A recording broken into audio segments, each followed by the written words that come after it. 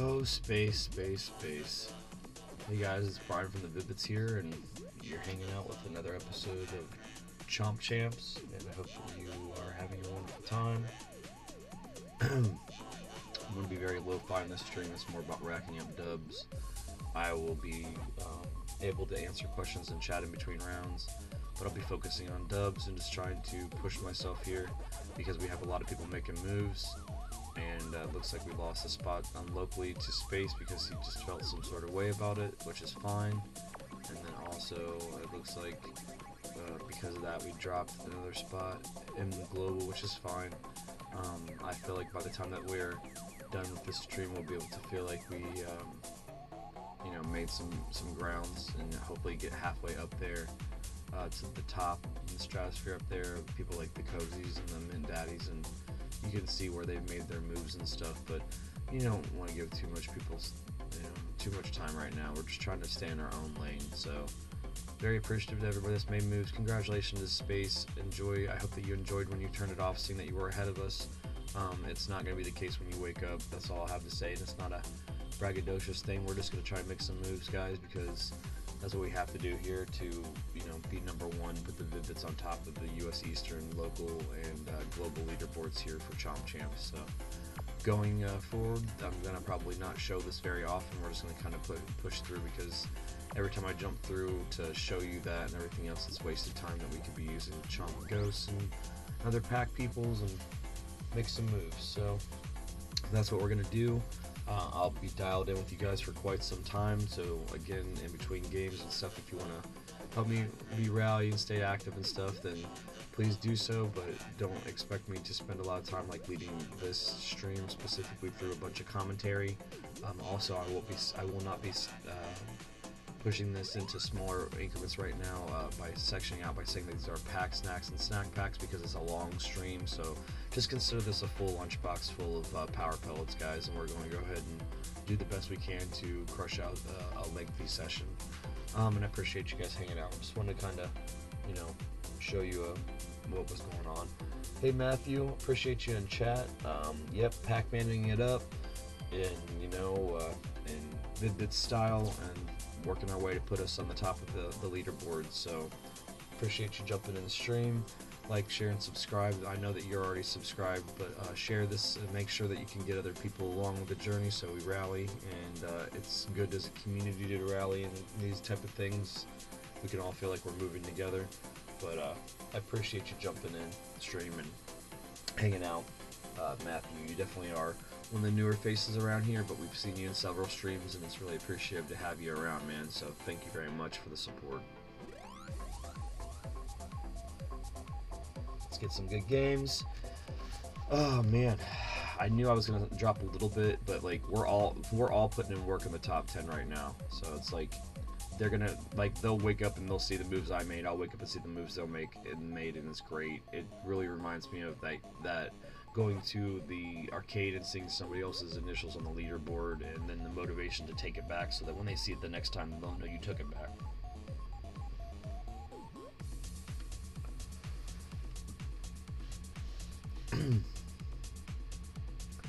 Also, this stream will crust over 80,000 pack credits, which will make it interesting, so I can do some fun little feats with that in the stream after this one, which I'm sure I'll take.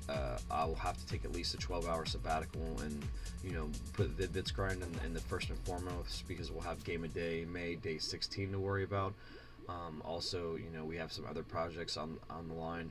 If also, because my voice has been kind of going out doing some of these lengthy streams, the next Dave stream will probably be one that doesn't involve introducing a lot of new characters and a lot of extra character voiceover, probably just a couple characters, because I'll more type of I'll try to hone that stream in more towards doing a deeper dive and spending time getting the sushi restaurants materials up and stuff for our journey there.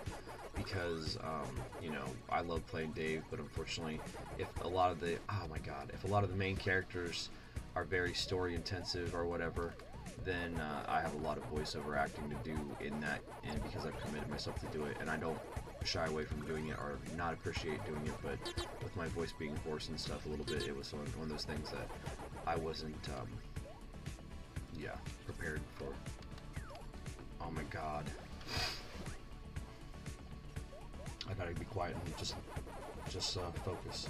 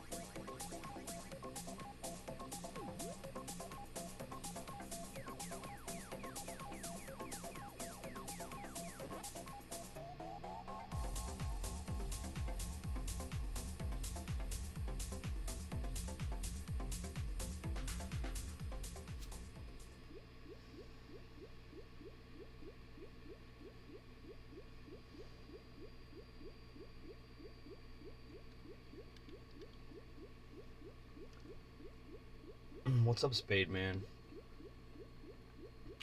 Yep, just started this session, so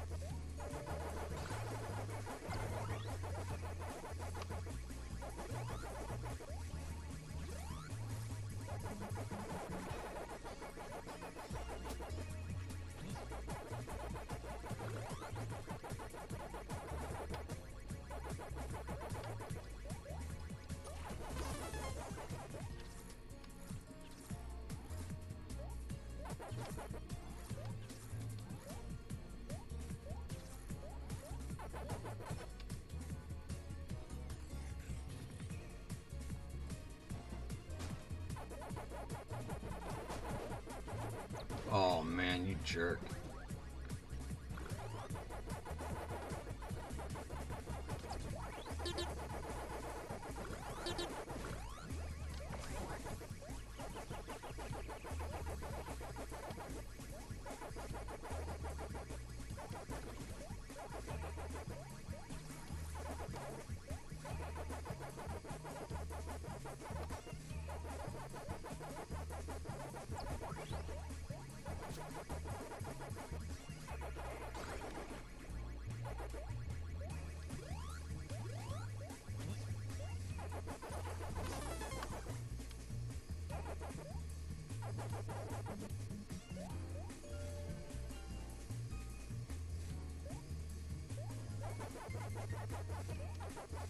Ooh.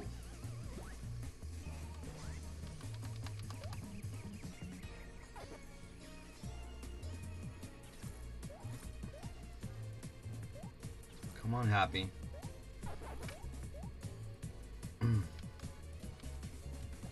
Okay. Can you help me out, Happy? There you go. Go up and clean up the top. Oh, there you go. Can you get him? There you go.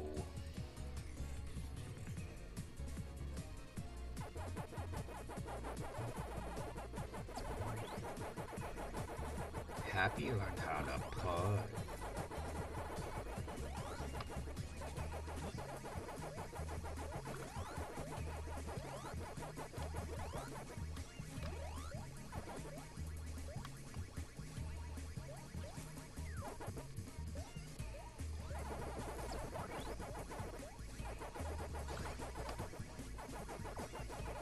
I'd like to think, like, as far as like the weird names go, that it's not just like an AI thing, that also, because there's a way to report people that have names that are offensive, that maybe some people's names like extend like a character limit or something, and some people are forced to have like generic names and just don't change them. But because some of these, the AI is really good in some cases and then really just god awful in others, so.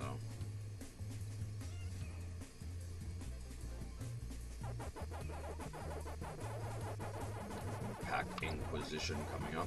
One. Ooh. Oh, never mind.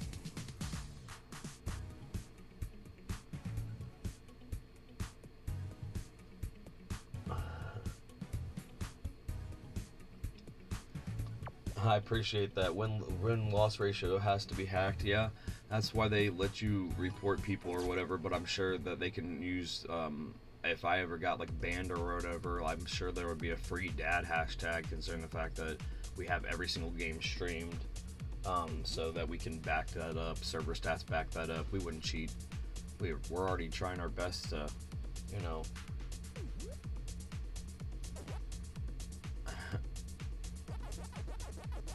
Cheat, like how, or how am I?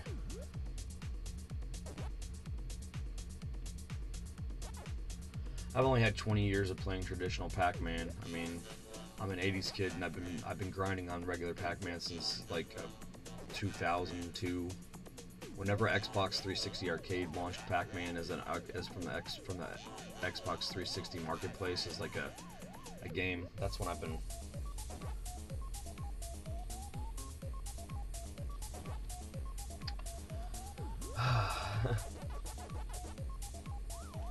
You want it bad enough. You want your brand to be on top, and you found a way to do it. I don't know. I mean, I really just want to put the Vid-Bits on top of the leaderboard.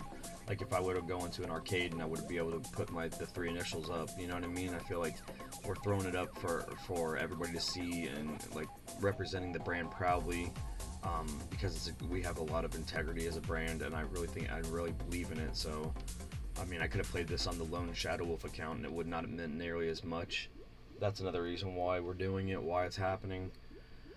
And you guys also being along for the ride. It's nice to feel like you're a part of something, you know what I mean? It's like that episode of Regular Show when they're playing Broken Bones and somebody doesn't understand the concept of the game, so he kind of they explain it to him, somebody pulls him aside, and then he kind of is like, oh yeah, I get it, and he may not normally get it. So you can kind of like ride it out and be part of it too. Live vicariously, all that stuff.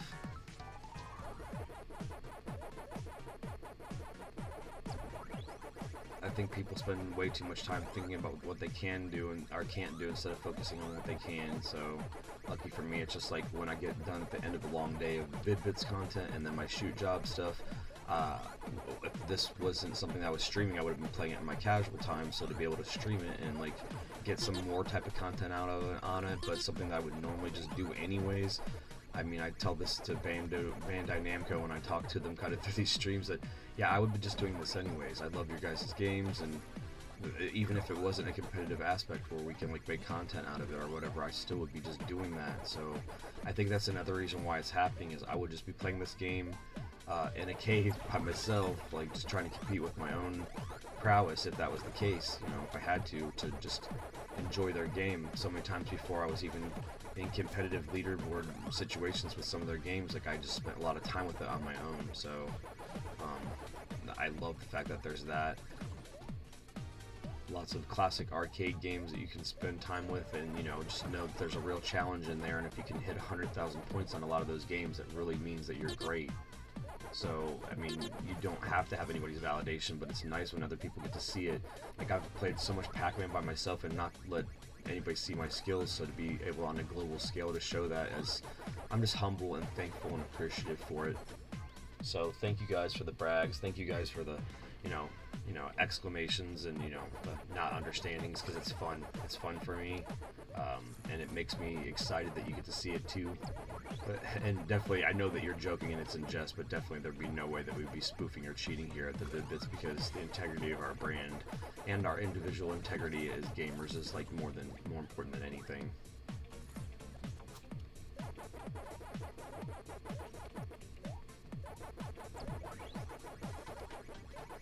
And not that I wanted to over-explain it or anything.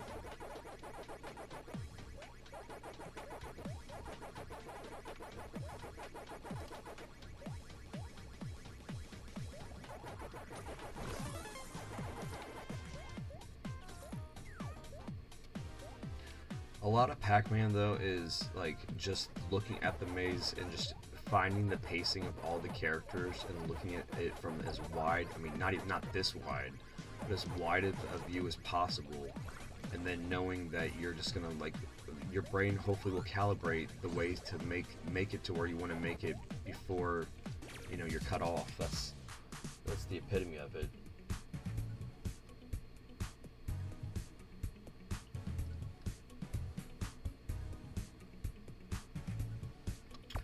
And then the other thing, Matthew, is like the quality of your wins count. Like if you get a first place, it's 75 points. If you get 32nd place, it's like 5. So you can get a win at 33rd place, it's like 5. If you get it 33 and above, you get a win. So it's only 32 and below that you get a loss. No, yeah, 33 and below get a loss, and 32 and above get a win. So as long as you place 32nd, you'll get like 5 experience points, and if you place like first, you get 75. So you can get wins placing 32nd, right? But then you get 5 experience points apiece. So when you look at my rating, the rating is what matters. So you're gonna find people are gonna have more wins than you, but it's your rating allows them to see the quality of your wins. So I could have 400 wins and have a rating that's really high and outranks somebody that has more wins than me, because the quality of their wins were lesser wins, like 5th places, 7th places, 10th places, you know, stuff like that. So the game is really good at balancing out your wins and like the quality of your wins to dictate your rating, so that you can really see on the leaderboard. Then it's not about how many wins you had, it's the quality of your wins, and you can go back and see that we're cataloging all of them here. So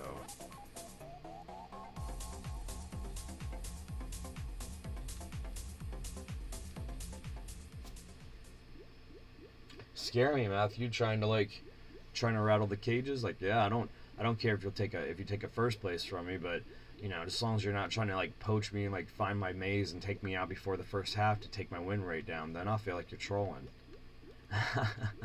You know, are you on the team to get me to the goal, or are you against the team? Because I'm sure I could try to go on the internet and flirt around and find some people that are really good befriend them and lose my streak if I wanted to, but I'm trying to find those guys in the maze naturally, like the Heisenbergs and the Ryan SILs. Like, I've had some matches with some really decent rankers so far, so I'm sure I'll see them again when we start to see the servers open up a little bit more, but you know, especially then also when we get into tournament situations. So, ooh, I saw +1 over here, and it's not there anymore, huh? Well, that's good to know.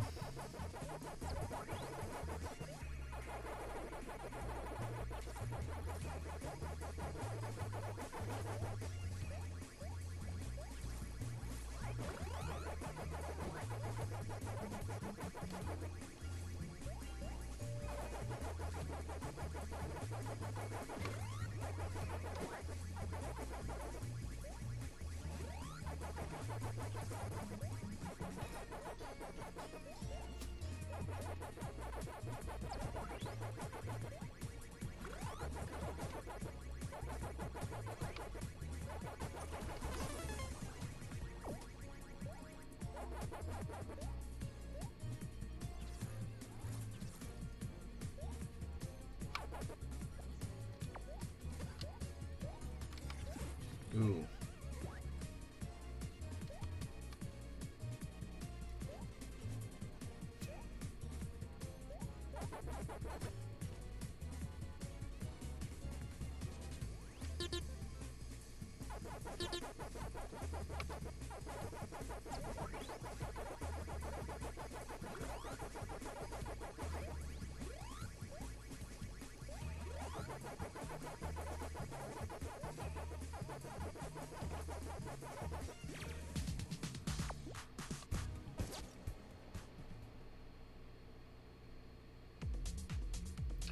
Hey Panthers, great to see you. I'm doing well. I've had some time to rest.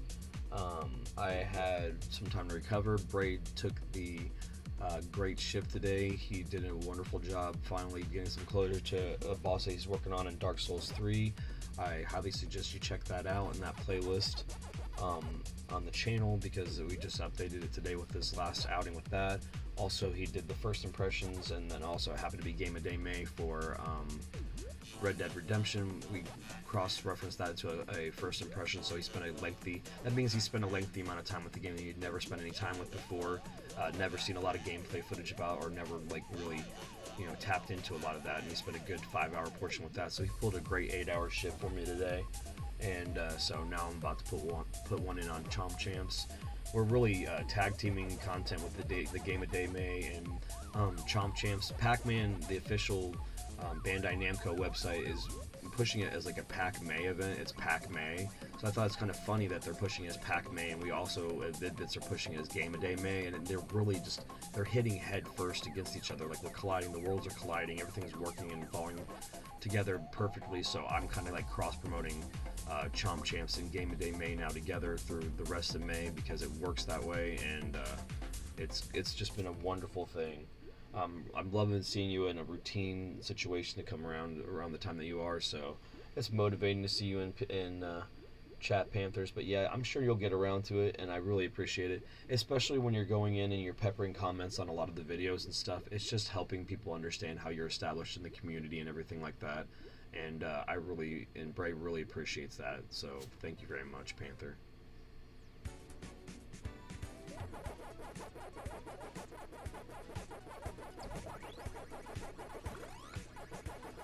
But with that being said, mental health and physical health is very important, guys. We don't really tell you how to do it or what to do, other than try to take care of yourself, feed into some of your interests, and most importantly, hydrate. So, however you feel like you need to do that. We prefer water here usually. I am taking in a bit of caffeine as well, since it's a later night stream. And so, I highly suggest you now grab whatever water vessel or beverage vessel you have near you and take a sip or two. Appreciate the ability to do so.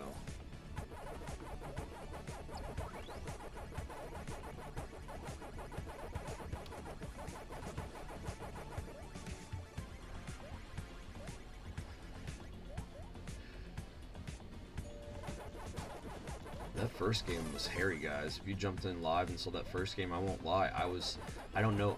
And Bray tells me all the time. Sometimes you have to, we talk about moving in silence a little bit, and I was doing a lot of the videos in the first stretch of this, where I was doing a lot of tech talk, and I was getting fired up a lot of the times and stuff. And there was a couple near misses because of that. But like that first one was a little.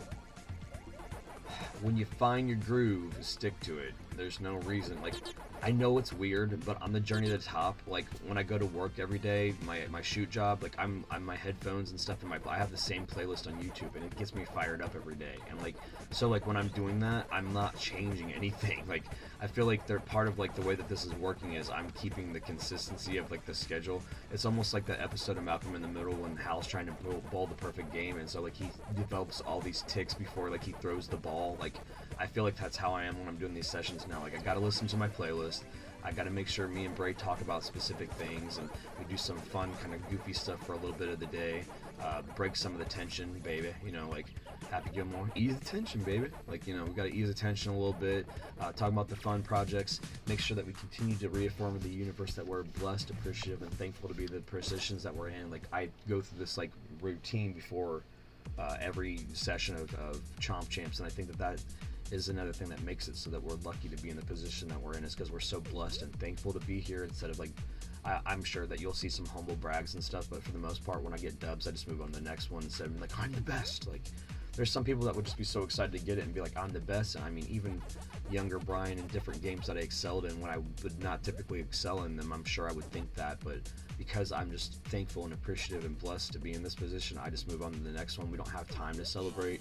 Like, when we take the lead, guys, I already know, I can envision it in my head. When we take the lead, it won't be take the lead by one, snap a picture, post it up, and be done. It'll be take the lead and then marathon a huge session after that to put a stamp on it, so I'm not going to have to stress about 8, 10, and 12-hour sessions to maintain it. When they close this first season out, I want the Vid-Bits to be #1 globally, so when it's locked in the leaderboards for first session of Mega Tunnel Battle Chomp Champs, that we are #1. That's a history book thing. I've always wanted to be #1 in something anyways, but being able to put us as #1, is just an amazing potential, and I believe it will happen. I'm manifesting it. You guys are manifesting it. You're hanging out. You're believing in us. You're supporting Game of Day Made. You're supporting our other projects, and we're blessed and thankful and humble to have that. Anytime this game is going to be another easy win for Brian. Knew it. I believe. I know you believe, Matthew. You've been hanging out, man, and I appreciate that. I know you believe. It really, again, it helps. It's motivating, especially because some of these late night streams, I have to do them when I can do them, and they're sometimes in the throes of the AM when nobody's awake and I'm seeing nobody in chat, and I'm fine with it because I have to just do my thing. But like, it is motivating when somebody else is hanging out and racking dubs and counting them up, and I mean, that's fine. That doesn't add any extra pressure to me. The only pressure that's being added to me is the day that I'm not appreciative about this, I'm not thankful, or I'm not humble, and then like that's why things go bad. So I'm not trying to do anything other than stay the course and like weirdly keep all the ticks and throws of the routine of doing this together, because I believe that all of it's part of the magic that's keeping it together.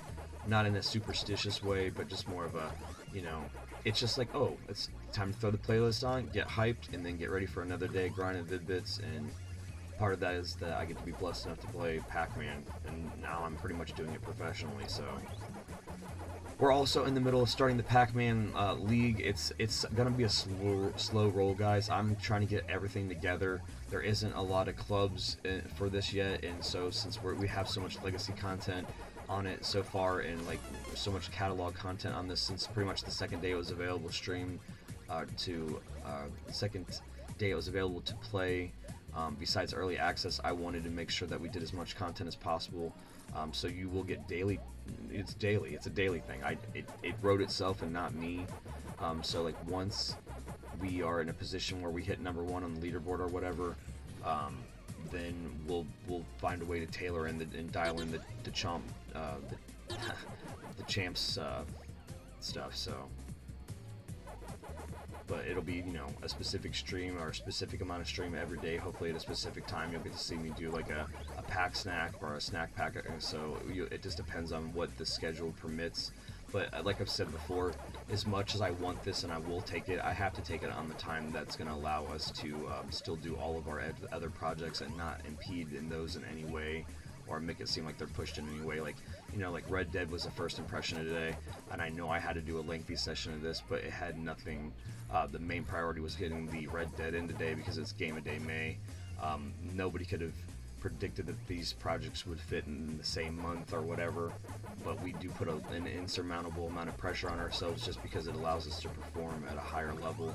It's like when you got like a test in school, or like and they gave you 2 weeks to do it, and then you decided that you're going to wait till the very last minute and you still got an A. That's like an allegory for the Vid-Bits, where we don't like to be last minute, we like to be super prepared, but at the same time, when you watch a lot of our content and stuff and you see what we do, it's raw and real because it's not scripted. We don't, you know, we won't go in and, like, I don't know, practice like how we're going to be mad for a video or whatever. If we're mad for a video, it's because we played the game and we were organically mad. You know, like watch Game of Day May Day. I'm not sure what day it was. I can't look right now. But when we played Explosion Man, like, it actually reminded me. I didn't remember why I only liked that as a single player experience. And again, not to shamelessly plug it, but if you go back and you'll watch the video and you'll see why. That game is tremendous as a single player experience, even though it's touted as a great multiplayer experience, and you go and play it, unless you really have tremendous synchronicity with your partners, it's a difficult game. And I remember when I played it when it came out, it was more like along the lines of, because there wasn't a lot of offerings on the Xbox 360 arcade that were like unique and different, that everybody wanted to give it the time of day. And I remember everybody playing it, but not anybody being super good at it. And I definitely don't remember a lot of people in my circles that wanted to play it like multiplayer, because it's kind of rough. See, that's when you know he's an AI. That's when you know. Like, there's no reason why he shouldn't have gotten that Energizer and just aced me. And that's fine. I'd need some dubs, you know? But somehow that AI lasted to the end, and the real players in the beginning of the game, if they were there, just couldn't hang.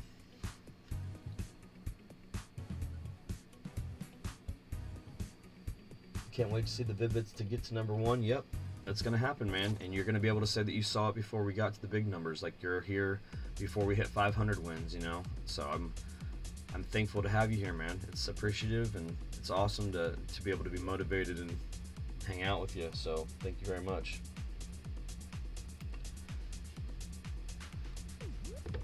And that's definitely not to detract or say that the other people that are on the leaderboards aren't motivated, because it's literally going to come down to how much time you're putting in, your win-loss ratio, the quality of your wins. So at the end of the day, the quality of your play. So I'm just hoping that I know in my heart that if I just keep the pace and stay eligible, that we're going to make it. So I'm going to keep the pace and stay eligible.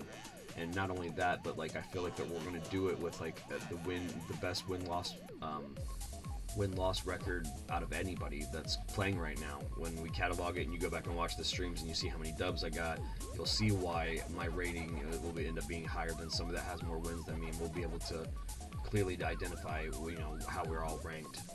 I'm just happy to be in the conversation. I'm happy to be on the splash pages, and you know, when you scroll down the splash pages for US Eastern Division or Global Division, it only scrolls down 7 spaces, and we're on that. So that's the moves, man. We're making the moves, and we appreciate you guys being along for the ride. So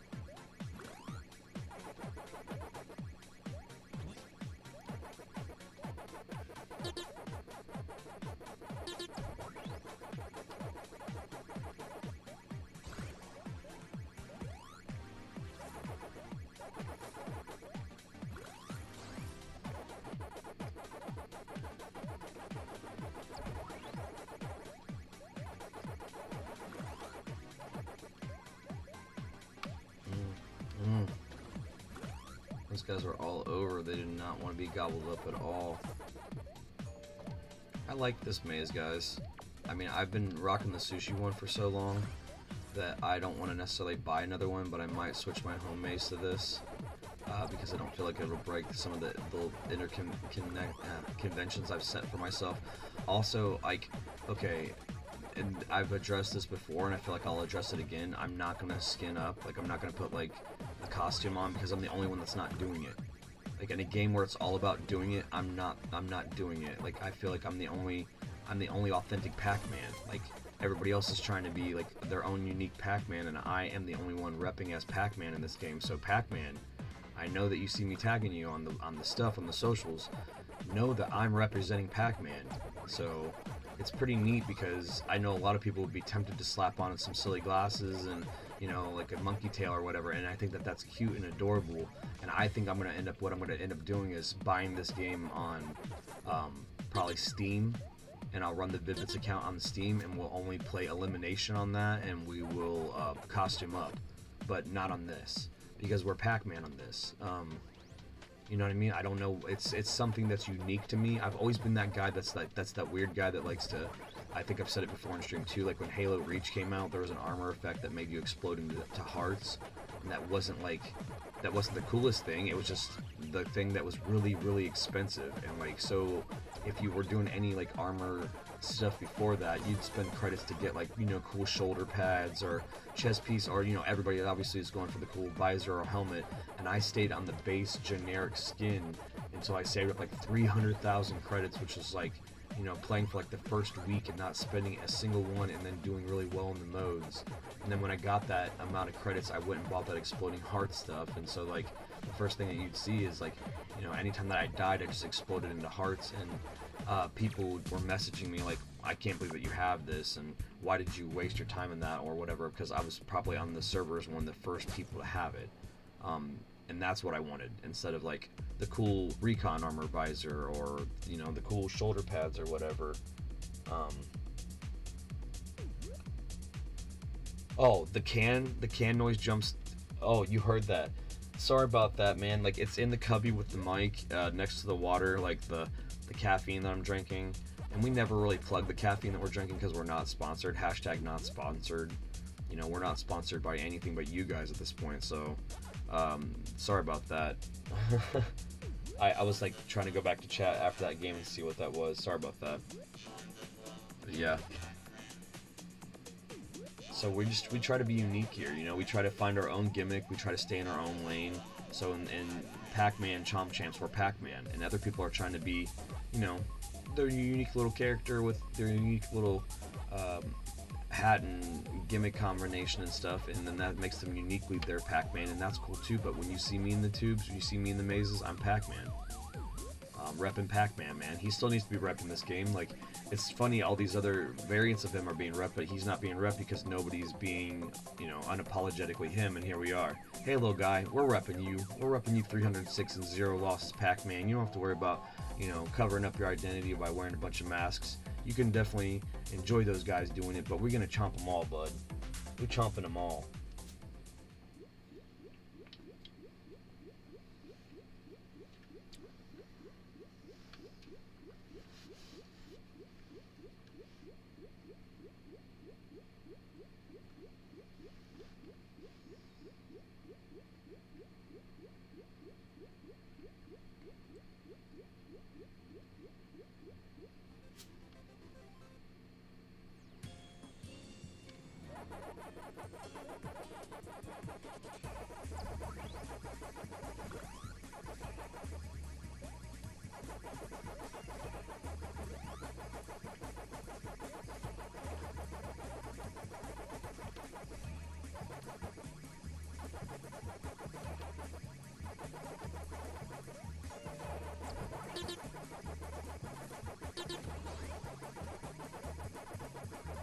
What a cool name, Nerdy Soda. Nerdy Soda is probably one of those ones with the artisanal labels on it that's curated, and like it feels like it's curated on like a hippie's like farm.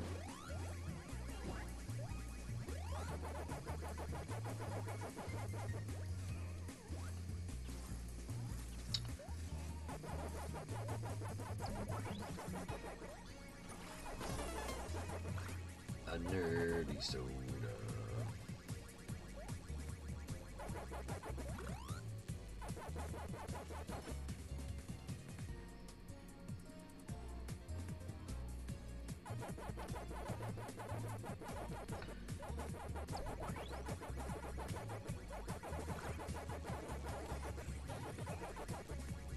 Just know, guys, you'll hear us sometimes say a phrase, I don't want to give some people too much time. Sometimes that's not just other people that we're talking about. Sometimes that's a type of people, and sometimes that's a type of version of ourselves when we say that. Because there's times that, you know, when you're in a bad position and you're unfortunately maybe affected by something negative in your day, you know, and like that person is the person that's helping you, like, unfortunately procrastinate or not make the decisions or the moves to keep you on a perfect timeline, keep you synced up with your goals and your aspirations. That's somebody that you really don't want to spend too much time with, and sometimes that's yourself. Because at the end of the day, if you can't find the guy, sometimes it's you, and sometimes the guy is the demotivating guy. And you know, when you find him, you have to kick him to the curb. He's the one that's not going to help you meet your goals. And then you also don't want to make yourself the yes man either, because you're not going to necessarily hit your goals when you are giving yourself everything that you want. So sometimes you also have to look at stuff like that. It all falls into also staying in your lane. That's important. Those things are important, guys, to make sure that you don't course correct because somebody else tells you to. Like, you know, I saw some stuff down when you watched the stream that were, you know, I call it the Trials and Tribulations stream in my head, because it's the one where we requested past 256 wins, and I had the great realization that unfortunately in the Americas, because of how highly we're ranked, we're getting into a lot of bot lobbies, and especially also depending on where we are division wise, there could be people not up playing, so we'll get in bot lobbies. But at the end of the day, Pac-Man was a game based on bots. So I can play the bot lobbies and still do well and rank up, but those AIs are pretty decent in some of those cases. So, you know, in some of those cases they're better than average players. So all that's doing is still keeping me spry of all the opportunities to learn tech and AI against me in a maze when I actually am going to be in those cases, because then I can go back and look at my tape and see how I faced against real people in the end of a match. And I've done pretty well when I faced against real people, so I'm not stressing about that. I'm just racking these wins and these dubs and staying in my lane, not smurfing the wins, not, you know, getting over 32nd place and losing the match on purpose to get a win. And that's great. You can do that. You can have 12,000 wins and then have hardly any rating though. So there's no reason to do that. It's dumb. Your wins, having more wins than me is not going to give you a better rating than me if you didn't get the higher of the wins. So I guess what I'm saying is stay in your lane. I looked at the metric and the pacing and the timing and everything, and I feel great about it. So as long as we keep putting in the time and the dedication, you're going to see us hit number one, and you're going to say that when you're part of this and you liked and you shared and you subscribed and you were part of the journey, that you could say that you were part of it. And I just love that, because most people that are part of somebody's bigger journey, it's not accessible for them to be, you know, for you to be like, hey Matthew, thank you for stopping by. It's like Matthew ends up like being in like a flood of 1,000 names that I can't see, and then my mod can't necessarily see everything too, and so like that support is lost. I feel every individual person's support at this point. From the grassroots people that I'm talking about in the Eastern Division, I'm seeing people on the streets. I'm speaking good things about Bandai and Namco into existence, making sure they understand how great the brands are nowadays.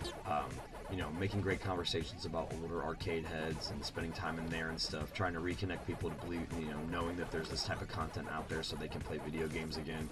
It's been so good. The windfall for it's been so good. So it's just like, I don't know, like when I ask myself what I want, I have what I want right now. I want to be playing video games professionally, and also being able to move towards the higher goal, which is to unite people in you know, the common interest of the gaming community, and give them hope that, you know, the future of the industry and everything isn't just, you know, necessarily this toxic thought of that people waste their time doing this, and, you know, they should be more productive, and allowing people to feel like that kid-like joy and wonder with it again. So we're very thankful, humble, and blessed to be a part of that movement and at the forefront as much as we possibly can. A lot of people, when they start to make it, they still worry about themselves and what they can do for themselves, but this has never been about us. It's just been about everybody that's like us and like-minded, so they have a safe space to go at the end of their day when nobody really cared about their gaming hobby or what their specific projects are. You don't have to worry about that. You can jump on the Vid-Bits Discord and jump in there, and you know, all the people that you're making friends with during our chats and stuff, they're all so supportive so far. So we're really home growing an army of supportive people that you know, want to build each other up and see each other succeed instead of compete with each other directly and take food out of each other's mouths. Like, by competing with each other directly, you're taking food out of each other's mouths, and then like you're feeding each other, and then like you're getting upset when people don't pay you back what you feel like you're owed and that kind of stuff. And it's just like, man, I don't get it. That's stupid. The wave lifts them up. You're supposed to lift each other up. So yep, regular pack on top, baby. The Pac-Man is on top. I guarantee you we are the highest rated regular Pac-Man. I guarantee you that we are the highest rated Pac-Man on the PlayStation platform. I can say that with 100% confidence. We are the highest rated in the top 10 regular Pac-Man. We are. So we are already making history as Pac-Man. So I hope Pac-Man himself can see this. I've been hashtagging him. I've been trying to get Pac-Man to see what we're doing for him, putting him on top. So putting the Vid-Bits on top, and I know that he's making the PR rounds. They've been doing some stuff in California. You can go on Pac-Man's YouTube and see his journey. You can go on his Facebook and see all the different things he's been doing, high-fiving different teams and stuff, and showing out in these different events and stuff, and it's been awesome. Lots of really cool new machines and some of the new tech and stuff that they have from their arcade division that people don't know about. You know, giant screen Pac-Man machines and stuff, championship edition on arcades and stuff like that. It's just a wonderful thing. And one day we'll do a Pac-Man stream that's just literally playing every Pac-Man game that we have possible, and you know, getting the highest scores possible on all those Pac-Man games on a huge stream. Probably we'll do it in celebration of when we finally hit like another major milestone. Like if we hit, like, I'll call that stream will happen like when we hit number 1 in the U.S. Eastern Division. So when we finally take it, the Eastern Division, not the whole world, because they're nuts up there. So it's a grind. We'll do a Pac-Man stream where we literally go through and play like all the best ones, or all the ones that we have access to. I mean, because I'm so obsessive about it. I have almost every collection that it's possible, besides the arcade archive versions of them too. So shout out to Bandai Namco for making a lot of great products that, you know, it is shameless plug but not sponsored. Want to be sponsored, not sponsored. Would love to be sponsored just because I rep your brand so much. I've spent so much money and time with your brand, and none of it is in any type of regretful situation. I can, you know, always say that there's been a good time or a good challenge to be had in the content there. So thank you again to Bandai Namco for continuously, you know, reminding the world that these IPs exist. You know, the Dig Dugs and, you know, the Pac-Mans of the world, and allowing people like me to have a safe space to compete against, hopefully, the best in the world at these games. Also, shout out to Hamster for doing a lot of great conversions of arcade games. I think they're amazing. We will definitely be doing some content with the arcade archives, mainly because we're high ranked in there.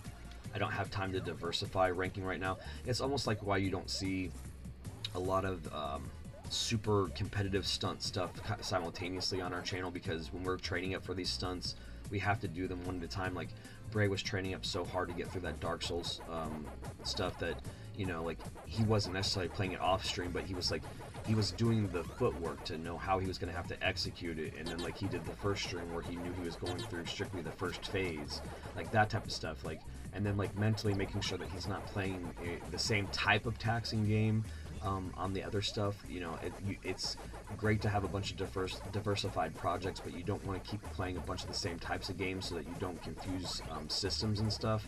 Like, you know, if you're playing like a bunch of different FPSs and you didn't know what grenade was or jump was, and you kept making mistakes and misinputs because you're playing a lot of different ones, you know, I think that he didn't want to diversify, or like, oh god, I bopped through there. He didn't want to spread himself too thin per se, so that way he could focus on getting the momentum of that fight, also making sure that he piggybacked off of the last stream. And that's just like the amazing thing about a game like that, that he can have the momentum of a stream and spend an hour and a half, 2 hours on the stream, and then do another 2.5 hour stream, but, you know, feel that he got the weight over, you know, he feels the weight of getting through that last win, and then, that first phase, like some people would like get through that first phase and then die and then not even necessarily be able to get through the first phase again. But like how it is, it's just almost like a muscle memory. It's like when you like blow up a big balloon, like every time that when you deflate it, it can stretch to where you blew it up to easily and more easily than it did the first time. And then you have a little bit more tension. You can go a little bit further because you're not stretching yourself as thin. And he just kept building off of that. And I just think it's amazing, not just to pump him up, but like when I got home, like you could hear me in the background of his stream, like literally kind of like congratulating him because I hadn't had a chance to. And also like because we just don't stop here, and like he was just, it was, all those reactions were genuine because like as a fan just watching it at my shoot job on my second screen, I was just like, I had other people walking by me and seeing it too, and they were like, they weren't even fans of the game, but they were fans of the accomplishment because they walked by and for 2.5 hours watched him fail, and they just thought, what else in my life am I going to spend over 2 hours on today, and then keep failing and then keep trying. Usually you just give up for the day, but like he'd learned the first session, didn't give up, just said, okay, we got to cut it here, marinated on it, it stayed stretched in his brain, he remembered it, and then he went and actuated it, and he stayed dedicated to it. And yeah, that could have took a third stream for that specific boss fight, but no, he knocked it out in 2, and it's just like, that to me is amazing. What would I do if I did something? Well, how about what will I do when I get number 1 in the world? Well, the first thing we're going to do is just do a victory lap and make sure that everybody knows that that's not going to stop, and as long as this game's active, we're just going to stay on number 1, because if they reset servers between seasons, we're just going to stay competitive with everybody else. Like, so what will we do? We'll tout the Vid-Bits, we'll do a victory lap, we'll put our name up there. Hopefully we'll get some press and we can just do some great exposure for the brand, which again, if we do exposure for the brand, we're such a small brand with 2,600 subscribers that all of you guys are getting shined by us exposing the brand, because the brand is you guys are the Vid-Bits, like loyal subscribers and members, and like you guys watch the content. Like we make it for ourselves first and foremost, because 2 years ago when we started, we were just literally talking to ourselves, making content that was getting very little reach, but by making it and always intending to make it for a bigger reach, it's eventually going to do that. It's going to marry up with that, and I think that's an amazing thing to have the potential to do that. So what are we going to do when we reach number 1? We're going to do a victory fist pump. We're going to eat a slice of cake. We're going to crack a cold whatever, and we're gonna get ready for the next leg of the journey, which is then defending it. Because as you can see, I don't know if you've seen the leaderboard, but like the 2 people that are juggling back and forth every day, they wake up, they're like, oh yeah, and then the next person's like, oh yeah, and like that's what they're doing. So all we're gonna do is put ourselves up there where they're not gonna be able to we're not going to give them as much breathing room, right? Because they're not giving us a lot right now. They aren't. They're super competitive. I believe in my heart that the 2 guys are racing to see who can get 1,000 first. To me, stuff like milestones like 1,000-0, that's the type of stuff.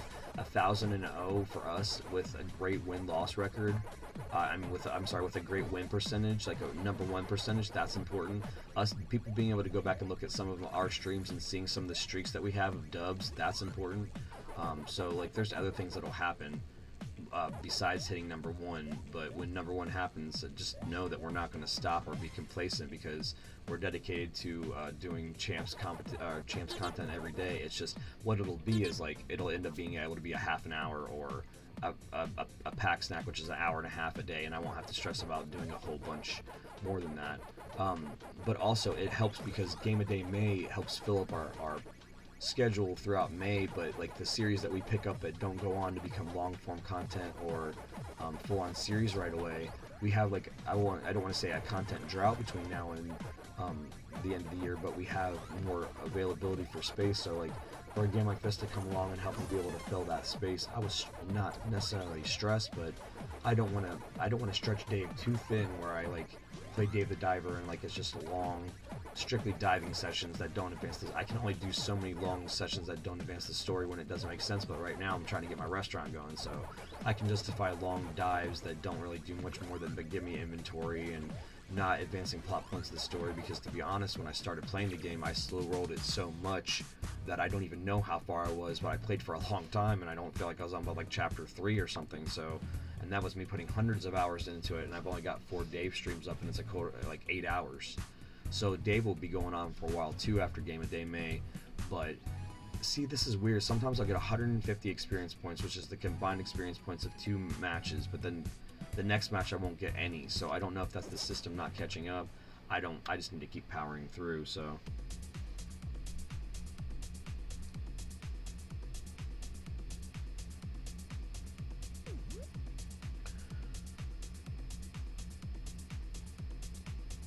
he was number 1.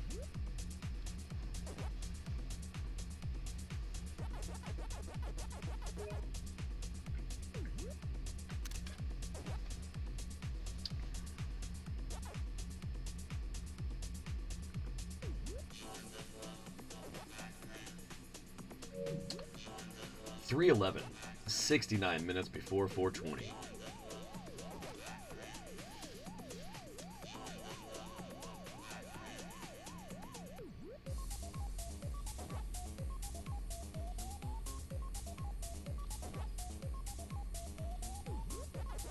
About to hit 75,000 pack coins.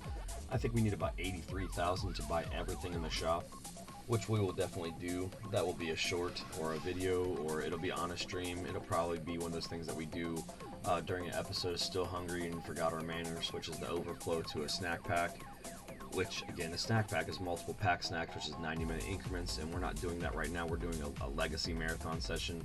We're marathoning, baby. We got a full packle box full of power pellets, and we're just gonna keep crushing them while we're getting through this. I like that packle box. Pac-Man's tackle box full of power pellets. I just would love to open that up and just see like a bunch of big glowing orbs, you know? Chomp one of those, and the person that's been giving you crap at your job, you just turn around and they start turning blue and running away from you, and you just manically run after them and give them a chomp. Chomp them up.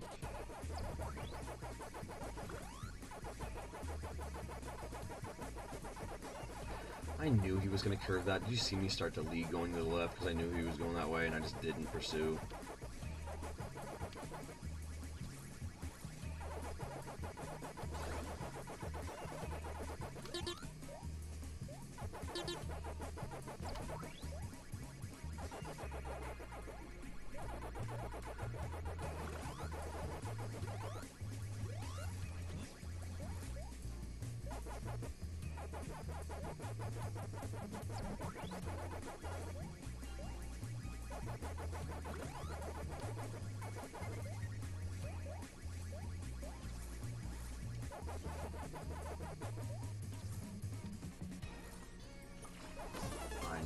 I knew it. I tried to lead up a little bit, but it's all good.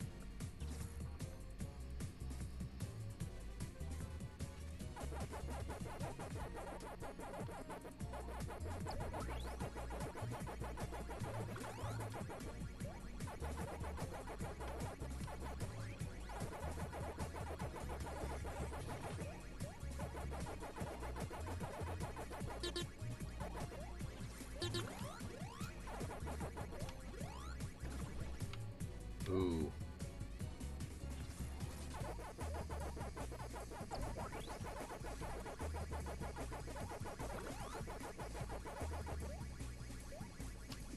Oh, man.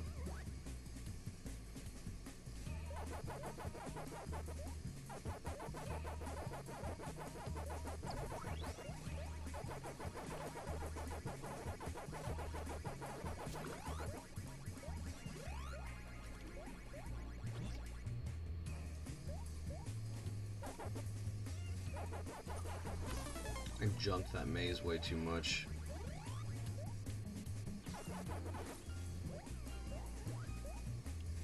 Bro.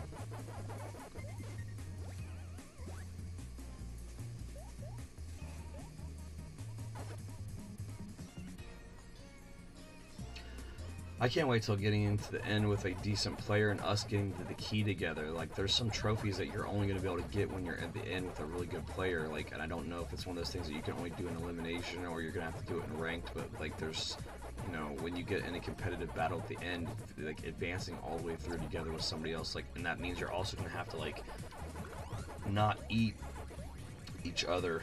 Like, so I think I'm gonna have to. I feel like that'll end up being done with somebody in our community, and that'll be awesome that we both do that together, because it happens. It'll happen for both of you if you do it, and you know, it's gonna be hard. You're gonna have to be good. So I'm really thankful and excited for when that happens, when we're like trying to get the rest of the trophies for this game, because some of them are ridiculous. Some of them are based on milestones and stuff like that. So definitely excited. I don't think anybody's done it yet. That's the crazy thing. Like, it'll be like when we do the video for that, like it'll probably be sectioning it off of the live stream that we accomplish it. But like, yeah, nobody's done it yet. Nobody's like, when I looked at the trophy, it's still hidden, so I didn't want to like pop it up. But like, nobody's platinum this yet, so because like some of it's ridiculous milestone related crap.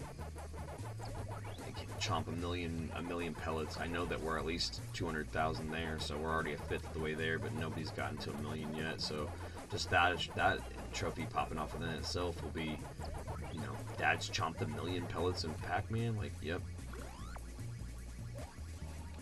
I love how Braden like pumps me up by like, you know, titling the content like that sometimes too, because like, you know, we really don't try to like always just hone in the fact that I'm his dad, but like, I think that, you know, it's important that other people have an opportunity to look at their dads in a different light. Like, I remember my dad would come home from work, and we didn't have a lot of gaming time together, but, you know, because he worked really long shifts, and when he came home, you know, everybody would watch TV as a family back in the day, watch TGIF on Friday nights and stuff, and, but he did a lot of his gaming late after I went to bed, and then before he went to work early in the morning, so I don't know when he found the time, but then, you know, I'd come home, and he'd tell me about his conquests and stuff, and he'd counsel, like, we didn't play a lot together, but he would just like observe me and be like, he'd give me like the guy in the chair tips, and I miss him. I miss you, Clay. I mean, just, I don't know, I miss you. I wish things could have worked out differently, and I wish that, you know, you wouldn't have passed, and I don't know, I just wish things would have worked out differently. But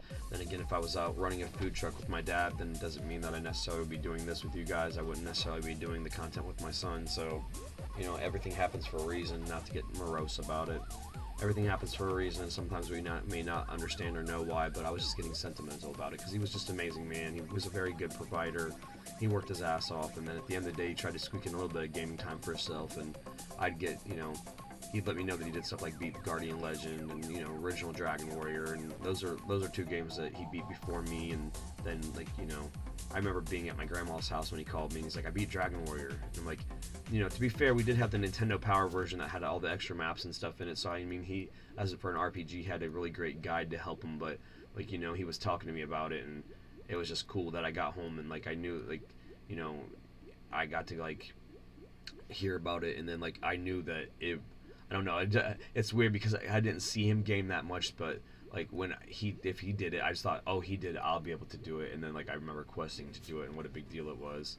But then back in the day, like, it was a big deal to show people when you beat a game. Like, I remember like when my neighbor beat Mario Brothers for the first time, they were at the final place, and like they called me, like we were living in a duplex, and I was like 9, and we had like this neighbor couple, and like, and I mean, it doesn't really matter to quantify it, but I think that they ended up being lesbians. Like, but I didn't think that, and when I was like a kid, I thought they were just like sisters, or like, you know, that was like, they were like aunts or whatever, but like they were a really cool couple or whatever. And it's kind of funny because I guess in the 80s that would have been like a don't ask, don't tell type thing. Like, I just thought they were really friendly, like cousins or sisters or whatever. They were never really, like, super affectionate around anybody because I think it was still a public stigma or whatever. But, you know, they were really, really cool and really chill women that lived next to us or whatever. And I remember one of them beat Mario Brothers, and she's like, I'm at the end of Mario Brothers, do you want to come over and see me finish it? Because I hadn't finished it yet, because, you know, you're 8 years old and it's just really flipping hard.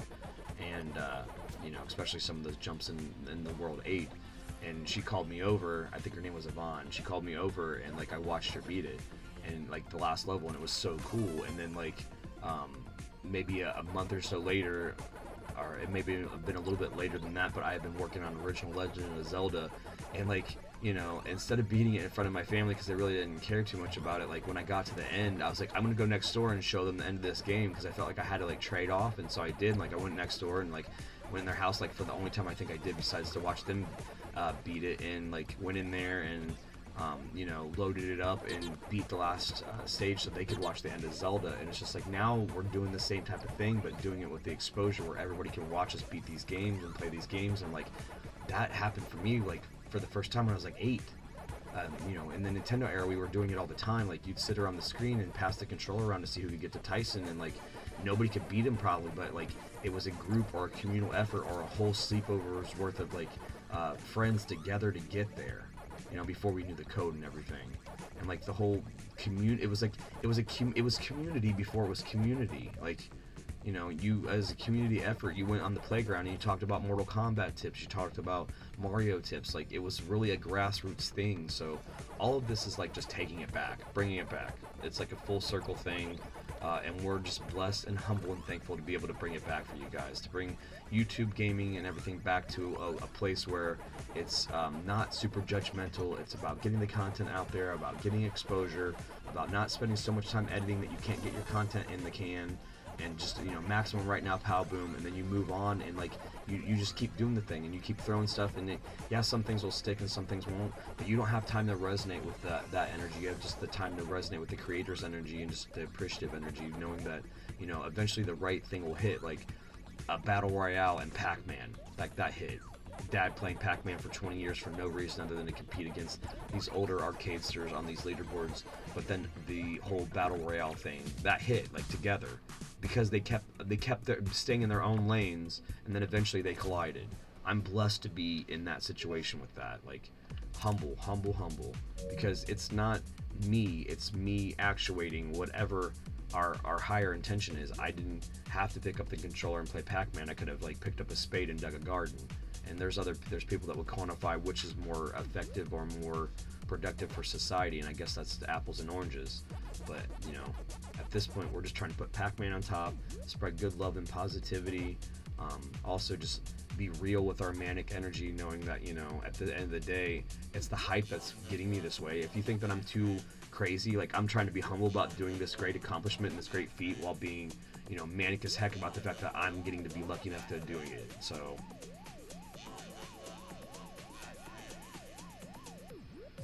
the Vid-Bits was just like, it was a brainchild. It was the perfect storm. I mean, we were just talking about how things needed to be, and we wanted something like, Braden's just like, all the best YouTube stuff starts with the, and I was like, we rattled it out. I don't want to like misquote the origin story, but it was so quick, and then he just locked it down. He went on to like started locking down all the domain names. Like, we didn't spend time lingering on it. It just felt right. And as far as like the logo, Bray completely did the logo, the first one on his own, and the awesome Musicus Dominium did the relaunch of the logo. It's just something that's supposed to be a simplified thing that makes you feel easement on the eyes. It does kind of draw you towards like feeling like a one-up mushroom or whatever, but also like that emergency type aspect. Like, the emergency is, I can't figure out this game and the Vid-Bits are going to come to my rescue, or the emergency is, I need like content quick because I'm tired of not having content, and the Vid-Bits are here for you. It like kind of makes me feel like that. So like, I don't know if that was Bray's intention, but it's almost like to let people know like, hey, we're here for you. Like, if you were going for an emergency, you would look for like the cross in an emergency room. Well, you're kind of like, you see like the Vid-Bits logo and you're like, oh, that's the Vid-Bits. They got me here. They're bringing it back. They got me. You know, they got me my favorite gaming content. They're gonna get me as far as like my opinion about stuff. They're at least gonna listen and engage on my opinion. They get me, you know, and we're lucky to get you guys. So speaking of that, that's a humble brag and a segue to tell you, if you're not liked, shared, and subscribing any of our content, that's fine, but we do appreciate you stopping by for whatever amount of time that you did. But if you would do those things, it makes it a lot easier for us to make this content, because we can still, you know, continue to move towards our dreams of being full-time content creators. And thank you very much for stopping by in whatever capacity for whatever length of time, because we know your time is valuable, and you know, we only get so much of it here, so thank you for spending a little bit of it here.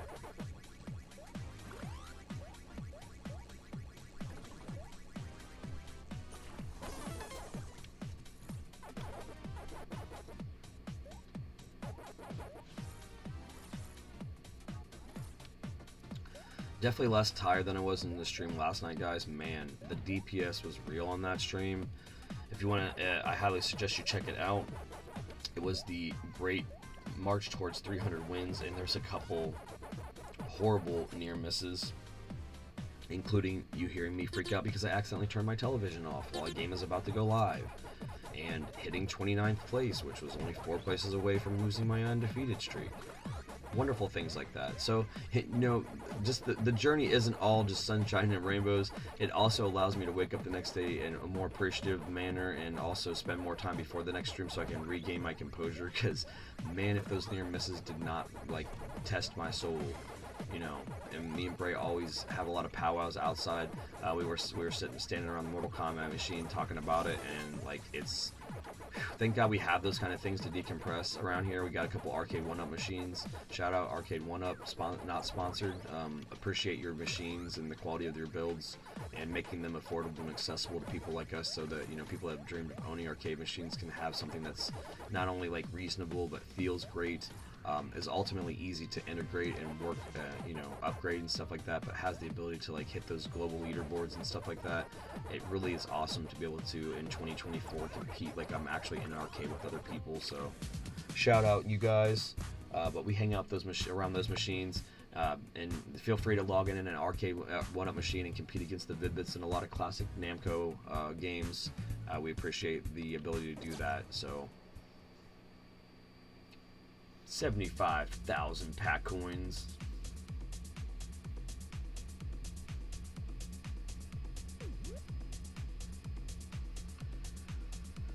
Done the math, guys. It seems like we can hit about 18 wins in an hour and a half. So that's the pace I want to stay on for this stream, and that's the pace I'm going to try to stay on for the stream. So to give the people that are hanging out, wanting to know my intentions on this stream, I'm trying to hit between 400 and 420 wins on this stream before I call it a day. I gotta make some good gains.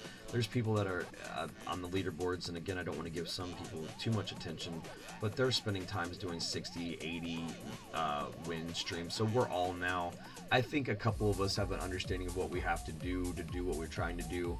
But ultimately, I'm going to stay in my own lane and keep the pace, doing the streams and doing those as I see fit. As again, these people are not also trying to do a multifaceted gaming channel where we're trying to still hit other milestones and can just dial in and play Chomp Champs. I wish I could do that. I can't. There's only so many hours in a day. We need to get our content out, and I have to do my shoot job and sleep. So those guys can just continue to enjoy their reigns as they come up, but know that we're not going to stop here, guys. We're on the grind, and we appreciate the fact that knowing that we're on the perfect timeline and we're just going to stay on this pace and eligible is the same way that when we're in the tunnels and we see the Energizer and you're watching me in real time and you're like, why is he going for that? And then I make it. That's the whole thing, guys. That's the whole thing. It's an allegory for all of it. Just stay in your lane. Know your timing, be true to yourself, and you'll make it. It doesn't matter if anybody doubts you. Like, I'm looking at, I see doubt every day. I tell people I'm the pack champ of the Eastern Division. If they ask me, I don't go around like touting it, but if they say what's going on in your life, I'll tell them, and then they look at me like, really? And I'm like, yep, and it's Pac-Man. It's like the world's first like massively recognizable video game mascot. I mean, he's been around for as long as I've been alive, so he has staying power. I mean, you take a slice out of a pizza, the first slice, and you see Pac-Man, you'll see Pac-Man for the rest of your life. You take the first slice out of a pie, you see Pac-Man, you'll see Pac-Man for the rest of your life if you know what you're looking at. Like, and it's one of those situations where we're humble enough to be in the situation to rep regular Pac-Man in a game where everybody else is trying to be their own version of Pac-Man so they can stand out. Well, us ranking up high and being Pac-Man allows us to stand out, which is such a cool thing. And I hope that Bandai Namco, knows that I'm not disrespecting the whole costume aspect of this game, but hopefully the gimmick also allows me to stand out. I'm not doing it strictly for that. I'm doing it because it just feels right as me as a person, because I'm Pac-Man, man. I'm gonna put the regular Pac-Man on top and be the only person that did it, the only person that got to the milestones of 2, 3, 4, all the way up through 1,000 wins as regular Pac-Man. And I think that that's going to be a cool thing, much like Braden did this series where he did the 3DS badge arcade every day. When this game is come and gone, and we talk about it in the threads of video game history, when Pac-Man did another battle royale or whatever, and that's no disrespect towards Pac-Man 99 or whatever, but I think this is great, and they'll look at that and they'll be able to see, however long this lasts, that we have archival footage of hitting all these milestones as regular Pac-Man, and it'll be up there forever. I'm so thankful to be able to do that. And yeah, it eventually might be a little sad to watch everybody get to be all these cool costumes and stuff, and maybe see a costume combination that I enjoy. But at the end of the day, I enjoy Pac-Man and seeing him be able to rule, and the clean, cutesy little model do his own thing and not be marred by, trying to pretend he's somebody else. He's Pac-Man in my game, and we're freaking wrecking it. We're over 300-0, and we're climbing up every day in the leaderboard. So I think he's doing something right in not trying to be anybody else but his own Pac self. And it's our thing. It's the Vid-Bits thing. You see anybody else on YouTube doing it, they're copying off of us, or just the synchronicities are there because there's billions of people in the universe. But I'm not trying to say that I invented the desire to do that on this run, but I think I did. Because it's uniquely us. We try to find things that keep us in our own lane and make us unique. So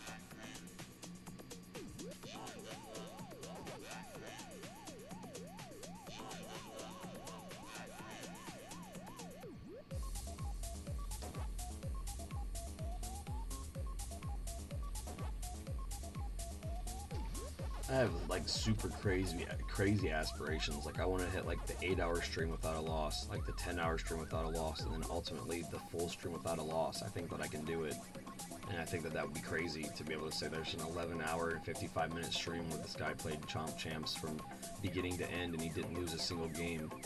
I think that I can do it. I don't think I can do it when the Japanese servers open up, because then we'll have a lot more hardcores in some of these matches, but I think there's a chance that I still can, because I believe in myself and I think that you guys believe in me. But like these milestones, to be able to have these in folders will be amazing. Like I don't know what the last streak was because I don't have time for that right now. There was a couple streams where I was keeping track of that, so if you guys want to keep track of that, that's cool. But I just don't want to talk too much about it to jinx myself. But it's one of those situations where I need all the dubs. I'm trying to get number 1 now, because it gives me the most experience points. I could easily make sure I see that there's less than 32 people still, and then die on purpose to get a dub and move on to the next game, but there's a chance I'm going to get 5 experience points for that. And that's why you're going to see people that have more wins than me that have a lower rating, because they are doing, they're losing matches in a safe spot. And I'm not saying it's intentional, but, I don't know. You'll have to, judge for yourself. I know that we're trying to have quality of wins, server stats. Like our stats are going to be based on you going back and watching all of our content. You're going to be able to catalog and look at every win. So like it's going to be like, well, how many wins they get? You can watch every single one. That's also why it makes this difficult, is because I have to stream it, and I didn't want to do some logged long form content with it, because I want you to be a part of it live, and I also have to kind of move in silence by not letting people know all the time when the streams are going to be, because I don't necessarily want my competition like playing exactly when I do to neutralize my moves. So I'm trusting the process by making myself available for when it makes the most sense, and sometimes that doesn't make the sense to me when I'm like doing it. I'm like telling Bray, hey, we just finished together 5 hours worth of content, and I'm going to do 4 hours by myself, and like he's like, are you sure? I'm like, yep, like because that's when it has to happen, not necessarily because that's what I want to do it. It's going to be like when it has to happen. So it's weird when you become available to the energy of like how things can flow when you give up control, that you don't know why you're doing certain things. And some of that may be loading Pac-Man at like 4:35 a.m. and playing it until like 4:35 p.m. Other times it'll be me just jumping in and spending 45 minutes just trying to like get my spot back from somebody that spent all day just trying to barely overtake it. You know what I mean? So that when they wake up, they're either demotivated, hopefully, to not work on it even more, or maybe they are more motivated and they work on it further. So I know it's hard. I'll tell you that. It's hard when I go on there and I look and I see some of these guys making the leg moves that they're making, because it makes me know I have to start putting in 12s, and I don't want to put in a bunch of 12s. I want to get it without doing that, but I will. And everybody around me knows that I'm dedicated to do that too. So I'm just trying to make sure that I keep my mental and my physical health at peak to do those things, because, you know, guys, it's great to hit gaming stunts, but your mental health and your physical health are the most important things. So, you know, like when I'm playing, like, I love the soundtrack, but I have things on low because I don't want to play for 12 hours and then I'm sitting there and I hear the maze music all day in the background of my head because it's burned in there. It's classic and it's awesome. I love that. But you know, it's like if you were staring at something so much where it's like starts to overtake your life. So like that's another aspect of mental health, is just trying to keep yourself in good spirits or whatever. So that is ridiculous. Knowing that you can trust the process.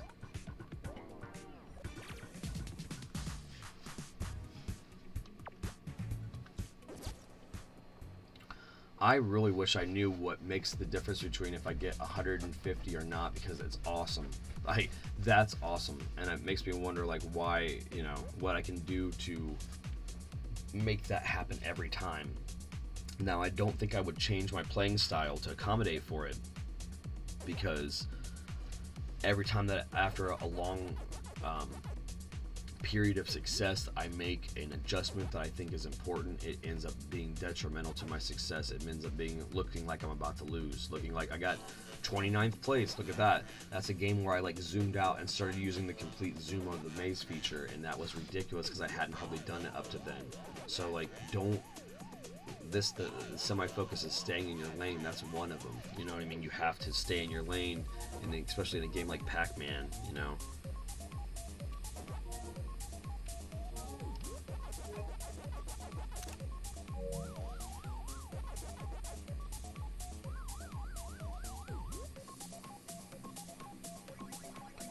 But yeah, I did see I hope that you heard my answer, Matthew. If we got number one, we're just gonna keep on churning, man. We're gonna keep on chomping. We're gonna burn past it, and we're gonna try to stamp a decent amount of lead so that we can stay in the lead. So people have to spend every day catching up to us, like we're doing now, because that's what a marathon is. It's our decathlon type situation. It's not a sprint. It's a jog and it's a paced run, and we're just trying to let everybody else show me based on like the server stats and everything how much time they're spending, and then hopefully be able to overtake some people based on strictly fatigue. Like they'll be to the point where they won't be able to continue doing 60 game sessions and 80 game sessions like they're doing now. Like the two people in the lead are leapfrogging each other a lot, and that's what you do. Like if you saw one of our streams, we overtook a couple people and then we called it, and then like we got back on later, and then they took it back, and like so like there was that other stream though that I could have overtaken people, and like I really just got up to the door of that and left it alone because it wasn't going to matter if I took it, like because they were going to just have it taken it back by the time that I got back on. So those type of things are very real too. You know, when we're being super competitive with each other.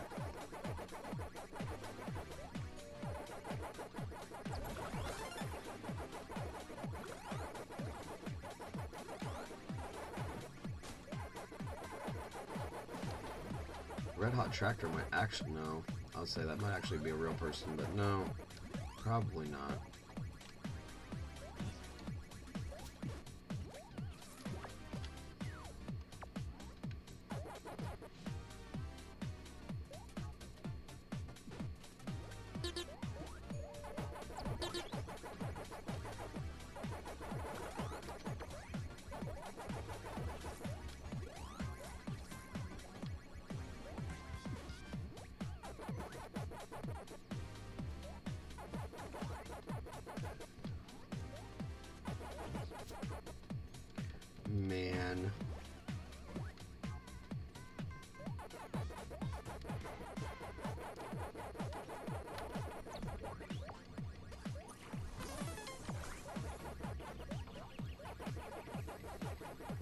shouldn't go there. I shouldn't. Oh, God. Where's the... Get those, buddy. Jeez. Alright, pack inquisition time. We haven't done it in a while, so 1, 2, 3,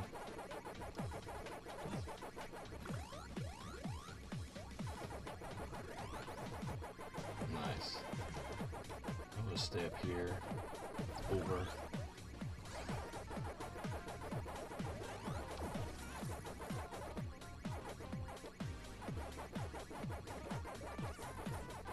Oh, man.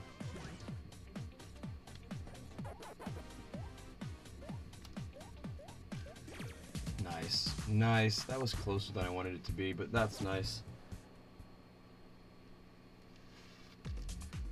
And like I said, it looks like at the end of the first 90-minute session of this, or the first 90-minute section of this stream, it looks like we're about to hit 18 wins. So I've pretty much done the math and been able to figure out if I maximize my time that, you know, we can get about 18 dubs in about an hour and a half. And that's important pacing, guys, because, you know, again, if you're trying to take over the people in front of you and they, you know, they're not getting the first places every time because they just want to worry about that wins, they're going to have more wins than you, and that's fine. It doesn't matter. Stay in your lane. Resist the urge to not do as well after you're sure that you're placed, because that's what they're doing. I think they're making sure they place and they don't do as well, and then they can move on to the next game and they're going to, you know, crush the wins. But if you're trying to get the higher of the rating, then you're not going to get it that way. It's up to you. You can either get it the easy way or you can get it the hard way. So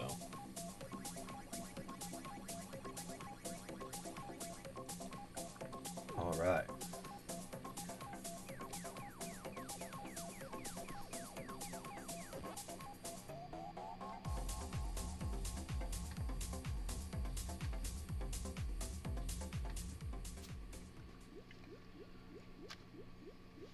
If you're just jumping into this stream, we appreciate having you here. This is Brian from the Vid-Bits. I'm one half of a YouTube gaming duo with my son Braden, and we provide a bounty of content for you. Hopefully you will enjoy some of that. Besides a dedicated series chronicling the 3DS Badge Arcade every day for once a day for an entire year, we have a lot of other content equaling almost 500 videos besides that, so almost 825 videos total. So please feel free to jump into our legacy library and get caught up and jump along, chomp along, souls along, you know, zombies along with us, man, because we have so much to offer for you guys.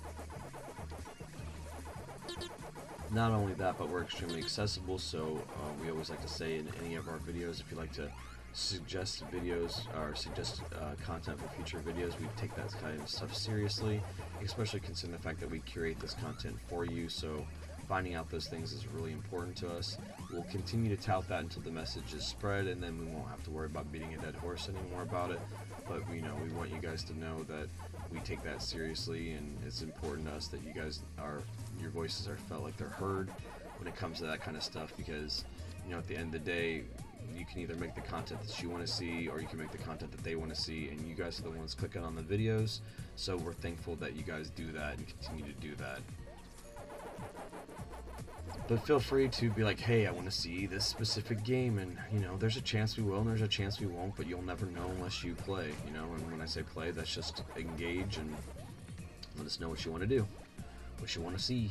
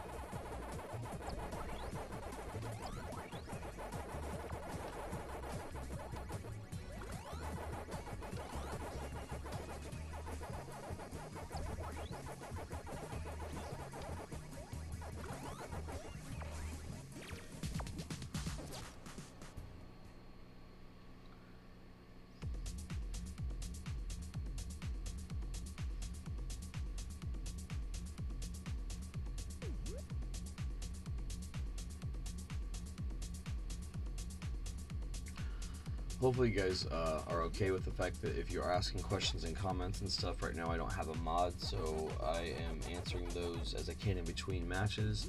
Please don't feel slighted or ignored, and it won't be through typing. I'll be just verbally responding to you, and I will be doing it in between the games, so I'm doing the best I can to make sure I do keep you guys engaged, but it's just really about just being chill and lo-fi and just crushing a good session so I can not stress about the people that are coming for the top spot on the leaderboard as well, because I mean, I can't believe I'm the only person in the world that wants to be competitive towards this. But there's the first 18.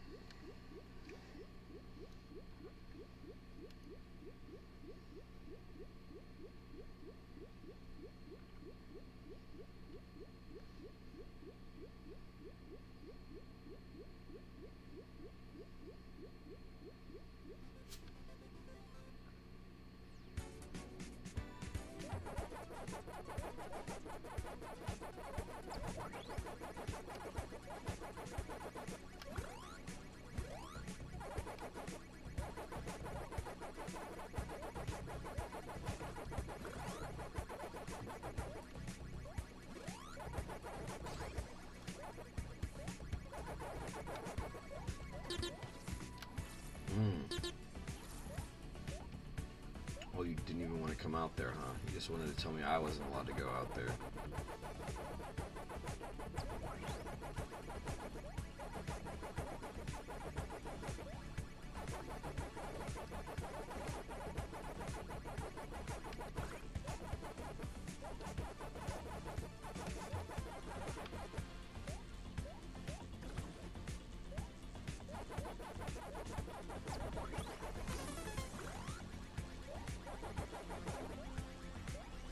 These guys are gonna make me just straight worry about clearing my own maze over and over again. I will start racking the board so fast that they can't keep up. Well, that was a little laggy.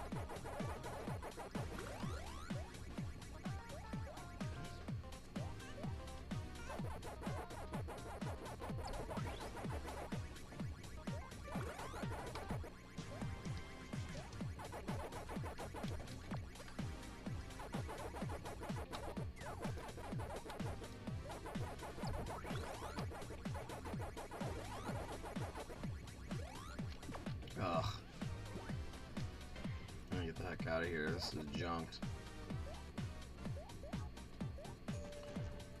Oh.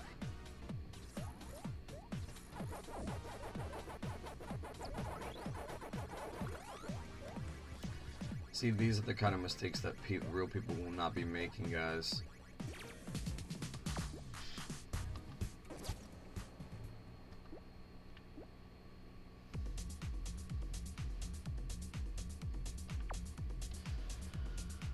Give me one moment. I appreciate you. Just one more, guys. And I need to use the restroom and quick hydration break. I'm going to probably do this about every 20 wins. Just give me a moment. Also, remind yourself to hydrate. Eat a small snack. You know what I mean? Give yourself a wellness check, and we'll be right back in just a moment.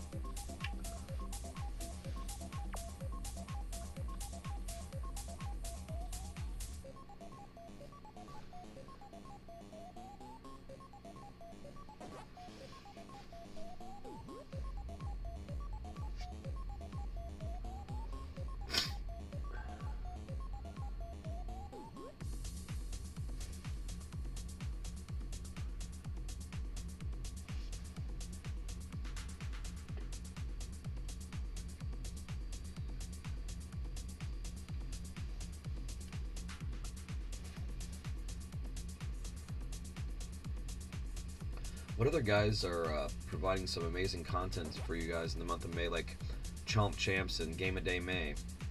I mean, Chomp Champ's road to the top it's writing itself, guys. I don't know anybody else that's like cataloging it in chronological order and allowing you to be able to join along for the journey. I mean, they probably played some. They don't necessarily want you to see all their play. They streamed it for an hour, and the next thing you know, they're at 100 wins. And there's no disrespect to any of that, but we're having a full transparency, 100% playthrough. So I think it's awesome that you guys can join. And from match 1 to all the way now 320, see every single dub, every single almost heartbreak, all of it, and all the drama. And we're thankful to be able to provide that for you. We had one shot to do it. We luckily did it in a new series we call First Impressions. Highly suggest you check that out. We actually launched the second episode today, but it is as a game a day May. But Bray plays Red Dead Redemption for about 5 hours and gets past the intro part, so you'll be able to see a good chunk of the beginning of that game and decide if it's for you. But he had played Red Dead 2 and obviously some of the other Rockstar titles, but he had never seen that. A lot of that gameplay or anything about that, because luckily for him it wasn't spoiled for him, and you can see the pure joy of him being able to go through some of that game, and now he knows he's going to completely be ready for that, and I'm pretty sure he wanted to play it longer than 5 hours, so look forward to more of that, more likely in, we haven't decided how we're going to put that out for you, but it will definitely be coming because he thoroughly enjoyed it, and he needed to play that game. Like I said, it was one of those situations where I wish I could play it again for the first time because of how awesome it is, especially once you've played Red Dead 2 and you get, more of an understanding about John Marston's character and everything else, so with that being a prequel or whatever.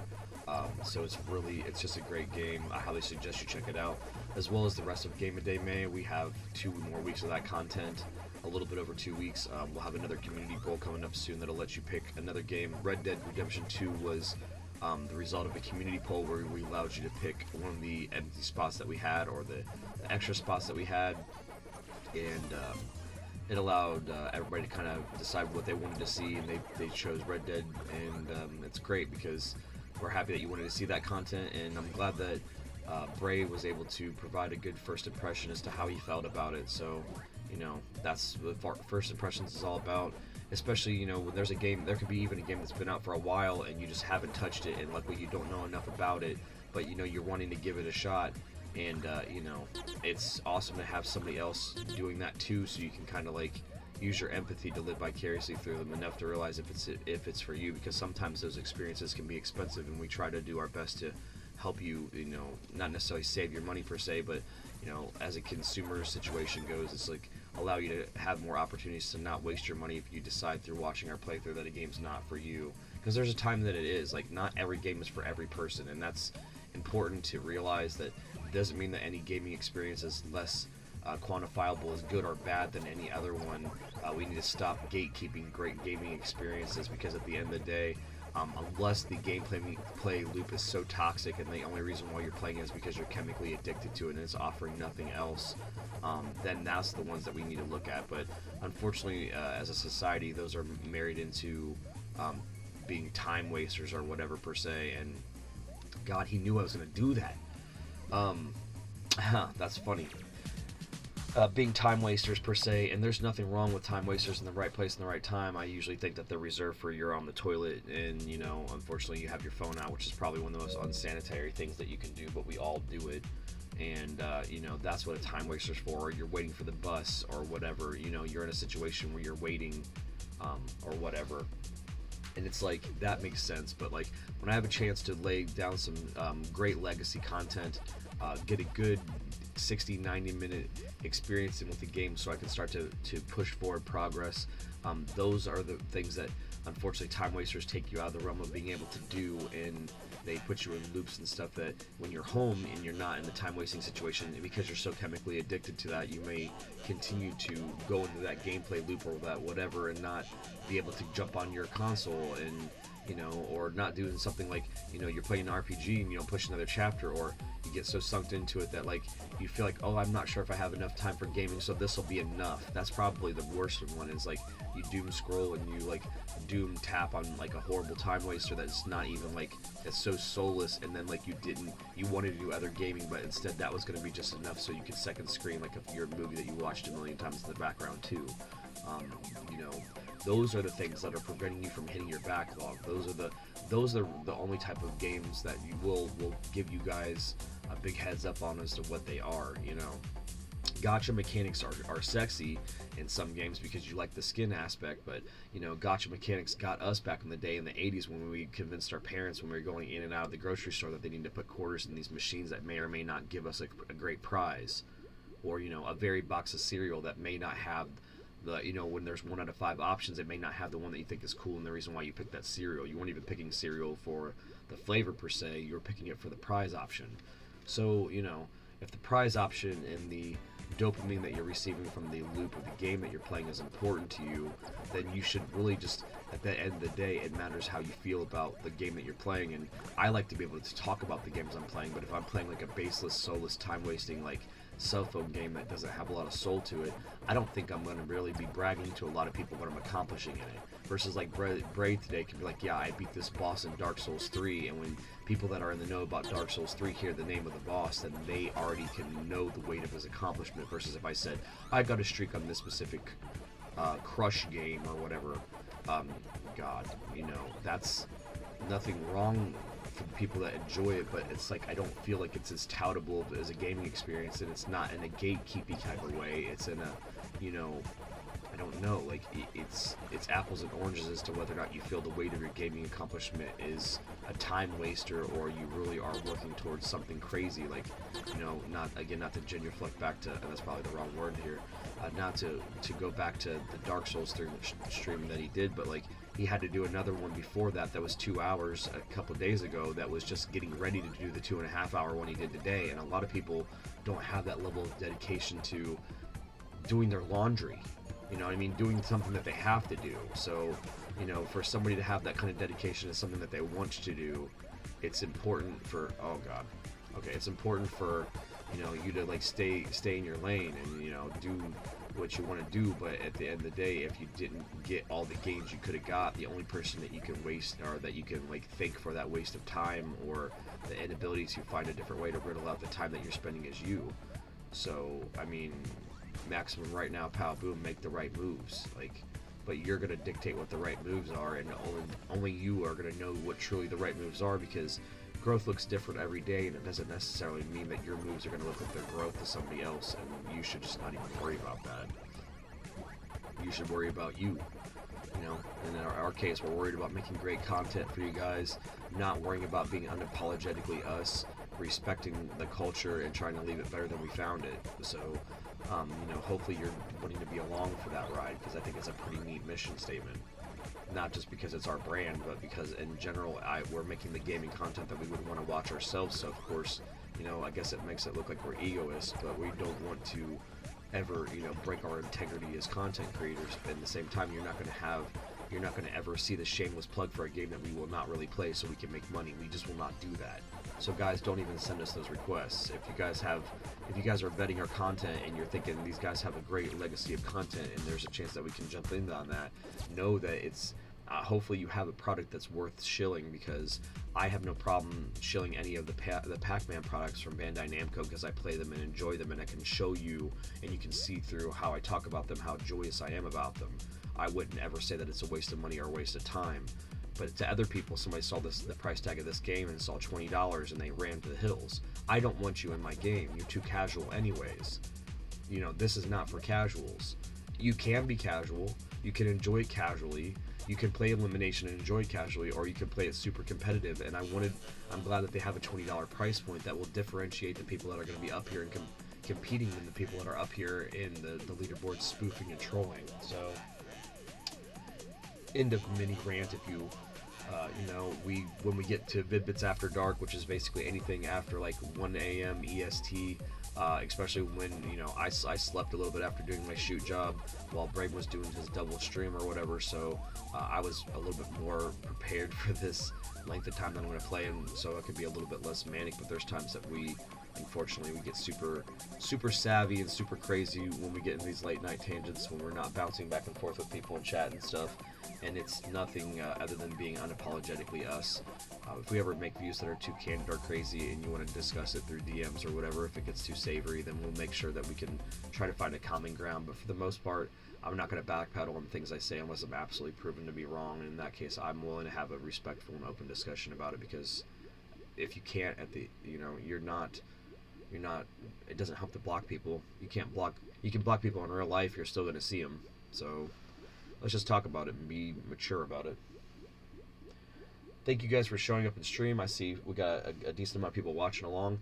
I'm Brian from the Vid-Bits. We're part of a father-son gaming duo here on YouTube, and we have a lot of content to offer. We're currently in the series called Game a Day May, where we play a different game every day in the month of May. Check out last year's season 1, where we beat a game every day in the month of May with a few concessions where we had to actually just loop arcade games because of time and concessions.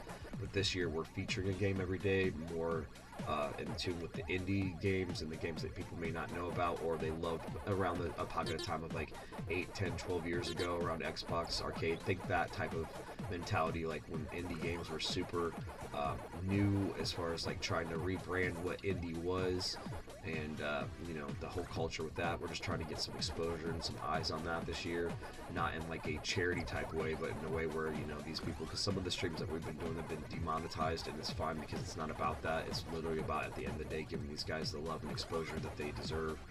And anybody that wanted to demonetize us for that content, it makes sense, because we're not trying to like utilize their content strictly to make money in every case, because we want people just to see that game, and they need to get the money in their pockets so they can make more of that stuff.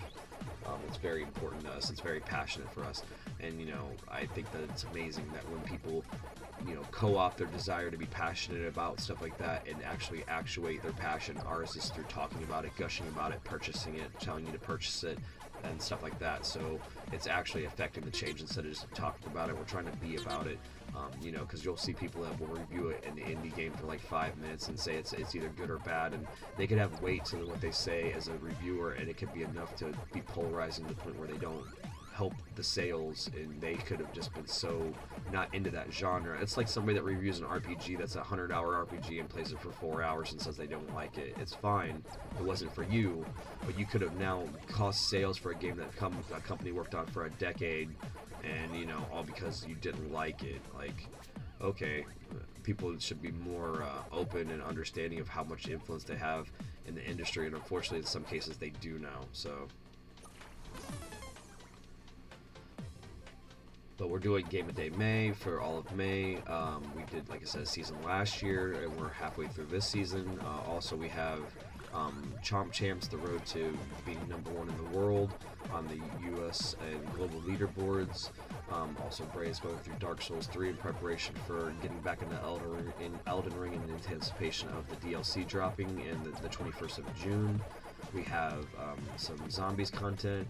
We're constantly working on our community Minecraft server, that if you join any of our membership tiers, you can jump on our community Minecraft server, and we're doing some great work there. There's a lot of quality of life stuff on there, so that when you jump in and play, we can give you out a plot of land, and there's a village that's got a lot of stuff to make the game fun for you, especially if you're not super knowledgeable about what that game offers for you. And it's on Bedrock, it's not on Java, so we try to be accessible to the masses, not the classes, like the masses, instead of like the people that have like super expensive PC rigs so they can play on Java, and only like we're trying to help hit the people that are playing on console and stuff like that too.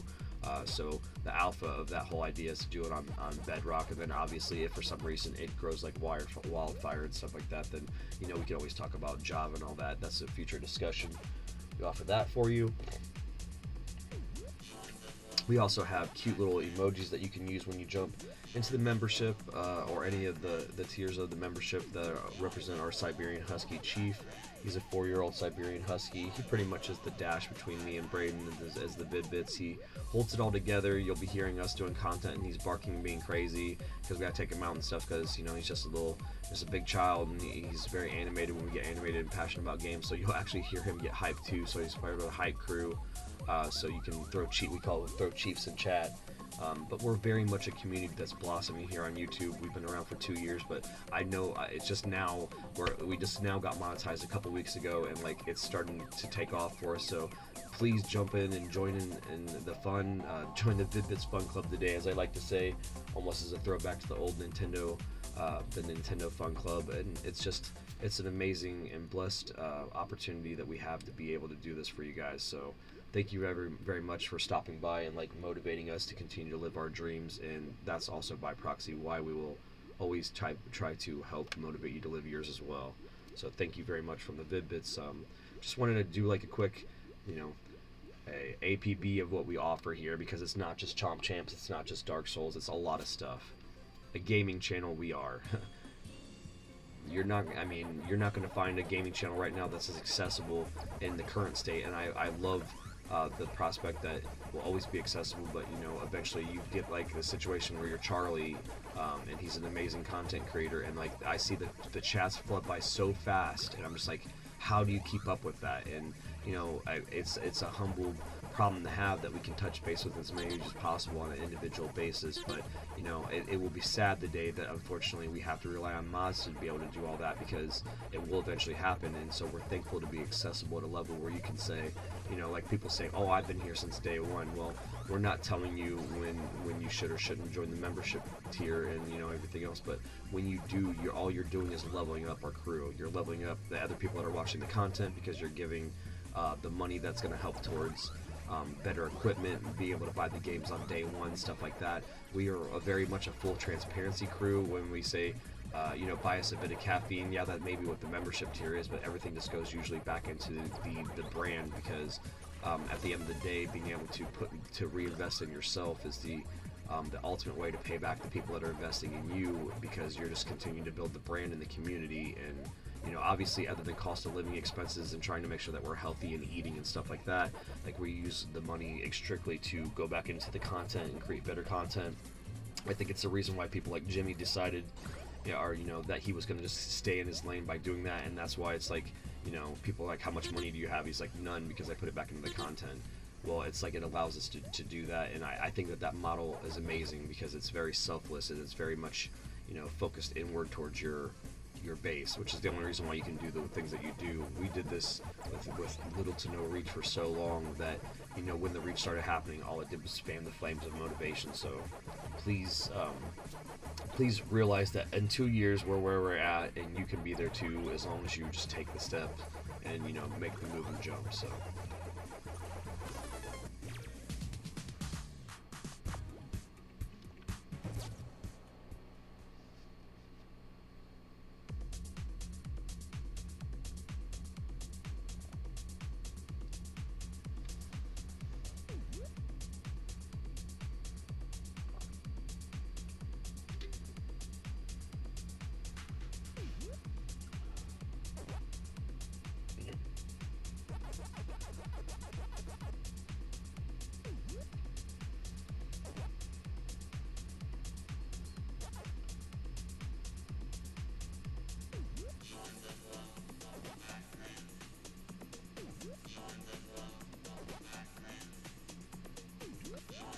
if you're just tuning in, we're probably about a fourth of the way there, guys. We're about to hit win 325. My goal is to hit anywhere between 400 and 420 wins before this stream times out. It usually times out for YouTube at 11 hours and 55 minutes. I'm not necessarily trying to play all the way up to the line, but it may happen depending on how I feel and how chat's going. So I hope that you're having a wonderful time. Continue to engage with each other, and know that we care about you and we appreciate you stopping by, because it's definitely motivating. I feel the energy, I feel the love, and we're going to keep on chomping our way to number one. So thank you for that. Brian and Braden from the Vid-Bits greatly appreciate you, as does the Chief. Bray and the Chief are currently napping while I'm chomping away. So very happy to have people in chat, even if you're not necessarily saying anything. And also, it's like I have only 80 seconds or so between rounds to respond to stuff, so I think that you guys are probably, you know, respecting the hustle and everything too, so, and kind of just like chilling and listen to me veg out and wax all intellectual with you and sell the brand. So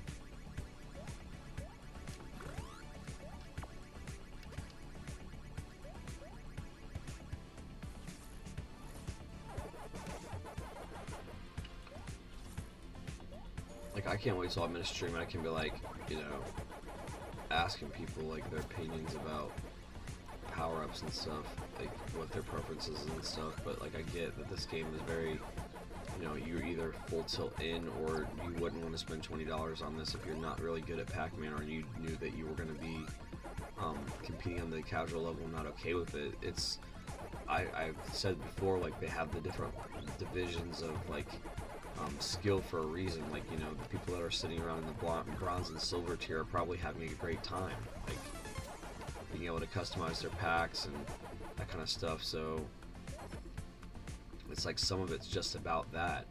I just choose not to because Pac-Man needs represented in a game where everybody else is trying to be different characters. If Pac-Man wouldn't be, you know, in there dressing up as the different characters, he would just be unapologetically himself, and that's who we are. We're Pac-Man. Nobody else is playing it like this. We have 325 wins as Pac-Man. We haven't changed to a different skin yet in a game that's all about changing skins. We're just trying to stay in our lane. You know, Pac-Man's staying in his lane. If he dresses up, then you're not going to recognize him. You're going to think it's just a Pac ripoff. But you're allowed to be a Pac ripoff. You're allowed to be individually you. It's not a ripoff. It's just you're individually you. We're all ripping something off, and the only thing is we can claim its individuality based on, you know, how much we put into it and putting our stamp on it. So.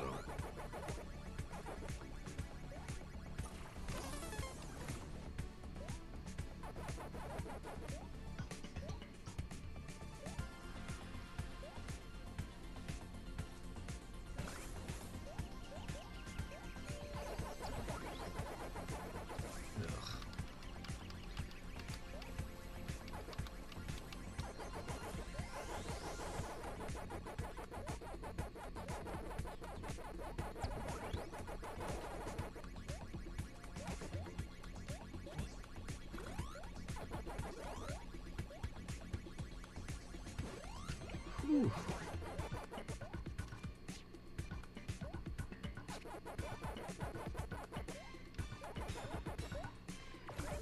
I don't know why I did that.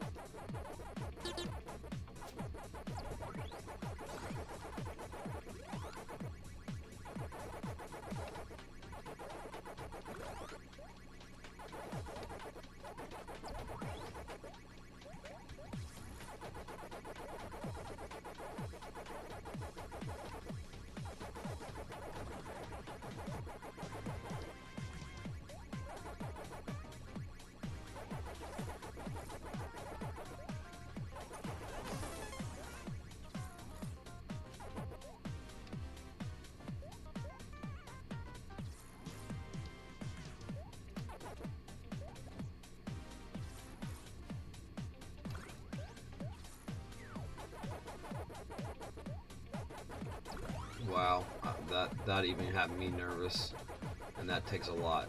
I mean, I don't sweat when I make moves like that normally. It's also that type of regimen that when I'm playing against people that aren't bots, they're just gonna be screwed because I don't. You have to have nerves of steel when it comes to that shit. You can't like think that you're gonna go on a lane and then second guess yourself. There's no second guessing yourself opportunity as far as like that being a fruitful option for you. You're gonna find yourself making way more mistakes by doubling back when you shouldn't, but then there's times you should definitely double back. There's times that you should literally run a 10-second path and then double back that entire path exactly the same way for 10 more seconds, and like I can't explain why that's important to routing Ghost AI, but that's what it is. Like, you're seeing their AI and you're giving them the ability to think that they're 2 steps ahead by being 4 steps ahead.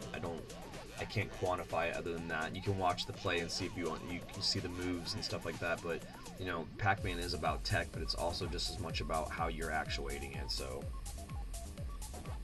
common themes being, at the end of the day, it's how you feel about it. But you know, if you watch the first leg of this, maybe the first 60, the first on first impressions, when we go up through the first 64 ranked matches, there's matches I do a lot more pack inquisition, which is like when I go in and I'll junk somebody else's maze and rob 75% of their energizers.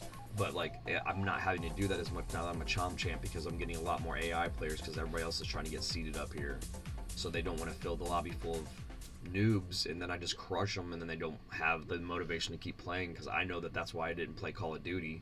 I was so demotivated by being behind the paces. Like, we started this on day 1.5 of availability for the masses, but like, you know, there was early access for this game May 1st, and we did not jump on that, so we would already be on number 1. We would be number 1. I'm 100% positive we would be number 1, and there would be no looking back had we got early access and found out about this game. But everything happens for a reason, and the chase is awesome. Like, and there would be no chase, there would be no story, there would be no road to the top if we were already on the top, because we had early access and we just decided that we were going to stream some 12 hours and just stay so far on top nobody would be able to touch us. Like, that wouldn't have been fun. Now, granted, you guys reset the seasons, that's what we're doing. You're like, oh, the Vid-Bits stay on top all season. That's what it's going to be. And I won't have to do like 12-hour days until other people decide to do it. And awesomely, at the end of the day, they're still going to have to win these games. They're still going to have to get 75 points, as many games as possible. They're going to have to optimize their time, and I've already been able to do the math and see that I can get 18 games in 90 minutes. Like, so, and that's like just pumping through them. If the server didn't take 80 seconds to set up, then I would be getting through more games than that. And I feel like I'm winning them almost as fast as I humanly can. So if you like start to break down statistics because you played so many games, then you can start to look at a way to pace yourself to hit your goals. And that's also like an allegory for classic arcade games in general, is like you looking at a metric based on how things are going versus how things can go, but on pace. So I think we're on pace to win. That's where I wake up with this shit-eating grin, because we're on pace to win. Because even if you guys are pulling the time, if you're not winning every single match, if you're distracted, if you're not getting 18 matches in an hour, and then unfortunately, I'm not trying to be mean, but you guys are not thinking about your mental health when you're doing those, okay? Like, I have not called you guys out by name, but you're not thinking about your mental health unless you got a bro that you're passing back and you're just sharing the record with, because always pulling 8s and 10s and 12s is not going to be the smart move. Live your life outside of this, guys. You can have the record for right now because I'm doing that, but when I find the way to manage playing it and doing that, you're not going to stay on top for long, because you're going to it's going to be very close all the time, and eventually one of us is going to give up and let the other person have it for a little bit. And that's what arcading is all about. And then that's when you move in silence and you start recording games on your own, and not to say that you start Michelin it, but you you start doing tech on your own, because then you want to start moving more in silence, and then you come back out and you re-emerge. Well, we just don't want to go anywhere when it comes to Chomp Champs, and we're going to stay around as long as we can, as long as the game is active and supported. I know that they supported it for 3 years on Google Stadia, and people were really sad that it was gone, that was into the community. So the fact that we have a chance to be at the forefront of building a new community for this game is amazing, and shout out to Bandai Namco for giving us an opportunity to do that. And hopefully you guys will know that we'll be great ambassadors for your brand, and we're very viable to do that. We're very eligible to do that, and we're very wanting to do that. Appreciate seeing the five people hanging out. It makes me feel good, and it keeps us motivated to keep going, man. You guys are going to be able to see in this stream the third mark to the mark to 1,000 wins. So you guys will be here for 333 and on, hopefully. Like, share, and subscribe if you're not, and be able to follow along with the journey, that all the journeys here with the Vid-Bits, because we have lots of journeys going on.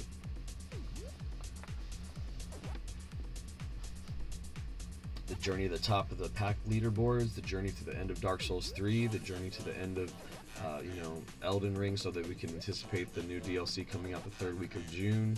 The journey towards all the great content that's coming out from Nintendo for the Switch before we're anticipating the Switch 2.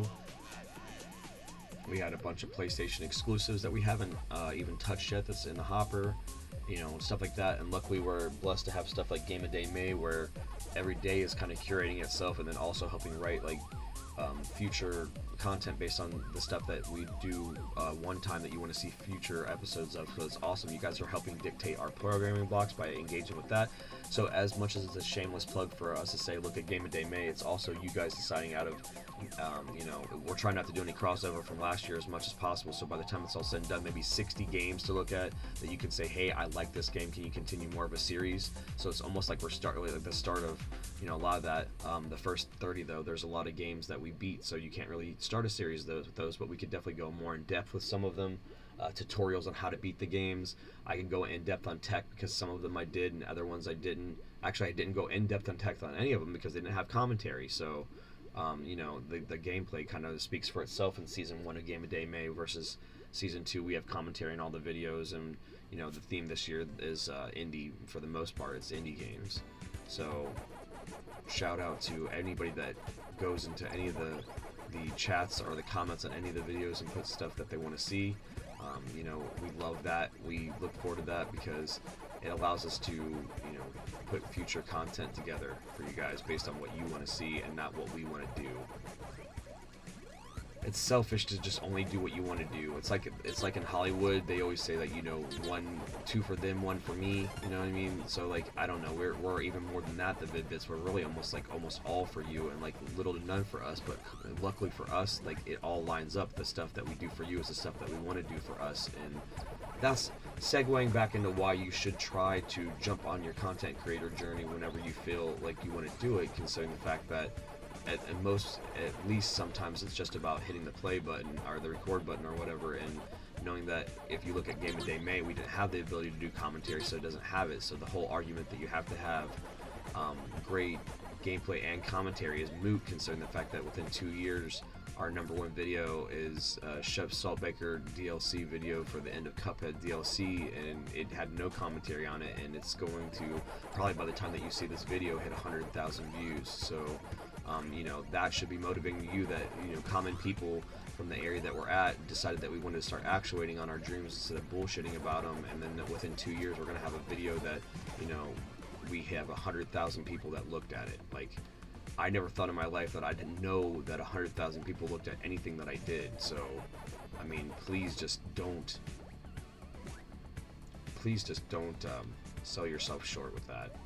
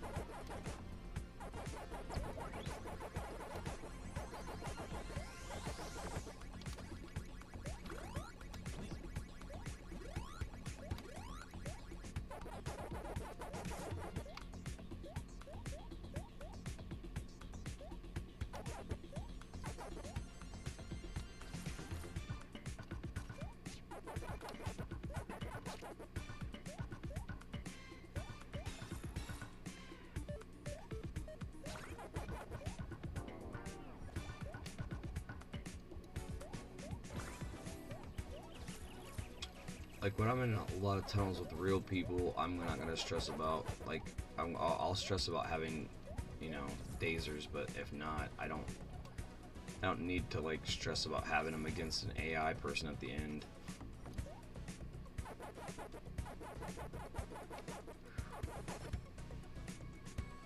Maybe it's not an AI person. Where are we at?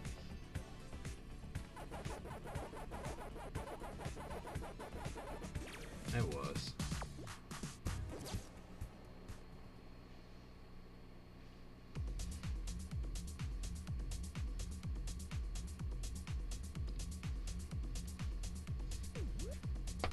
Shout out to Music Dominium, shout out to Skippy the Bard, shout out to Bud Smoking Pandas, shout out to Pink Panther. We got Matthew's been hanging out in a lot of chats. We got the Vids I've seen somewhat recently. We got Karzak, you know. Don't forget our OG, we got Mr. Know-It-All.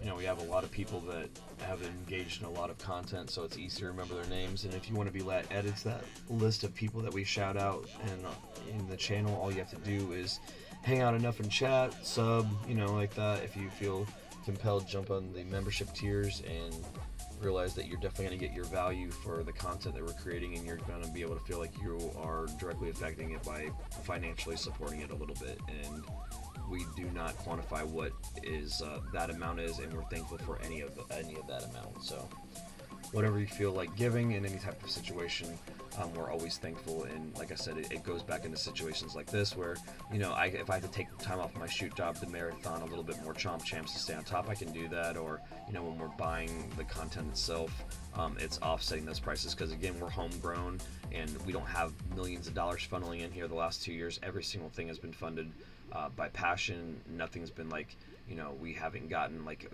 funded or sponsored or anything like that. So everything that we see, we've had to pay for out of pocket, be it tech or consoles. You know, we got 2 Steam Decks to start at the beginning of it, like, you know, stuff like that. So hopefully that you understand, like, where it's not like an e-begging type situation. It's just like, if you enjoy this content, you want to see it mature more, you're gonna have no problem knowing where that went. And it's not like we went and got a big e-bag and that's why you gave us money. Like, and we've earned so little so far, we haven't even been able to cash out the payment yet. But like, the goal is the first payment to be cashed out to take care of the Switch 2's expenses, so that we can like be right on the forefront of content for that for you guys. So like, we even have plans for like that. It's not like you know, go on a vacation or like a victory lap and then go eat at Olive Garden. Like, it's no, buy more content, buy this game, buy this AAA game when we can. Being able to go to places and pre-order games and pay them off completely is such a peace of mind thing, because right now we have some AAA games that we haven't like touched, that I bought to be able to be on top of, you know, on top of it content-wise if it was super viral or wanted, because there were also experiences that we wanted to play too. Because that's all, at the end of the day, we're not doing it just to do it, but sometimes we are doing it to make sure that we make you save your money. We make you don't, you know, like if we would have had the channel like super active when Bray was telling me like not to play Anthem, like, you know, that's the type of stuff we're talking about, because that was a game that if I didn't know any better, I would have spent $70 on. Or I actually had somebody grassroots tell me, and I'm not trying to crap on anybody that likes Helldivers 2, but I went to go pull it off the shelf and he told me what the game was about, and after I learned more about it, I learned that maybe was not for me. And luckily he did, because it's, again, nothing against it, but now I've heard that they've gone to a pay-to-win structure, unfortunately, since they went viral. They went to a pay-to-win structure, unfortunately, and now that the game is easily more accessible on shelves, it seems like they're ruining it. So I'm kind of blessed that somebody that had an understanding of that game, you know, when I talked to them, told me that, and I saved $40. So, you know, same thing with the Skull and Bones. Like, I knew that I wanted to play that game. Unfortunately, Ubisoft goes back and forth as to whether or not they have either super support after their projects are coming out, or, you know, in that case, they'd spent so much time on it that it was just, everybody was supposed to just believe it was a no-brainer that was good because of how long it took to develop. And at that point, man, I mean, look at Duke Nukem Forever for that, to show you that forever in a development hell doesn't necessarily mean a good game. It means that you could be trying to mitigate losses with that sales, and that's what they're throwing a damn pack of trading cards on the thing just to make you try to want to buy it. And to me, I'm glad that I didn't. I actually had it physical. The guy told me I probably wouldn't like it. I bought it. I was walking through the store, and I got from the back of the electronics aisle to the front of the store. And by the time I got to the front of the store, I had riddled it out in my head enough to believe that he was right. And I went to the return department instead of out the door and returned it before I even got out the store. So, like, you know, grassroots, don't save your money, guerrilla press style reporting is important because it comes from the people that really want to tell you that and really want to give you, you know, nothing. We have nothing to lose, because if we shill a bad game and we shill it now, it's going to stay on the algorithm and it's going to stay in your hearts and your minds forever. So to us, if we like be honest with you, you know, say we would have covered Cyberpunk and it would have been like it was been the experience that it was in the beginning. And then it fixed itself. When it fixed itself, we would have then did like a report to like give you an update that it was righted, because we don't want to be on the side of toxicity forever, especially if it's wrong, because even if you're giving an educated opinion on how to help somebody stray away from a bad purchase, it still could be toxic because other people worked on that game. There's families that worked on that game. There's parents that didn't see their husbands and wives that didn't see their significant other or help raise their kid for a while, or missed birthdays and Christmases and stuff because they had to meet deadlines for that game. And that whether or not the passion for that game was also in line with what should have happened with that game, and you should have maybe jumped ship. I don't know any of that. But at the end of the day, if you spent all that time, years, sometimes a decade, look at a game and you get look at a game like Fable, and you get to the end, and there's a whole paragraph of all the babies that were born during the time that the game was made. Those children were like some of them end up being like 2 or 3 probably by the time that the game was finished, and like they're basically Fable babies. But unfortunately, then the people that were making the game at the time that were parents to those children missed the first 2 or 3 years of their children's lives, and luckily for them, Fable stands the test of time.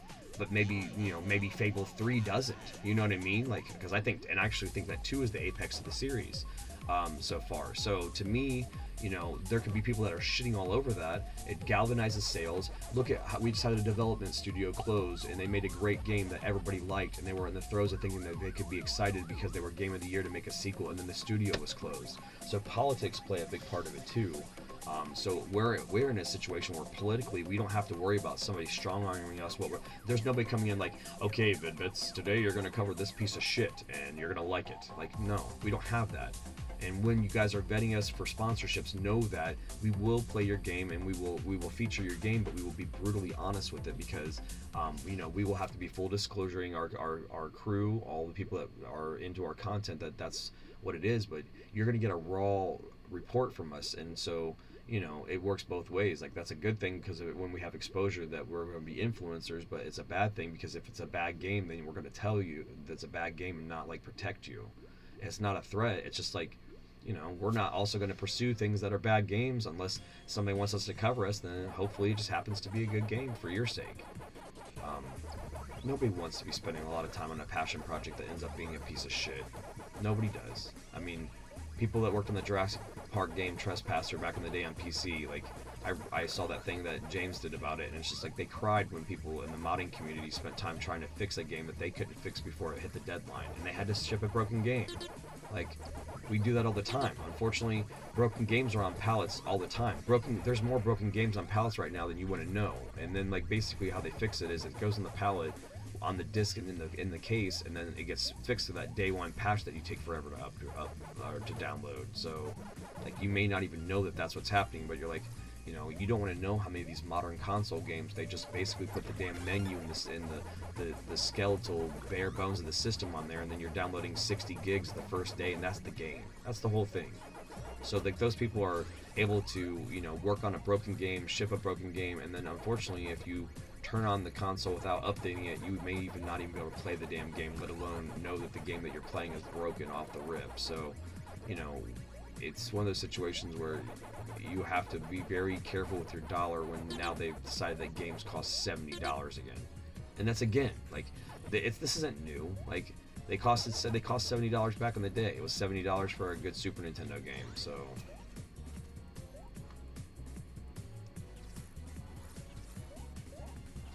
please clean up the rest of that, or not.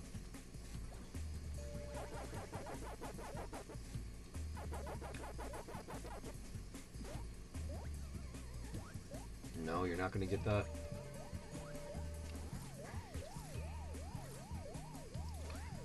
That's when you can tell he's AI, because like I don't, even though if he's dorking with me, I get it, but it's like, get that last one. Jeez. Bored steak.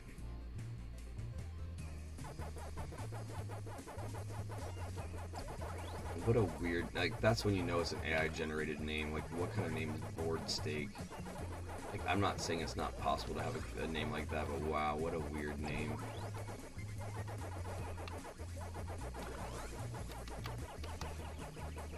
Well, he should come straight for me, or they should come straight for me, and they're not going to.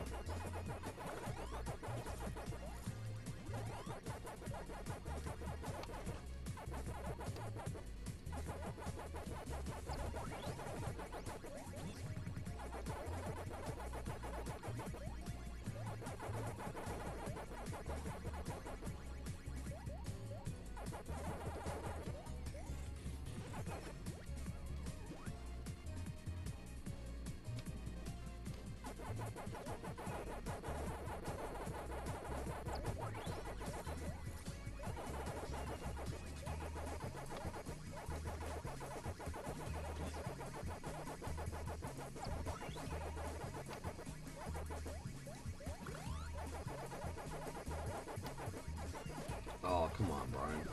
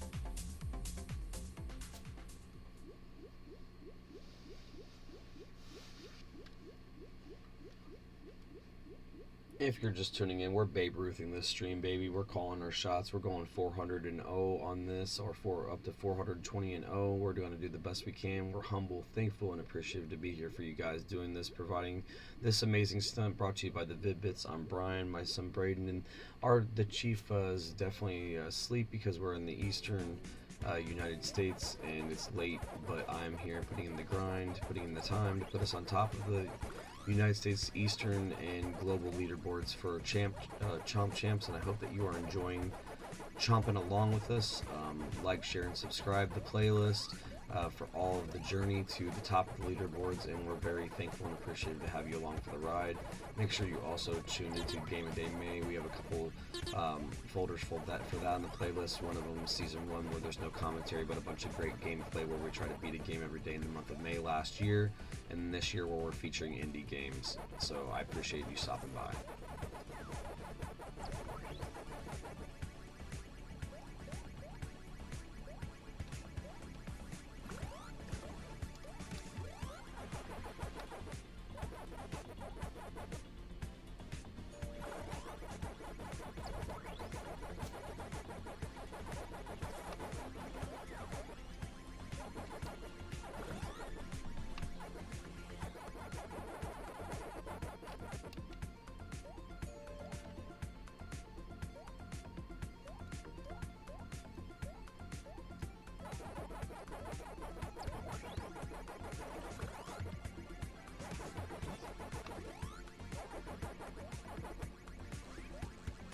Oh, come on, Brian.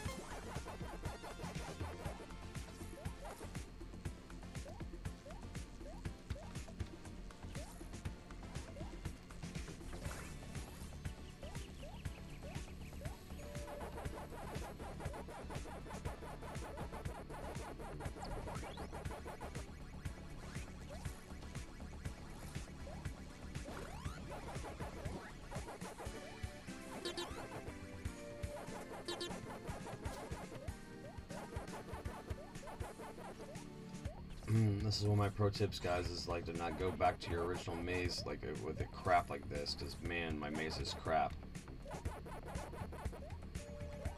This one doesn't look much better either.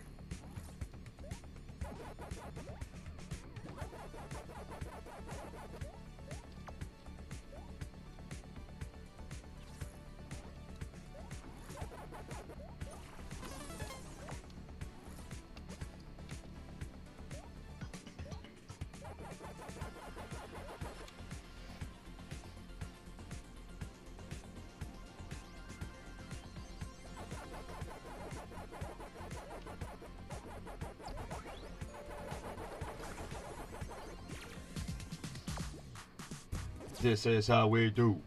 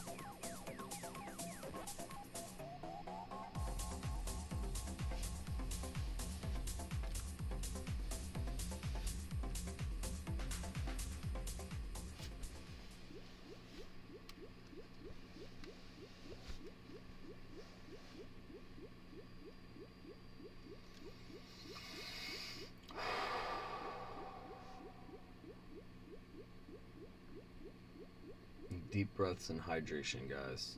That's what it's all about.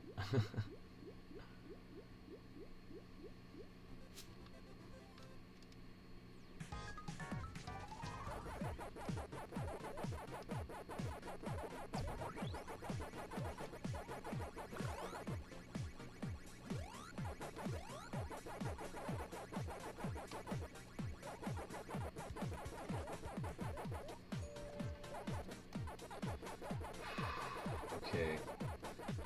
Make sure that when you go in other people's mazes, even if your attack plan is like to do a specific path, know that there's a chance that you're gonna freaking recenter. Like it's a possibility.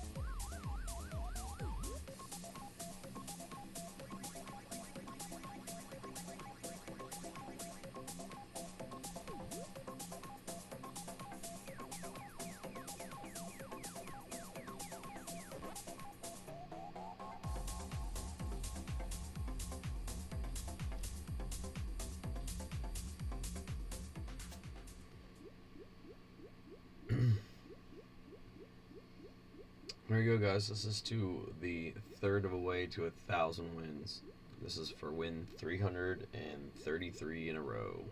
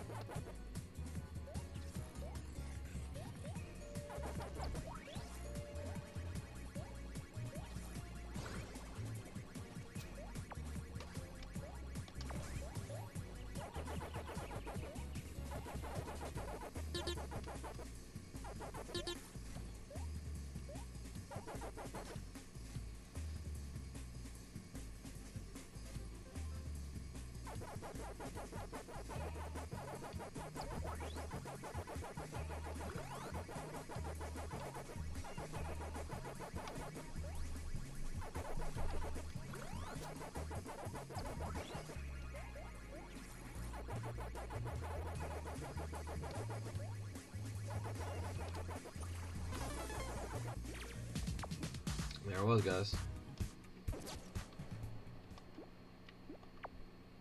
Let's win 333. Let's go.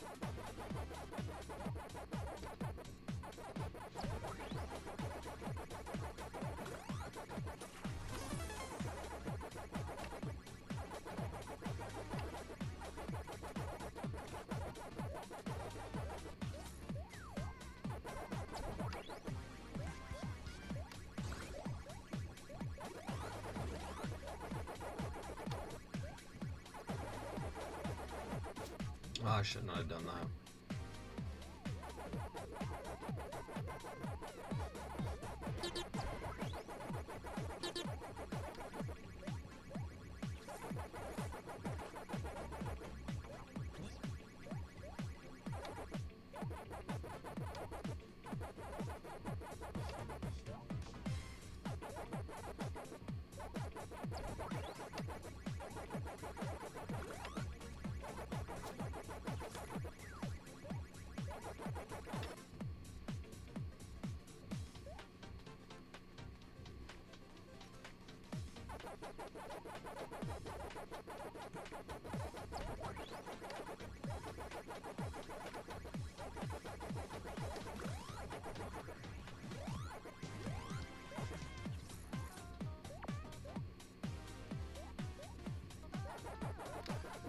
I can't believe I did that.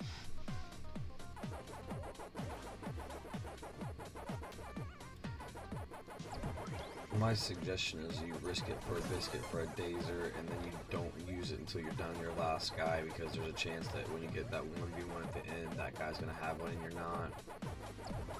It's gonna suck. It'll suck to lose strictly because you get to the end and the dude doesn't have a dazer and you do. You know, like, that period is just the way it is. I mean, there'll be games that are lost because of luck, and it's fine. I mean, I like winning games, you know, because of luck in the situations when I didn't think I was going to get the dub, and so it's like it goes both ways. I don't like winning strictly because of luck, but you can't tell me that if you're in a game like, you know, this, that you don't enjoy when the luck falls in your favor.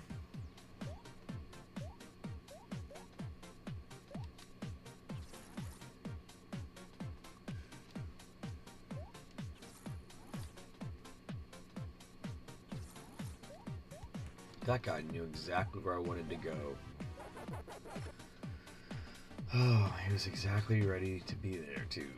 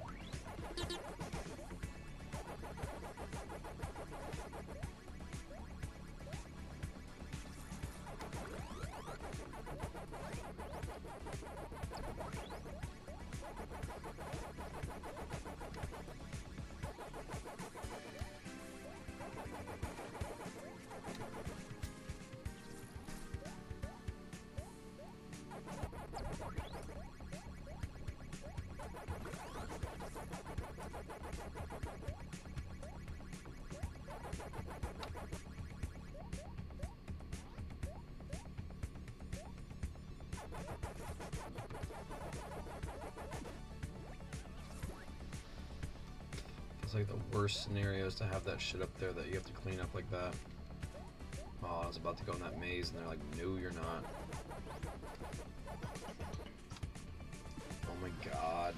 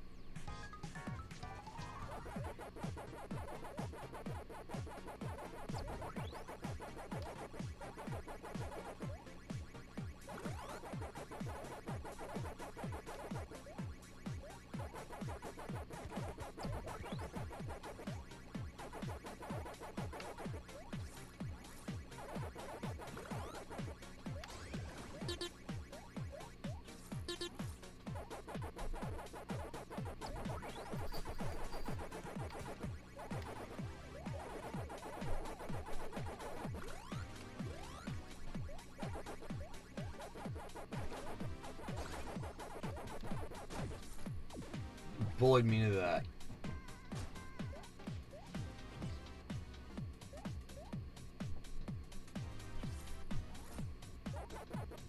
Man, I gotta be mindful of that.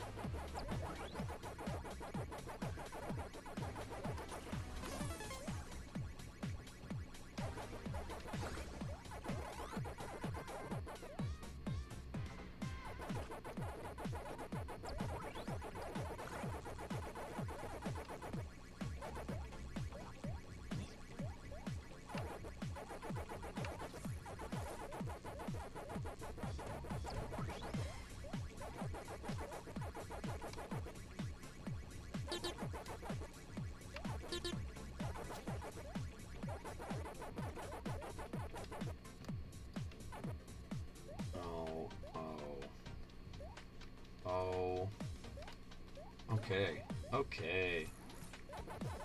I didn't see us getting out of that, but it happened. Thank you, RNG. Who's the real G? It's RNG. He's a good G. Like, oh, that door was shut and I didn't get that guy.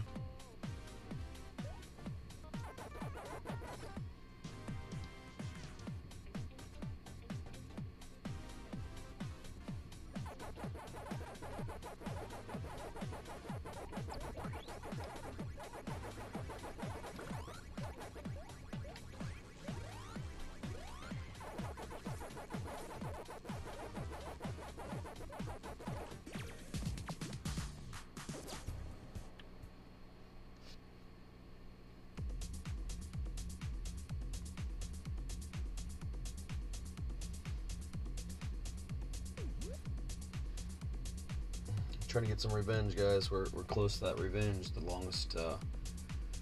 longest dub streak we have on a single stream is 39, so we're getting right up there. It was a little anticlimactic because I was trying to end it on 40 dubs on that stream, and I hit 39, and then I got like second place. So let's see what happens. And then I will take a little pause, and we'll be about 2/5 the way through the stream. The goal is to hit about 400 to 420.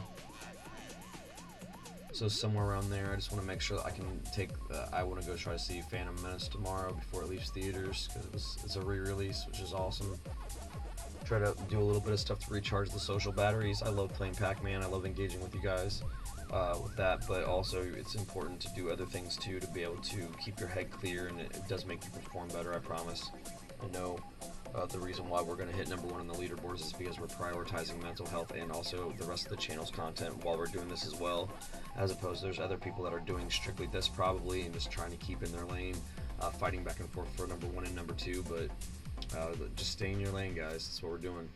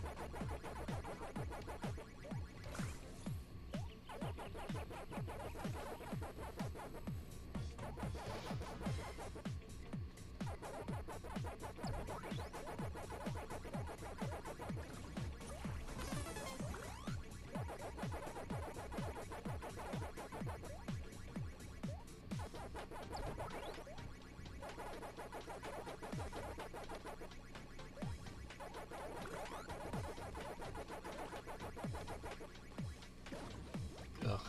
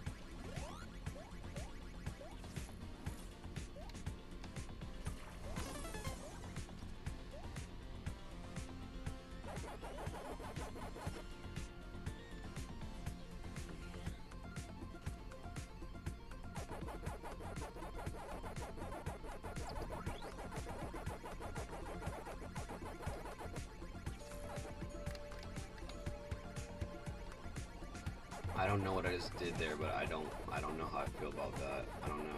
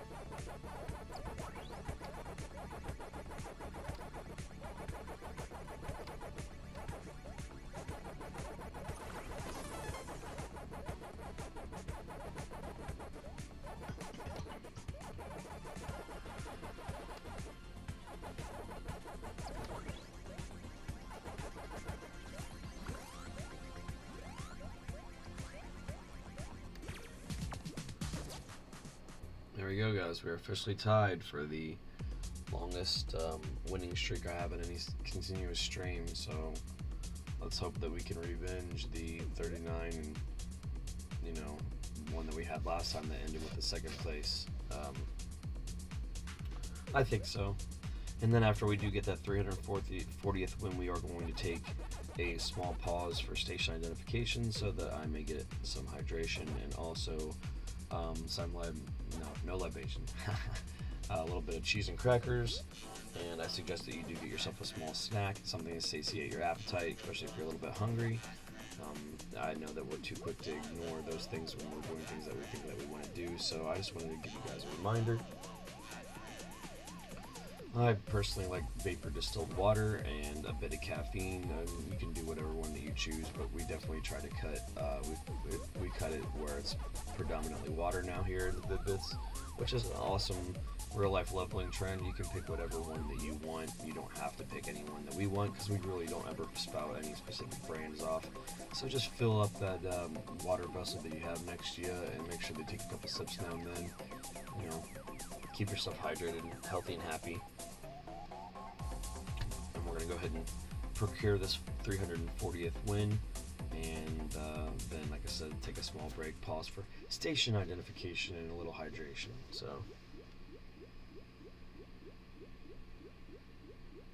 But it's been Brian from the Vid-Bits, and we appreciate you hanging out while we are continuing to chomp our way to the number one in the North American Eastern Division and the global divisions here in Pac-Man Chomp Champs. I swear I keep going back. I say Champ Chomps, and that doesn't make any sense. So I have to pause before I say it. It's so funny. But thank you very much, Bandai Namco, for this amazing game. Love you guys. Love all the things that you guys provide for us, from all the classic arcade content that you guys continue to remix and make new and exciting experiences like this, to the Souls games and Elden Ring as well. And also all the amazing RPG style products that you guys do.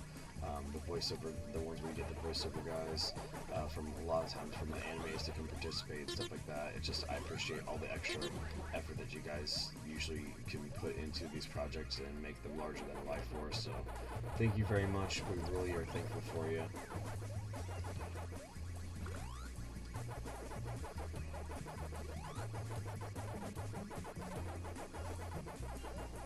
The dot hack games are amazing.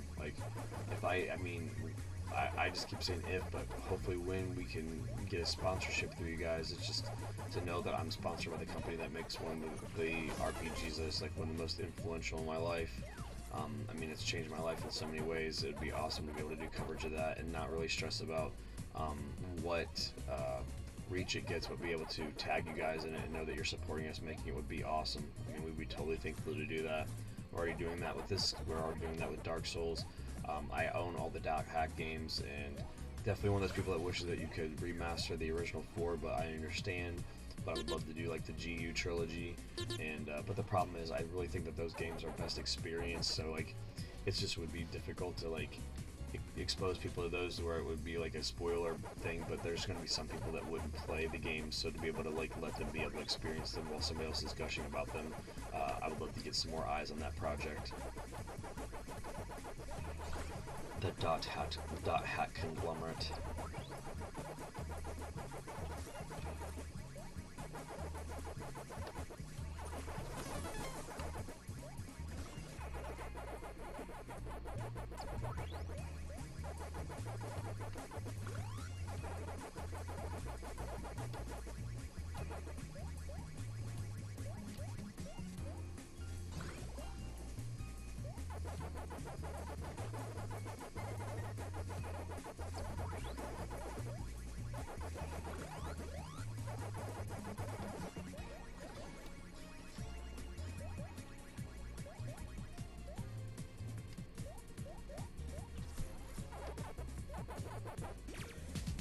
There it is, guys. Now we're officially on the longest win streak that we've ever been on a single stream. So we're at 40-0 because we started at 300 on this stream.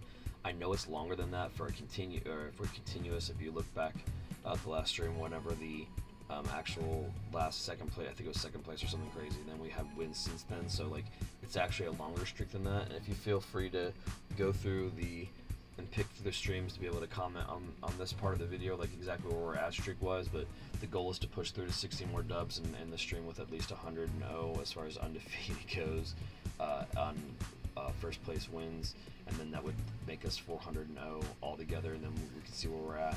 But I'm going to go ahead and take a moment to use the restroom, pause for station identification, hydration, all that good stuff. So give me about, I'd say, 5 to 7, because it's, it's getting late and I'm planning for a longer stream, so I want to make sure I stay on pace with the mental health and the physical health as well. And I appreciate you guys for sticking along. Not really worried about, people dropping off, so if you're tired or whatever, I understand. This is going to be a long one, but I appreciate you guys hanging out so far, and it'll be just a moment, and I'll be back with some more Chomp Champs. Thank you guys so much. I appreciate you.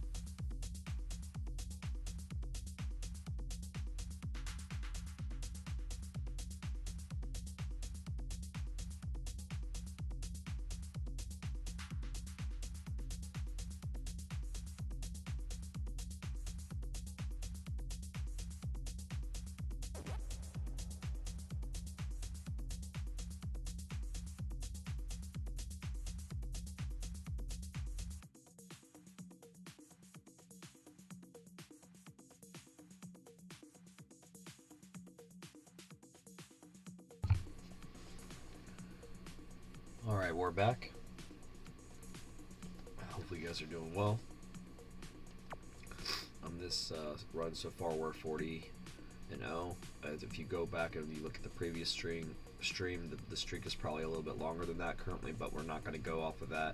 Unless you note it in the chat, then I'll go ahead and go off of that. But if not, the specific stream, we are 40-0, started at 300 wins. We did not lose a match so far, so now we are on the current longest continuous streak of any stream. It'll be easy for us to see where we go with this. The goal is to go to 400-0 and then hopefully be able to say that we have a 100 piece as far as streak goes. Yeah, it's very much Babe Ruth and pointing towards the stands and saying that we're going to hit a home run, but I believe in us, I believe in me, I believe in you. I believe that you're hanging out for a reason. I believe that you're here for a reason, and we really appreciate and love you connecting with us. And we're so blessed and thankful and appreciative to be in the position we're in. So thank you very much. I'm Brian. I'm part of the Vid-Bits, a father-son gaming duo here on YouTube. That our goal is to have just a large variety of content for you. And I hope that you will peruse our library and hopefully something resonates with you. And you can like, share, subscribe, and comment on that, and we can grow together on this content journey.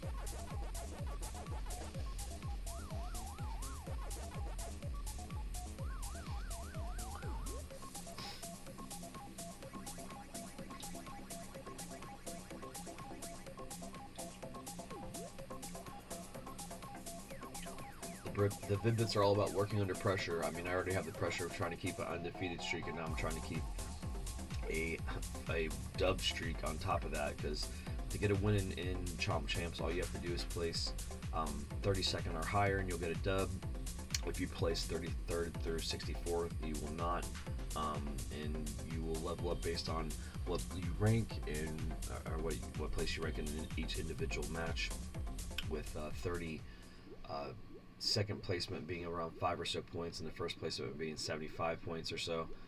So you know, you can win a match but not necessarily rank up very fast. So the leaderboards are very much skill tuned, not necessarily Smurf tuned. So that's like an AP. That's like a piece of advice to you guys that think that you can just get a bunch of dubs and you're going to rank up to the top of the leaderboards. It's not going to happen. You actually have to put in the time. And I found on pace to get 18 dubs and then not stopping between matches, you can get about 18 dubs in 90 minutes. So, you know, based on servers, if for some reason the server could, you know, support getting through into a match faster, I'm sure you could do more than that.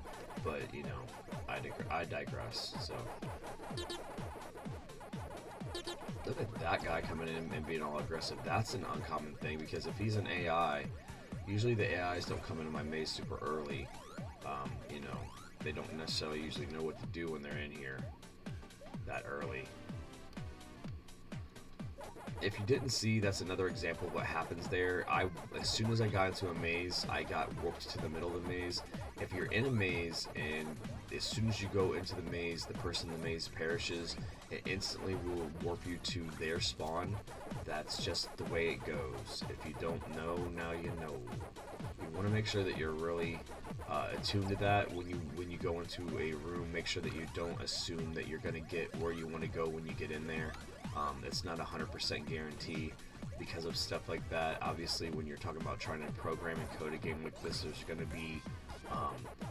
to be things where if things can't be quantified, then they go to, like, I mean, an example like the Chris Houlihan room for like Legend of Zelda: Link to the Past. It's like a room that the game spits you in based on it not knowing where to put you. Well, if the game is trying to put you in a maze, and then all of a sudden when you're going into the maze, the door's closing at the same time that somebody's dying, it doesn't know what to do with you, so it puts you at spawn. Simple stuff like that. It's an advanced thing to know, because I've seen people that have done reviews on this game and they just say that they're lagging or jumping or whatever. Well, it's not a lag or a jump, it just happens to be the byproduct of a couple situations that don't occur all the time that they really didn't know how they were going to resolve. So, you know, yeah, I'm sucking up. I love this company, so I will justify away this shit when it makes sense. And to me, I can justify away this and it makes sense. So.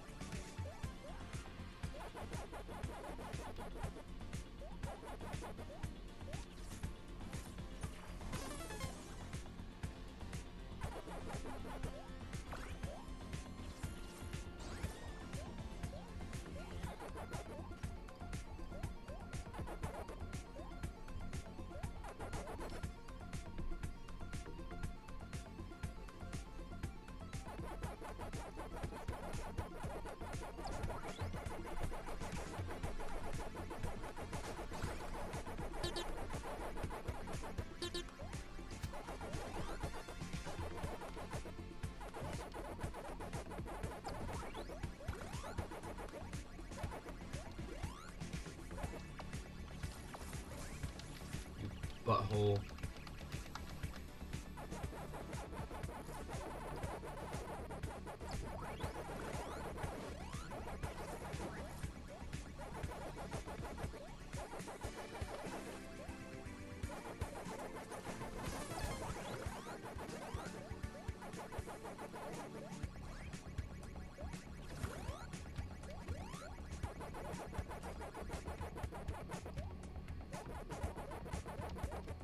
Oh yeah, they were targeting me.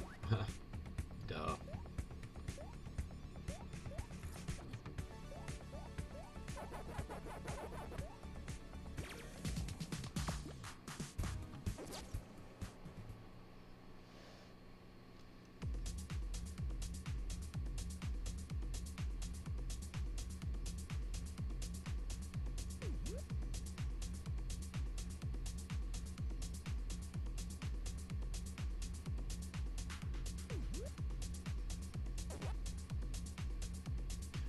If you want to know why I picked 400, it's just because it's like halfway. We'll be halfway there, guys, halfway to the top. But that's also dealing with the fact that the guys that are on top are jumping 40 to 60 to 80 spots per session. So if they do a 40, 60, or 80 spot session, then guess what, guys? We have to do a 100 or 120 spot session. And the most that we could possibly do in a single stream is about 120 wins. So we're going to end up, there's going to be times that when we're getting close to trying to clutch it, that it'll be literally a 16-hour day. I'll have to do an 8-hour stream and then, like, you know, chill, and then like do another 8-hour stream. I'll have to put a 16-hour day in a couple days in a row to close that gap. But also I'm counting on the fact that the fatigue of the people on top are real, and that there's times that they just don't care that they got 4th place or 5th place or 8th place, while we just keep in our lane, baby. We're 42-0 tonight. We're, you know, 42 75-point wins, 342 overall. So that is going to be the difference. When you have a win for 75 points versus a win for 55 points, it's that's big of a difference between first and second place. If you place second, you get 55 points instead of 75 points. And I know that we're talking like, you know, little minuscule things here, but when you say you only get second place 10 times in a row, that's 550 points, versus if you got it the first place, that's 750 points, and there's a whole 200, you know, points per 10 plays, or I mean, you can only get in about 18 games in an hour and a half, you know, so that's roughly like maybe 12 or so games an hour. You can't afford to have a lot of those places if we're all pacing each other to just be competitive on this, which is one of those situations where it's an exciting thing. Eventually people are going to have to take breaks. I've already taken more breaks than I would have liked, and I would be up higher than I am now if you know, we weren't constantly grinding Vid-Bits content. And this happened to drop during Game of Day May, which is our busiest part of the season. It's like our WrestleMania. We get through Game of Day May, and then we get geared in for the rest of dialed in for the rest of that current year, and setting up the rest of our programming block for the rest of the year. And then it usually carries us through right till the beginning of the next Game of Day May, and then like it starts to write itself for the second half of the year. Also, just like slotting stuff into that situation based on when it's coming in. You know, I'm still looking for something topically to put in Game of Day May. I personally, you know, we have a extra wildcard slot, but we have another one that's going to have a community poll coming up here soon within the next day or so to pick the next one that we have an empty spot, because with it being 31 days in May, we do 4 weeks of blocked content, and then we usually have 3 wildcard spots. So we let you guys pick. In this case, this year, we let you pick 2 of those. You picked Red Dead Redemption, which we just did a first impression of a 5-hour stream today, or yesterday, depending on when you're seeing this. And we'll put the community poll up and let you guys have options on another set of 4 games, with write-ins being the possible 5th. If for some reason a mass write-in overtakes the poll topic, then we will consider the mass write-in over the things that were picked. So don't hesitate to get some groundswell behind a favorite title, and if anything else, when you're putting those in there, we look at those and we can catalog those as things that certain people looked at as something that they desired for future content. We take all that stuff seriously.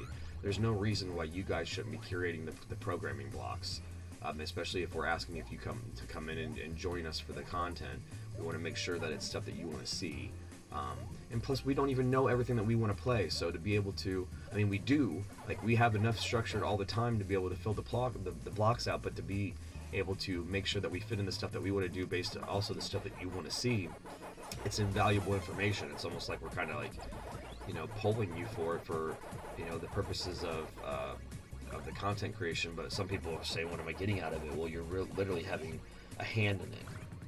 Same as if, you know, anytime that you donate or super chat or, you know, do any of the membership tiers, all that stuff goes right back into the company, right back into the Vid-Bits, and we're able to bring stuff like, you know, a first impression of a game like this, which, you know, some people may not have $20 in their pocket, and we were able to get the game on as soon as possible and get it going. You know, it wasn't funded by you guys yet because, like, we're still in the infancy of making any type of monetary gain from this. It was a passion project for almost 2 years before we even saw a dime. We still haven't cashed out a dime yet.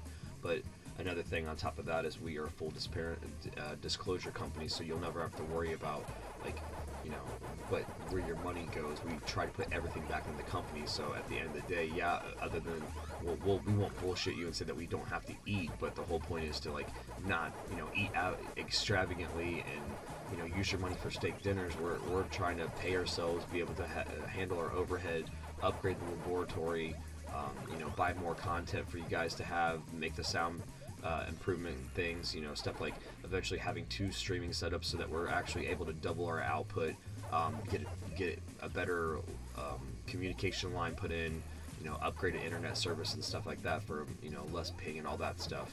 Like, it's all those things that you guys literally will be putting that together by forming the community, by curating the content, by supporting us when we're making it. And so, like, I feel like as far as accessibility goes and transparency goes, there's just not a lot of YouTubers right now that are left that are doing that. It doesn't mean that that doesn't exist, and we're definitely not saying that we're the only people that are trying to fill this niche. We're trying to be part of the next wave of people taking YouTube back and really putting the passion back into it, and driving it back to the whole point, which was to get people's content out there and get people in a creative flow where we can all kind of, like, yeah, they're making money off of the clicks and stuff, but they're also being able to feature us, you know what I mean? Kind of like Newgrounds used to feature creators on their homepage. Well, it's back to that mentality again, and, you know, the average person feels like they can do it again because it's not having to be this super hyper edited content that has a lot of extra production values. Don't get me wrong, we want the sound mix and the game audio to be perfect as possible, and we're dialing that in constantly, but we're dealing, like, with so minimal circumstances here because we have it's not feasible for us to have a whole bunch of extra money to put into it other than what we already have. I mean, everybody's kind of struggling nowadays, so when you guys flip the switch and decide that we can do this full time, then it's going to be even more amazing for everybody because we'll be able to put even more into it. But right now, like, you know, it's not a full, it's a full-time passion project, but unfortunately, like, I have to work a part-time shoot job too to be able to make ends meet, and I would love for it to turn on to where we can just do this full-time and I won't have to worry about being away from the lab to go work my shoot job and being able to come here and it be my shoot, you know, this be the thing that I'm putting the effort towards every day, because that's my dream anyways, you know, to do that. So, and I'm doing it anyways. We're still doing it. I would just like to, you know, I'd like to be able to be even more serious than I am now because you guys put us in that position to do that. And you're doing it now by watching the content, by the fact that, you know, I have a stream and there's 4 people sitting in it and watching, regardless of whether or not you're talking, and I really am grateful that you're here. I hope that you know that. I am grateful, I am blessed, I'm appreciative. I used to do professional wrestling, like, you know, WWE style stuff, and some of the indie feds in the area that I'm at, and, like, there'd be times that we'd be doing it in front of, like, 10 people, and, like, it's a passion project. You're willing to put yourself out there and be vulnerable for 10 people. And at the end of the day, those 10 people are the people that are going home and, you know, resonating on the experience. So I, as a person, as a experience creator, and a let you live vicariously through me creator as a performer, I have put myself out there as far as vulnerability goes. So being in a situation where I only have 4 people hanging on, that to me means just as much as if I'm sitting here talking to myself, because I'm obviously talking to everybody as if you're seeing this in the future, not necessarily that you're watching it right now. But I definitely am addressing you guys watching it right now. I love you guys. I appreciate you guys. stay blessed, have a great, wonderful day, be superbly glorious in your actions and in your intent, and you will go far today. I hope that you do everything that you want to do today. I know that I want to hit 100 wins on this stream and not lose a single match, and I'm going to do that. And you know, it's funny that we're going to be like able to look back at the end when I was talking about it, and I was like, yep, I did it, because it's not a cockiness thing. It's because I'm asking for something that's going to be able to inspire other people and drive eyes on our product so that we can inspire more people, not so I can make $100 on a super chat and then go and get a steak at Outback. Like, that's not us. If I got $100 on a super chat and all of a sudden, you know, it rolled us over to where we could cash out, we're still bankrolling until the Switch 2 comes, and then we'll be able to cash out, show you guys a video that we cashed out our earnings to get the Switch 2 and as many of the launch games as possible, and it's because you guys did that. You know, and then hopefully we can do some sort of small giveaway when that happens. To get back to the community, like once it gets to the point where we can get back to the community, we'll have like a prize pool set up, and like, you know, we're gonna subset some of the donos and stuff like that when we start to be in a better situation and caught up on some of the needs for the channel, where we can start to get back to you guys too. Don't think that that's not coming, other than in just the form of content, because man, we have, you know, we want to be able to, I love watching Jimmy give people stuff, and you know, seeing the look on their faces. And I like even smaller, more smaller niche content creators that can, as long as they're not doing the charity strictly for the act of, like, you know, doing the charity. I'd be doing it strictly because, you know, not for the eyes on us because we did it, just because I want to be able to make a genuine human difference. I've done that on a personal level my whole life because that's how I am as a person, and like every time that you do something like that, there's just something to be said about leaving somebody better than you found them and giving them some sort of inspiration or validation that they're on the right path. Sometimes that's what we need. There's times that you seek it out, and there's other times that, you know, luckily you're just so evidently living in your truth that people can validate you, and then you can know that you're on the right path. And I'm just so thankful to be in a situation like that where we can do that for you guys, because we believe that we're on the right path because we stay the course, stay eligible and faithful. But, you know, you guys coming in and being consistent on seeing these streams and pushing us along and hyping our projects, retroactively going through and commenting on things that we've already done and motivating us on it. It's just tremendous to be able to be in a position like that, because I was dreaming like about this my whole life, and you know, it's inspiring to know that just, God, we started 2 years ago. What if we would have started 7? Maybe it wouldn't have worked out. Maybe it would have been even better, but I'm glad that it's happening now and it's happening the way that it is. So that mini rant and tangents over. But love you guys. Thank you for sticking around and seeing some crazy Chomp Champs gameplay, and hopefully you're having a wonderful day. If you feel compelled, please like, share, and subscribe to the video so that we can get more eyes on it, and we can then get more eyes on the other projects. Because as you can see, we kind of cross-pollinate information. We want to make sure that you know all the things that is available to you if you sign on to the Vid-Bits, and what you're in for, which is just, like I said, a breath and a wonderful bounty of varying degrees of content, from somebody that was born in the early 2000s to somebody that was born in the 80s, and you know, the generation gap between a father and son gaming, which, you know, he was raised on classic content, so that kid is insane with what he can do. You know, trying to go through Mega Man at a young age, like, there's a reason why we can like do things that we can do. I was put in like the situation with the Nintendo where you had to like play broken ass games because that's what you got, or you made the mistake of accidentally running a game with not enough knowledge and you didn't dare tell your parent that they wasted their money because they weren't going to do it again, and then you just learn how to play a broken game, and because you dealt with game mechanics at their core and just tried to figure it out, almost like made a game of figuring out the game, so to speak. That you're able to then overcome those type of situations in games that come out at any era. I mean, that's just like a commonality. Can you figure out the broken game or not? Well, do we want to intentionally play broken games? No. But it also gives us an opportunity to warn you about them. Give you some sort of insight about, oh, that was horrible. Insight about how they play, and, you know, making sure that you don't waste your money or your time, because those things are very valuable. That's why I said, like, as far as supporting us goes, you're hanging out in the stream and watching this and listening to me. It's I couldn't show any more appreciation than I am now, like, and it will always continue to be that way. There won't be a time that we get any type of attention, be it monetarily or visually, that we're just like, we take it for granted. That's why I constantly want to, like, in between games, make sure I look and see if there's a number of people that are watching, that I continue to engage with them when I can. Not past the point of being hoarse, of course, because I had a whole day that I had to take off talking too much because of that, but like, because I want you to know that I hear you and I see you, and I know that you're here, and you know, even if I guess I'm talking to you because you maybe dozed off or whatever, thank you for trying to jump in here immediately when we launched this specific stream almost 4 hours ago, after we did about an 8-hour stream stretch of content between 2 streams on yesterday. So thank you very much. It's very awesome that you're supporting us to that degree. We're almost halfway there, guys. We're getting there. Almost halfway there for this stream.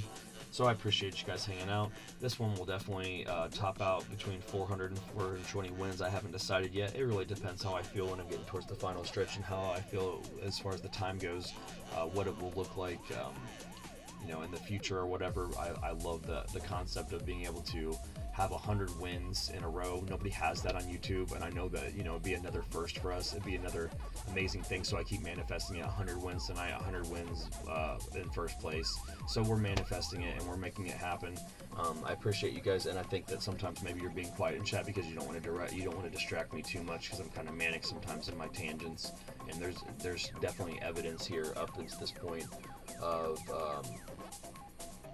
where I've gotten off on a tangent, that I've jumped up on chat, and then I've kept going in a match and I've almost lost. So I don't know if that's the thing, or maybe you were just putting it in the background in solidarity for me today and you fell asleep and that's why you're not engaging. But either way, it's fine. I'm totally cool with that. I hope you know that it's not a way to drive you away. I'm just thankful that you're here. So it motivates me, because last night I almost fell asleep and I almost cost the whole thing several times, and it's not your guys' fault, but you know, it's also trying to, like, you look at what we put together. We did Castle Crashers from start to finish, and then I did my sesh. So like, I also had worked my shoot job and did another sesh before that. Like, so it's like, it's insane trying to be, you know, do a shoot, like I should call a shoot job or a schmo job. You know, unfortunately, it's not what I'm gonna do for my entire life, but I'm doing it now and I enjoy what I'm doing. But man, this is what I'm gonna do for my life, and I'm doing that too, so I can like show the universe that that's what I want to do, and see what's going on with it in a part-time capacity, so that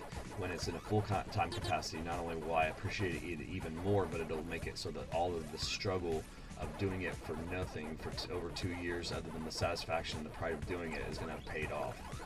It paid off for me and Braden because we needed to bond more. We had a bunch of games in our backlog that we wanted to tackle together. To be able to have a recording of stuff that we've done together, to be able to see it back, you know, 10, 20, 30 years from now, and be like, remember when you were 18 and we played these games together, and everybody on YouTube cheered us on, and then, you know, in anniversary situations, to be able to go back and do them again and stuff. It's going to be awesome. I'm so sorry that people that were content creators for the last 20 years are burnt out at this point now, and, you know, I get it. I totally get it. Unfortunately, they didn't try it. They could only reinvent the wheel so long in 2 decades, and you know, we're now just jumping on. We're now just inventing the wheel, let alone reinventing it. So we're on fire and trying to stay that way as far as like the motivation goes, and you know, regardless. So it's nothing as a slight against the former guard or whatever, but like the new guard here is hungry and ready for the mantle. So you know, we're doing it with stuff like this, stunts like this. Road to the top, and stunts like, you know, Game a Day May, especially if you look at the struggle last year when we did a game every day in the month of May with horrible streaming conditions, couldn't do any commentary over it, and just had to rely on the gameplay to carry it through. So like, you know, we can be that too, and I'm sure eventually we probably will start some lo-fi no commentary series or whatever, but right now we're more focused in on specific series that we wanted to play together always, that are on our backlogs. Game a Day May, where this year we're featuring indie games, so it's important to like drive commentary through that. But if you do want some no commentary sessions, there will be some moving in silence episodes of Chomp Champs on after marathon sessions when I've talked a lot, so that I can like save my voice and stuff, or I'll just be responding sporadically through people in chat and stuff like that. So I don't want you to feel like you're always going to have to get super luxury content, but when we're on solos and stuff, me and Bray tend to go a little bit philosophical with you guys, and a little bit if it's considered preachy, it's in a good way. Man, he could ruin it. He could ruin it all. Stay positive. Stop bullying me. Stop bullying me. Alright, I got another another guy. That's good. That's me going off on this tangents and being like, yeah, I need to chill, so I'm going to chill a little bit. And I don't want to lose the streak for likely canvas.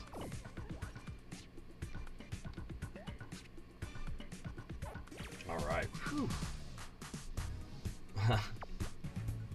That was close, guys. 3:45 was almost close, so I was just getting super passionate about it again.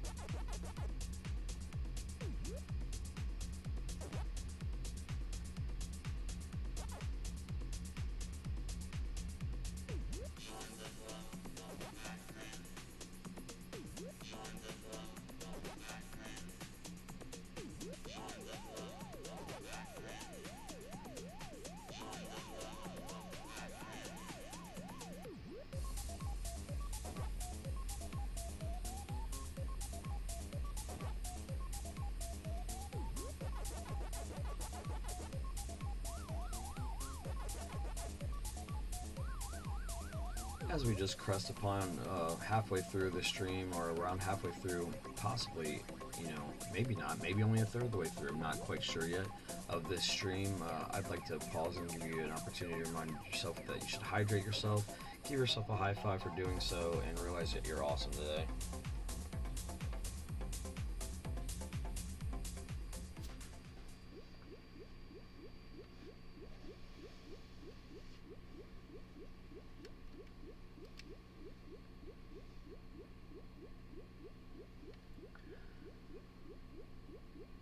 I feel like I'm gonna have a stream where I'm gonna go to the timed out 11:55 and like try my best to see how many dubs I can get, and I feel like on pace based on what I'm doing now, and like if when I took the break or whatever, that I could probably maybe get 150 in a 12-hour period.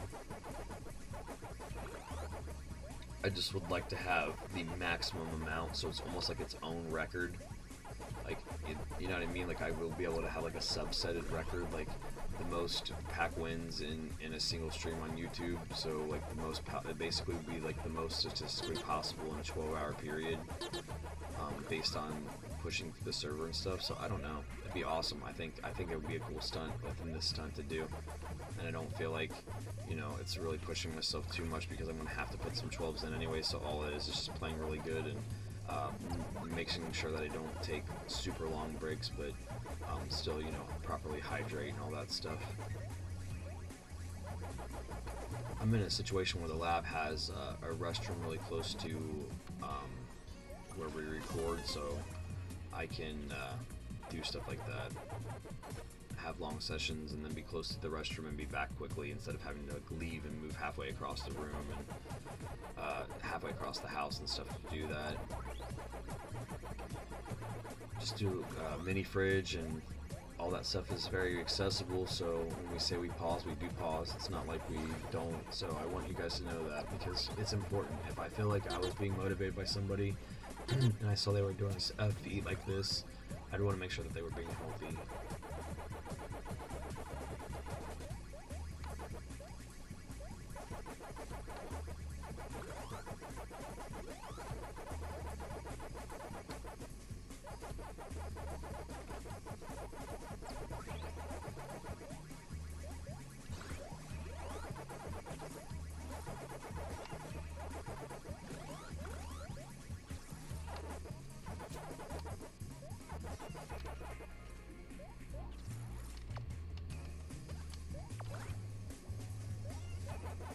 That was dumb.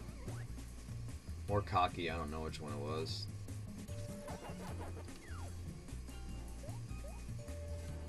I'm getting into all kinds of dumb stuff.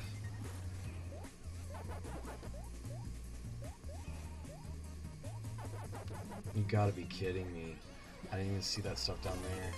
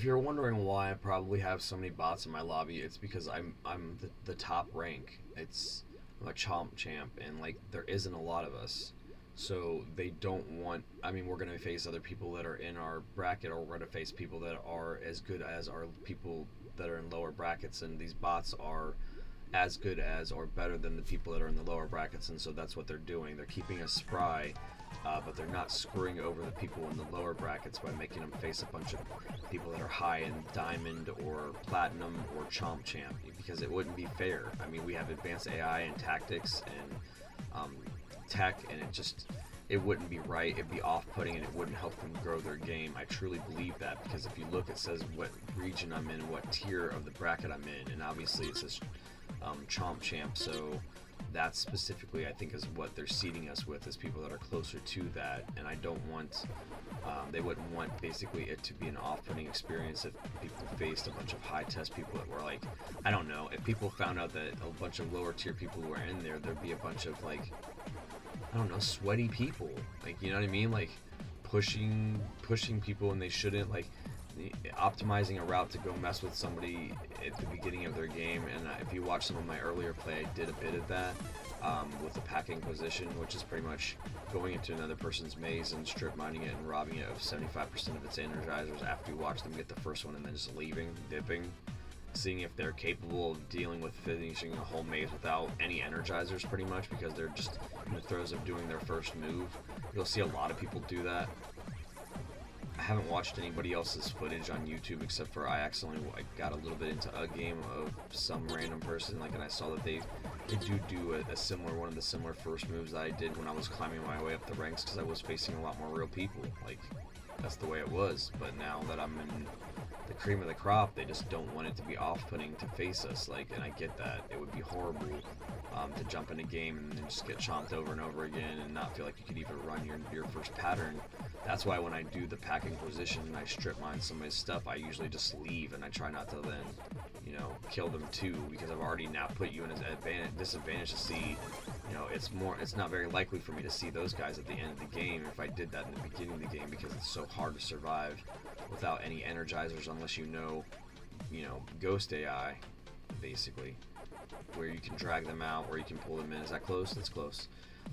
Where you can pull them in and stuff like that. So, and the people that are fighting, you know, against trying to enjoy this game because they say it's repetitive or it's the same thing, or like you're facing a bunch of bots. What is regular Pac-Man? You're not facing real people. You're facing AI in a pattern, and that's what made this game have the staying power for 43 years now. So I don't know what the argument there is. So even if that was strictly what I'm accomplishing, is facing against the AI and going this many and oh, this many and oh, and then also the random element that I could be facing real people too, I still think it's an accomplishment, and I don't really give a shit whether or not people think it is, because I think it is. I think any type of Pac-Man milestone that you can do is, and I'm very thankful for Bandai to, you know, put this situation together where I have an opportunity to prove myself against the best players in the world. But at the end of the day, if I'm still just chomping against AI in a Pac-Man game that didn't have that aspect to it, I'm going to still be having an amazing time, because it's a good experience, it's balanced, and the fact that they can, like, make sure the lobbies are filled with characters that are at least as good as an average player is good to me. I know that they do some stupid stuff too, but so does average players, unfortunately. So do I, unfortunately. It's just, you know, the nature of the beast. Other milestones that were going to be awesome when we hit is when we do, like, with the community, we do hit, you know, different fruit targets that you have to do in tandem. Certain score targets, there's a 50,000 point and a 100,000 point achievement, so it's basically, you know, halfway through, and the key where you have to, like, then at the end be cooperative with somebody else. And, like, the game does not tell you to be cooperative, you literally have to, where you're splitting the maze down and eating half of it and staying alive and racking guys so that you can keep pushing boards and get to the key together. And nobody, I think, has done that yet, and if they have, I haven't seen a video about it yet. So it's going to end up being like somebody that we add to our friends list, and it's part of the community that we do that with, because they have to be a really good player, or at least an average player, and then they'll let me overcompensate. So it's going to be exciting when that happens, to have a video of that, like a separate section of eating all the prizes with another person. Like, that will be an awesome subset for this, guys. So I'm pumped about that, very fired up about it. lots of projects about Chomp Champs individual, as far as us forming the Vid-Bits section of the community, Team Vid-Bits for Chomp Champs and everything that for as far as like tournament distribution and everything in the future. I'm just kind of laying the groundwork for this as long as I can, because it did exist on a small platform like Stadia for 3 years. So even if I can get 2 to 3 years out of this, content weekly for 2 to 3 years, it'll be amazing to look back at that as a section in gaming history. Like I said, much like Bray did the Badge Arcade, and now you can look at a year of the 3DS Badge Arcade claw machine on our website, and it's saved and preserved for historical purposes, which is another way that we're contributing to the culture, which a lot of people, they try to do that strictly as a flex. Like, I spent all this money, but you gave it all to me, but I spent all this money for this thing. Okay. Well, he put the time in where he couldn't miss a day for 365 days to make sure that he got a year's worth of doing something that's gone to time now. And he got nothing out of it. We weren't monetized. So, you know what I mean? It's all about the passion. It doesn't mean that we're better than you because we did that, or we're just humble and grateful, thankful, and appreciative to be in this position to do stuff like this and have had the foresight to do it before it was not available to do. So, again, thank you, and please look for that content too. Especially, it's just fun to throw in the background and watch somebody play a time wasting claw machine for a little bit. You can look at him and yell at the screen and be mad that he didn't do certain things that he did a year ago when he was 17 and stuff. It's funny. It's just cute. It's cute and it's really cool. And people that don't have the ability to go back and do that now, and it was for getting basically a crane machine that gets you badges that you can use as the icons that you pushed on your home screen of your 3DS. So it's literally like customization options that were, it was a pay-to-play thing if you wanted to buy credits to use the claw machine, but you could literally do it for free every day, and that's what he did. He did it for free every day for a whole year until it shut down.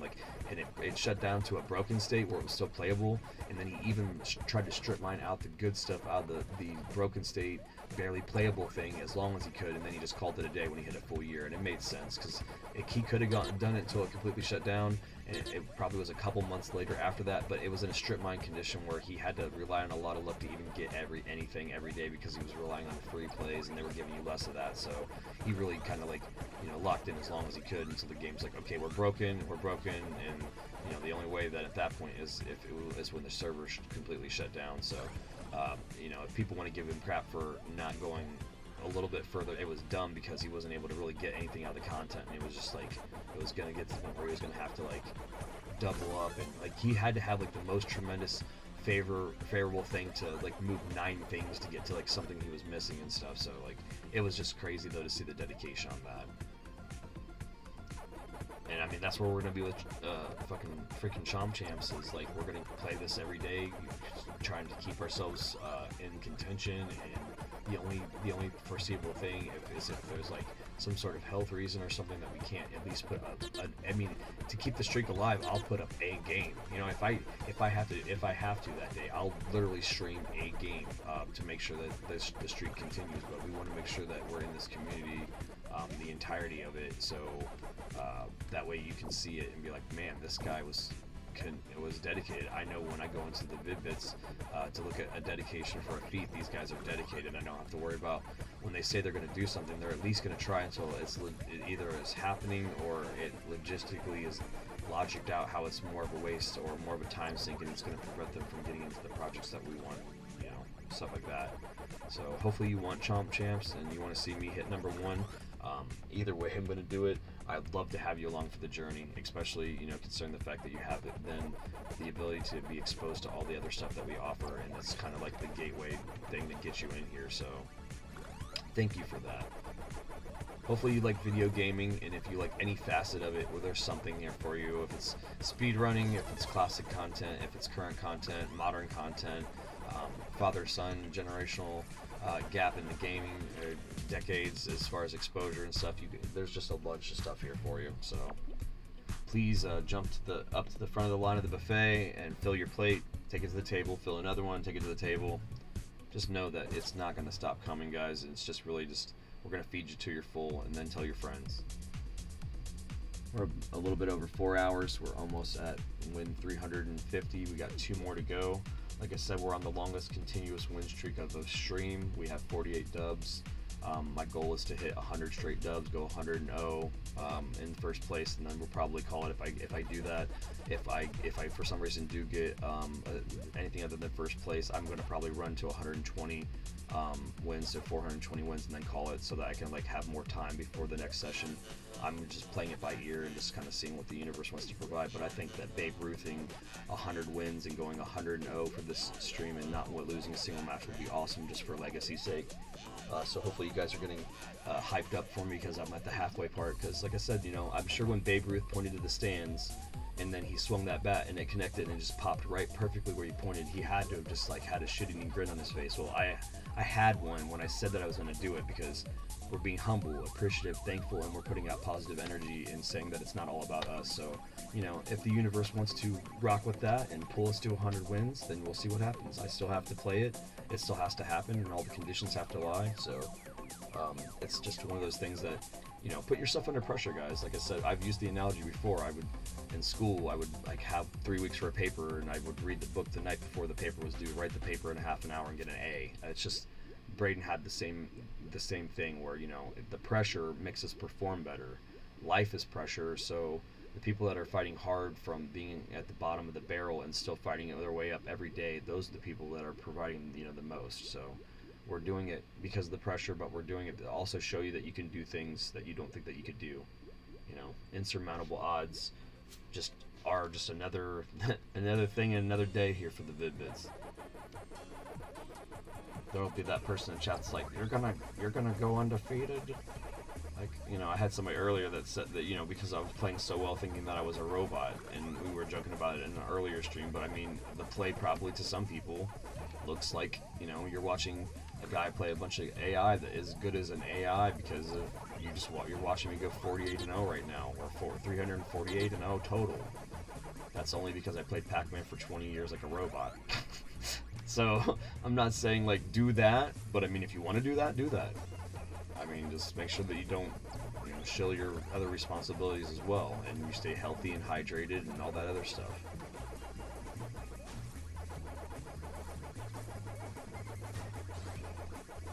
Oh, that guy's aggro. That guy's super aggro. Whoa. I didn't think we'd get Duder and his buddy in here so quick. That's like, if you've watched the last 50 games, we haven't had somebody that press that hard, that fast, and be two people in the maze that quickly. So this is just like a warm-up, guys. Like, you don't believe me? 350 wins and all this. This is just a warm-up. Like, we're luckily, because we are Chomp Champs, we're in a different tier where we're hitting a lot of bots. They're giving me a break until the floodgates of Japan get opened up and we get all those people jumped into the games.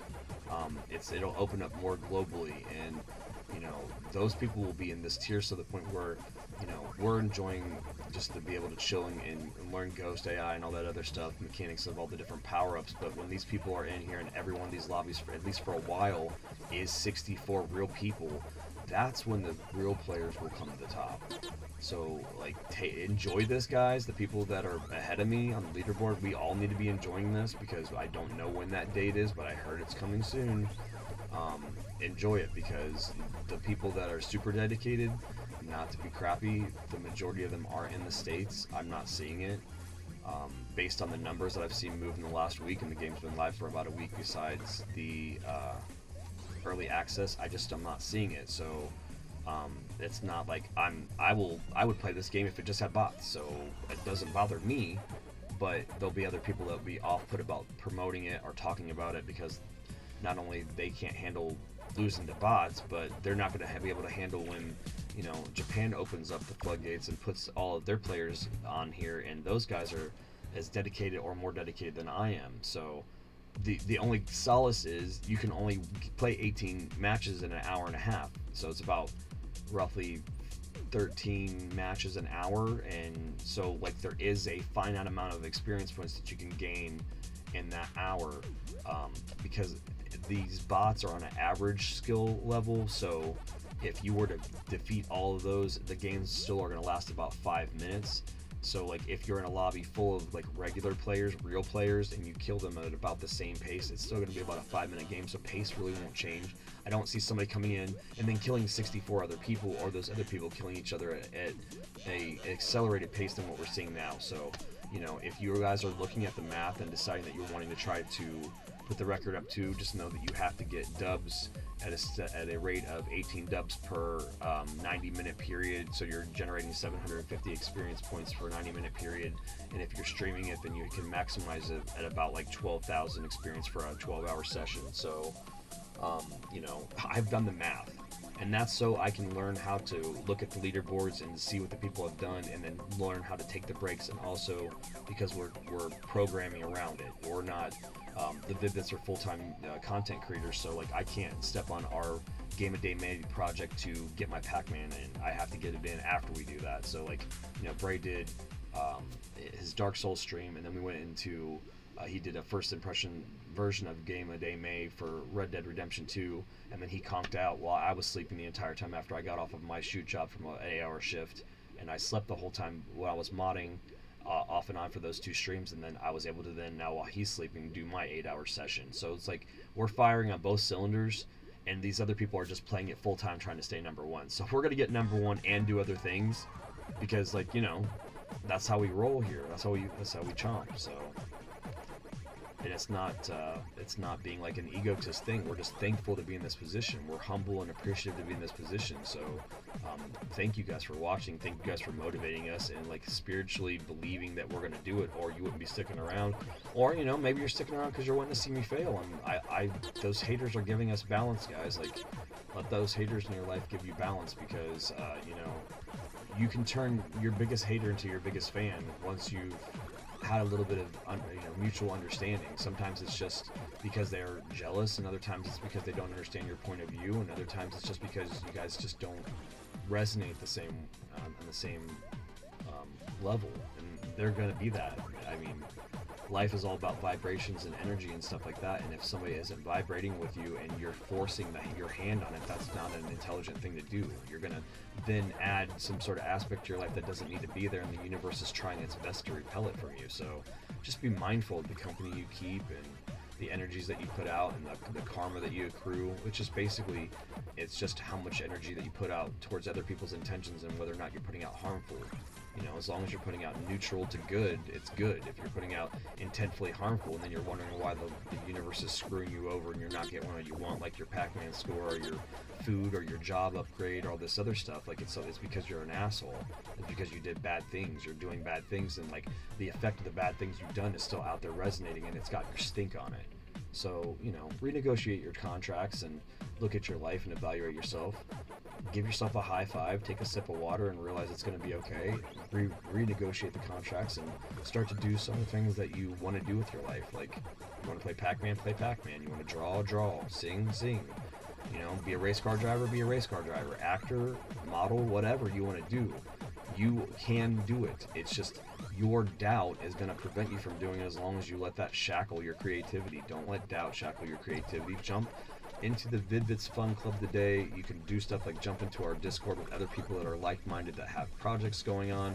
You guys are creating your own community to motivate each other, as well as listening to the motivations that we do. Like, we're not here to be motivational speakers. It just happens to be who we are as people, because we don't want to not, utilize this platform. Like, anybody has the ability to turn a mic on in YouTube and stream and then have a voice, but like I'm also getting to play Pac-Man, so I'm cross-sectioning the people that are watching that and giving them an opportunity to know how we roll, so they can decide whether or not we are going to be a part of their lives or what or not, is an amazing opportunity. So just know that if you decide that you want to start your content creator journey, that's the type of stuff that you get to look forward to. That was dumb. I didn't even really think about that. It wasn't about that for me at the beginning. It was more about just being able to catalog my gameplay. But then, like, because when me and Braden are off stream and we were just gaming, this is how we are. We talk like this. We have passion like this. So it's like, to me, I didn't really think that was going to be a big selling point of the channel too. But as we continue to get more exposure and everything, it's hard not to just want to feel like we're not wasting our opportunity to at least motivate other people to do their stuff, you know, motivate people to start to have fun in their own right, because you guys deserve that. You guys deserve to not be continuously beat down that what you want to do is stupid. Your parents tell you it's stupid, your friends tell you it's stupid. You know, they doubt your dreams and stuff because it doesn't sound realistic. Once you're making moves and you get past that point where it becomes a habit and not just an inconvenience, then you're gonna find that it's effortless. It's not work. It's, you know, a flow state. So with that being said, we're a little bit over halfway of the stream at 50 wins. I got about 50 more to go. Now that my fatigue and everything and my energy is, I can see where the levels are. I feel that this will be a 100 win stream. I'm going to go to 400. My goal is to go to 100 straight wins. I'm at 50 right now. Is my current continual stream goal. Plus, if I hit 100 wins, it'll make it so that we have another milestone that we can hit another stream where we try to beat that specific streak. And if I timed out and I did it all in one, then I wouldn't be able to have because I have to do more sessions like this. That if I did like 120 in 0, then like I couldn't have like a stretch goal if I did like a max stream.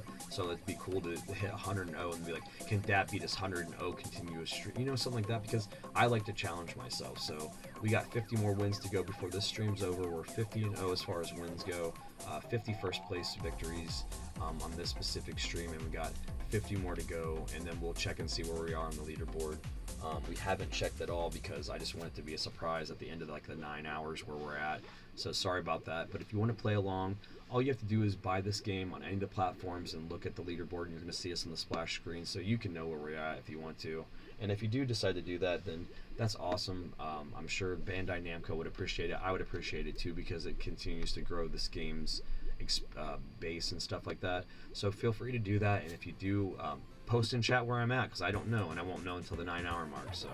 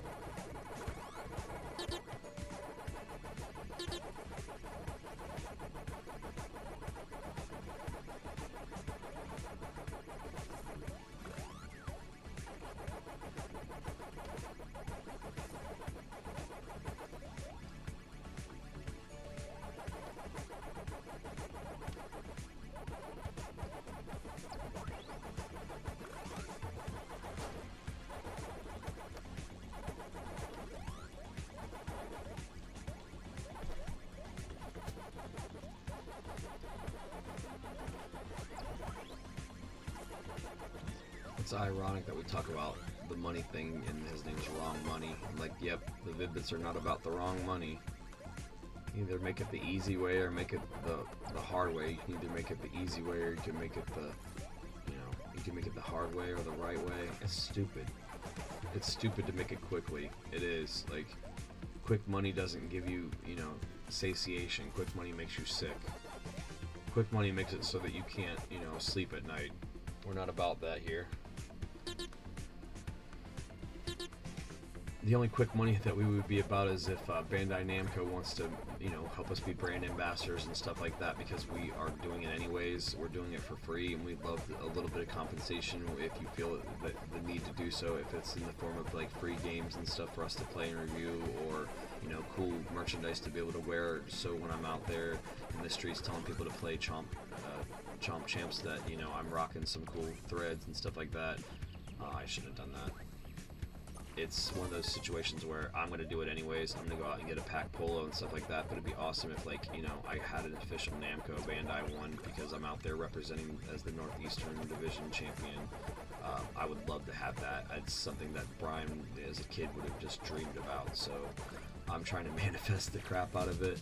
Very thankful to be in a position to even be considered for something like that. It's just, I don't even think that I would think it's possible if it wasn't, so thank you guys so much for making this awesome game. It's been so much fun. 49 to go, baby.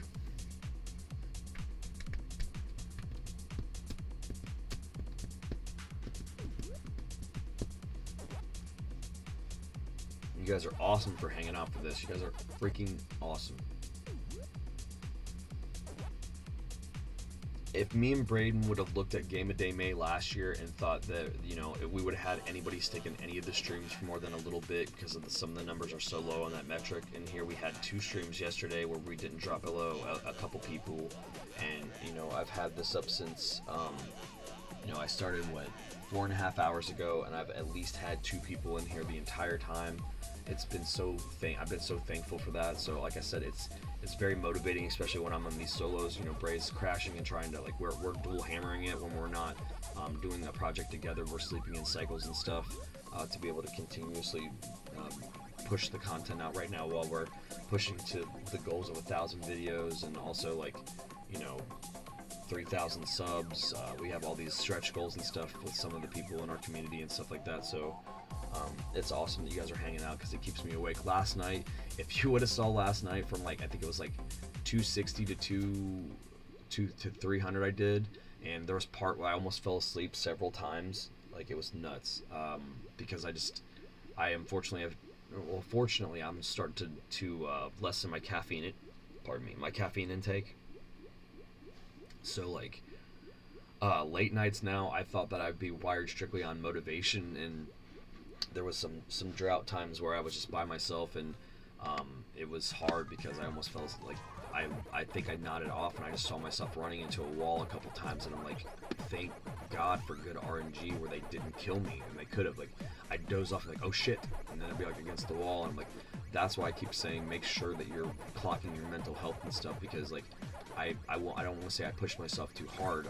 Because I changed my caffeine regimen as well.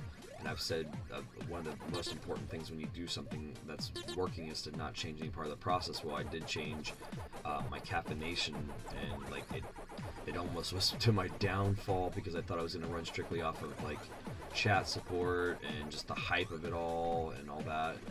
So definitely not saying that you can or cannot use caffeine. Just make sure that you find and dial it in the way that you need to, because for me, I thought I could completely cut it out, and at least during the course of trying to do these late nights by myself, I can't. And that's what caffeine's for. I mean, it tricks your brain into thinking that you're not tired, and there's times that needs to happen. And there's other times that we just drink it because it's tasty, and that's not helping at all. So you don't want to rewire yourself too much, and you can't find a way to have a healthy balance between, you know, sleeping and staying awake, or you're just staying awake until you crash. Like, that's cool, but then your body overcompensates so much that that's not even restful sleep. It's just crash sleep, and you wake up and you feel beat down, and that's not what I'm going for either. I have to do these sessions and then get like 5 hours of sleep, and then be spry for either my shoot job or another round of content here where I'm not making it everybody else's problem that I stayed up late and played Pac-Man. So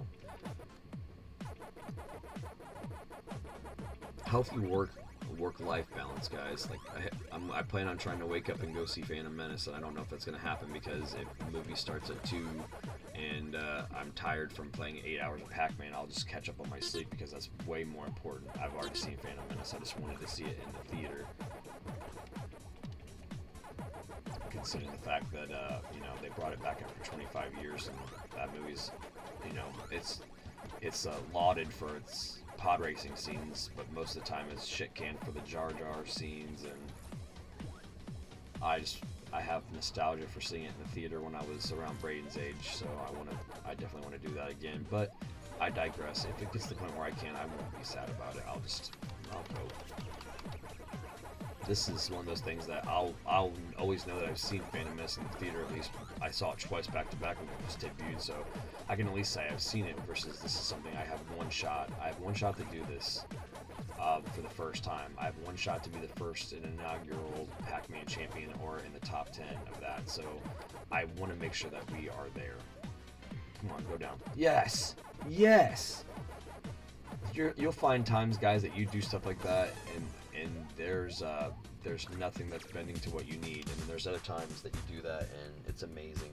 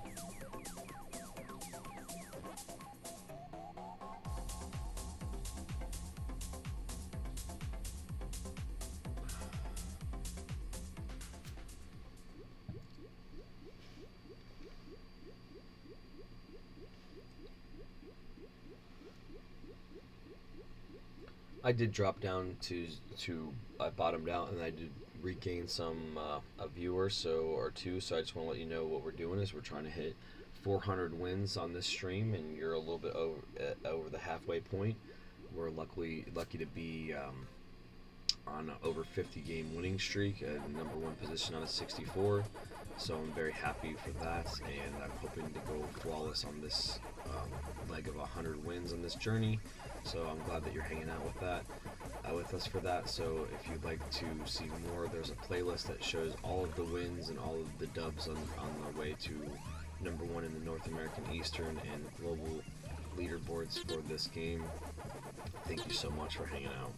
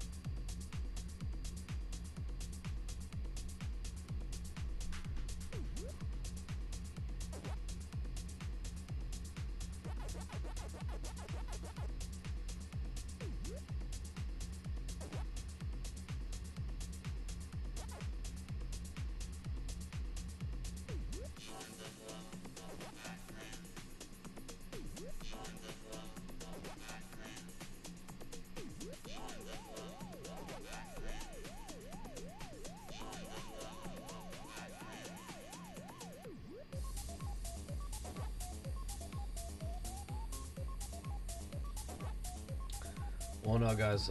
When 353, we officially have enough money, enough pack credits to buy everything in the shop. Every cosmetic, every stage.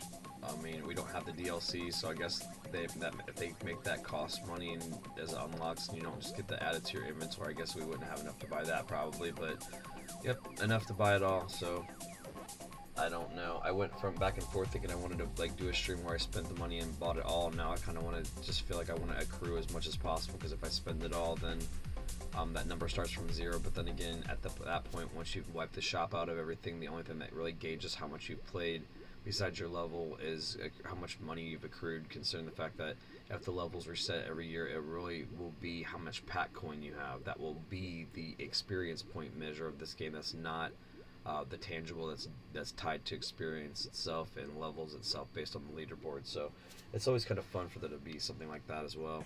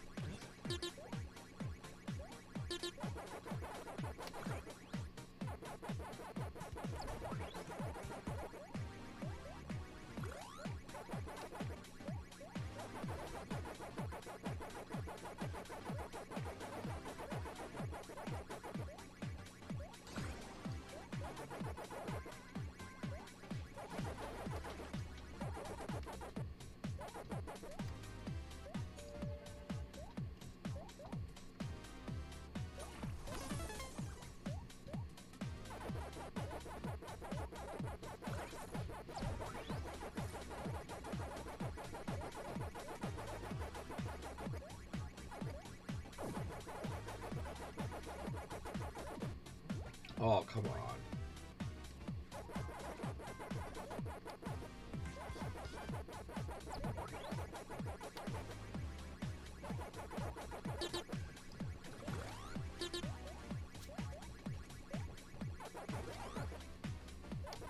Oh.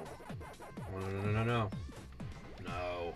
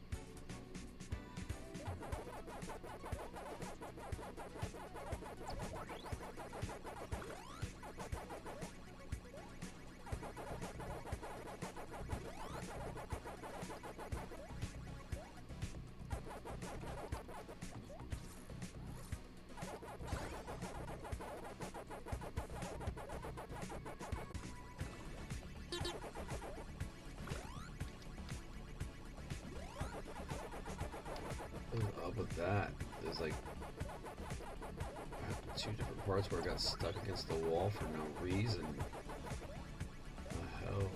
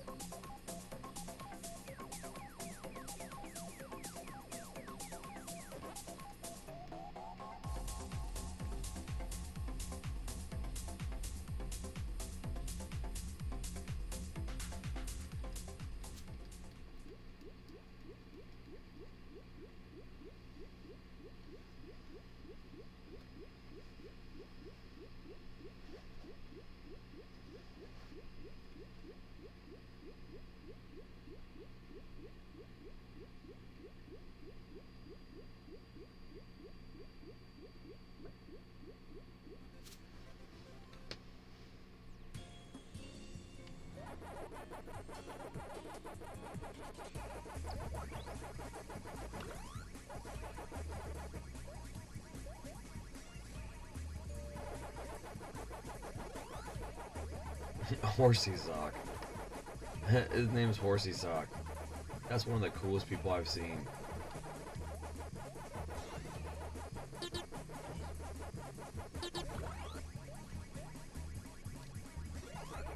Well, you know, people, like as in air quotes, people.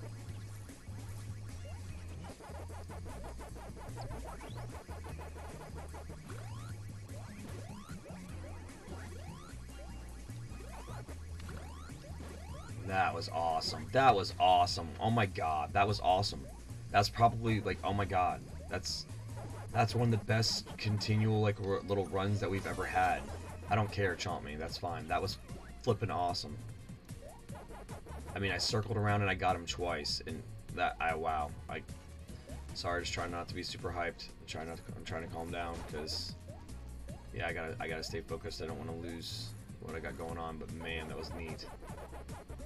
It ramped everybody up though so much, so I know now why that doesn't necessarily work to do stuff like that, because like it ramped up everybody so much. Because I mean, I think that when I hit him, hit the loop ghosts, and then hit him again, he was worth like 7,600 points or something. Like, and if this does what I think it's gonna do afterwards, I can definitely tell why certain people then have the gap that they do as far as experience points go, but that means that they're really flipping, you know, thirsty. I'm not trying to, I don't know, like, I can't be that aggro and then still feel like I can maintain the streak, and to me, I would rather get the victory with a better streak than, I don't know. It's hard to quantify, because like I could be more aggro and possibly get more experience points, but then I could possibly get more. In this specific video, I'll continue to stay the course, right? But like in another video, like it could be the point where I learned that by doing more aggressiveness in the chomping, I'm going to be able to get more experience points per match. But the problem with being super risky like that is, by risking it like that, and that was like, oh, see, look, I got that. That proves it right there.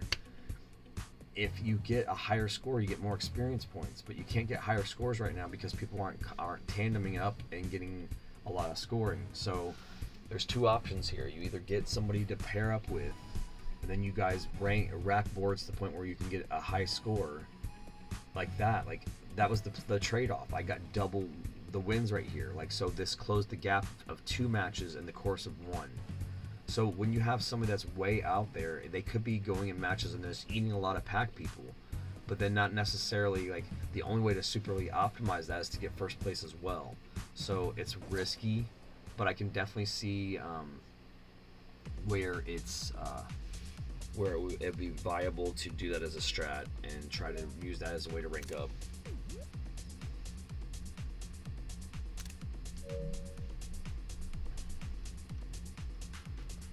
It's cool that 256 is like the kill screen on Pac-Man, and then like 256 I had a crazy ass match yesterday, and then today at 356 I got like the best circular score, and it was awesome. So about 4 more wins until the next break. I've been doing about every 20 wins because I have to make sure I keep myself hydrated, so I pause for station identification and a bit of hydration. In this case, I'm going to probably eat a couple cheese and crackers or whatever, because I got to get a little bit of energy in me so I can get through the last bit of this, the last 3 hours or so. It takes about a little bit over, I'd say about 3 hours and 15 minutes probably for me to get, probably about 3.5 though. Probably about 3.5 hours probably to hit the goal, so this stream will probably end at about 8.5 hours and probably top at about 9. My whole thing is to get 100 wins. I want to get them all in a row, not just wins as far as like the top 32, but wins like as in genuinely a dub, which we've done so far. I want to close the stream off with 100 of those clean. That way, if I hit it before the 9-hour mark, I can start to do metrics like fastest amount of wins, the most amount of wins in the stream, and the quickest amount of 100 wins. And like I feel like I'm speed running specific criteria for this game that then will be like logged on our streams and stuff, where you could be like, man, the Vid-Bits got 100 wins in 9 hours versus I got 100 wins in this much, and like we're gonna like set the standard for speed running a rack of wins here in the game. Or if anything else, we've already set the speed running a record of running this game from 0 to Chomp Champ. Like I think that we have the record. I don't know if anybody else has a validated speedrun record of just watching somebody on screen go straight from the very bottom tier all the way to Chomp Champ on one continuous stream. I don't know why I did it. I just did it to be crazy, but I did it. So you know what I mean? Like you can watch that. You can watch the struggle of not knowing what was going to happen in the next match and stuff, and then also just trying to not, while figuring the game out, not trying to fall below 32nd place out of nowhere. It's insane. And that's why we continue to say stuff like we're humble and blessed and thankful to be in these positions, because I knew in my heart that I had the ability to perform like that, but like until it was the chance to do it live, like, you know, it's amazing that I have that in the can now, and I can go back and look at that, and then with that marinade, like how cool of an experience that was. And we did it all under like the guise of like a new series that I started that day called First Impression, which I did the first episode, and now Braden got to do one yesterday with Game of Day May Day 15, Red Dead Redemption. And I highly suggest you check that out, where you can see his first impressions for the first 5 hours of that game. And you know, he had skipped it; he went straight to Red Dead 2. You know, and that was a prequel. So for him to be able to be in a position where he is able to enjoy a game for the first time and show you and gush about it to the point where you guys get to watch his real-time reactions, it's awesome. So, you know, first impressions episode was this, and the second one is essentially also a Game of Day May episode, which is Red Dead Redemption, and you can check that out in either the Game of Day May playlist or the First Impressions playlist, because it pretty much falls into both. So I wanted to make sure that it was accessible in both, because, you know, his Red Dead Redemption 5-hour playthrough is a raw impression of going through the tutorial and not having any preconceived notions about how it was or what it played. Of course, he would be able to note stuff like quality of life improvements and stuff, because he did play 2. So to be able to play 2 first and then jump back, you'll be able to instantly see what, you know, what they did good and whatever. But as far as like loading it up, starting the game, going through the tutorial, he never sat through somebody else doing that, somebody else's gameplay doing that. So that's what First Impressions is all about, and he definitely, you know, he hopefully made a good first impression on you guys if you have not spent time with Red Dead Redemption.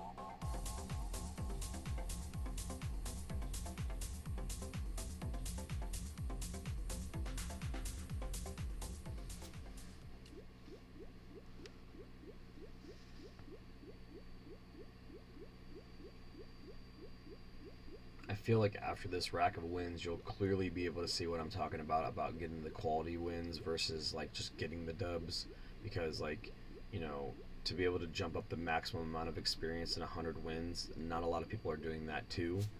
So I don't know. We're just trying to be, you know, a humble group as far as like what we're accomplishing, but some of the things are just crazy feats. They're crazy. Like, I don't know. I never look at what we do as crazy. I just always think we were capable of doing it, and then we just get the blessing of being able to do it and see it and enjoy it. And usually it's just within the privacy of our own rooms and not anybody having eyes on it. That's why we keep being so adamant to you guys to not waste those moments on just being by yourself and try to share those with other people, because you never know what you might motivate somebody else to do. But to me, the quality of these wins and just be able to have them, like, I have to take a step back and think, wow, how is this freaking happening? Even though I know it's possible, because I played Pac-Man for 20 flipping years just for the fun of it, just to try to get 100K on any given game, and here we are now, you know, approaching up and trying to get to 400 wins in a game where I'm still facing Pac-Man AI every game, and with also the random element of there being real people in there, and we're still rocking and rolling the way that we are. Like, I've been training for this for 20 years. I can't say that enough. Like, I trained for this, but I didn't know that's what I was doing because it didn't exist. Like,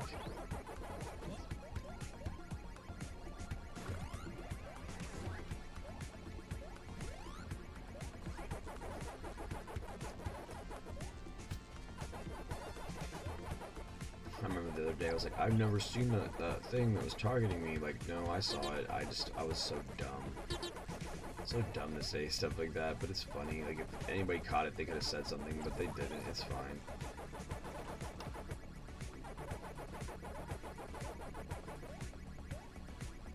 I just am thinking about the pizza I'm gonna get. I'm gonna get a delicious. I mean, I'm gonna get such an amazing pizza when I get this 100 wins. Like not after stream immediately, and I'll snap a pic of it and put it in the community post to let people know.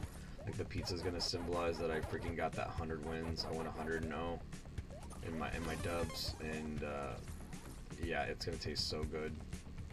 I haven't decided what I'm gonna get yet, but like I've asked people about pizza toppings so many times, and I haven't had pizza since this game's launched. So I'm really looking forward to an amazing za.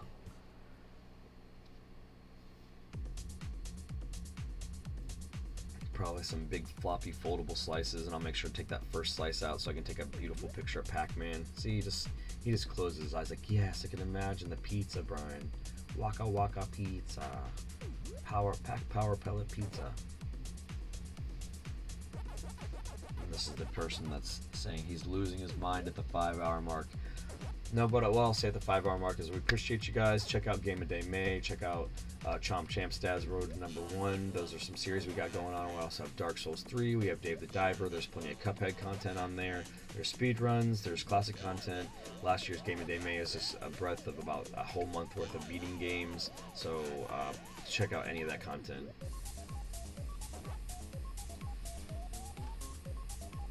The only people we're sponsored by right now is the Vid-Bits and by viewers like you, which makes this experience more enjoyable for people like us.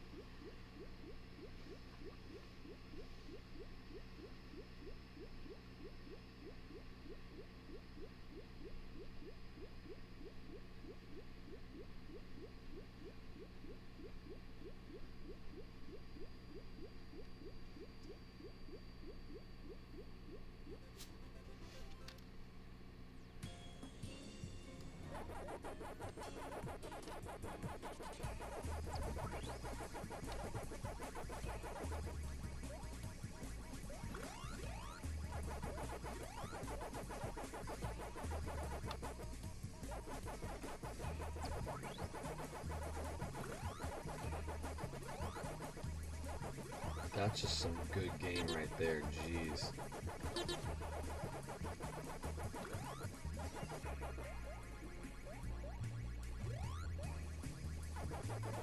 I'm telling you guys, stay humble and you stay eligible. It's just when you start getting cocky and think it's all because of you that you fuck up. Like, it's not all about you. It's not.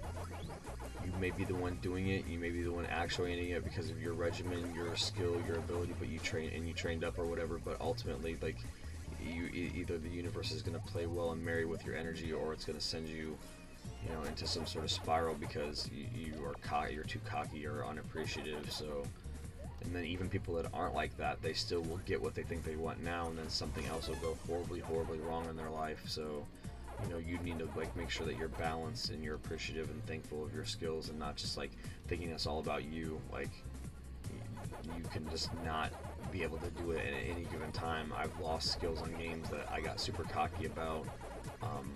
You know, I thought I didn't have to train up, like that kind of stuff.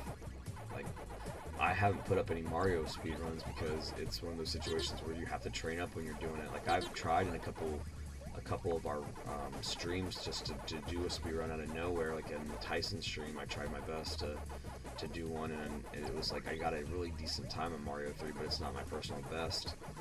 But I'm not, I wasn't like trained up. I just was trying to do it in the heat of the moment, and you know, sometimes that doesn't work out. Like, but it seems like when we put that pressure on ourselves in these streams, that there's a chance it will. Like, I think I did.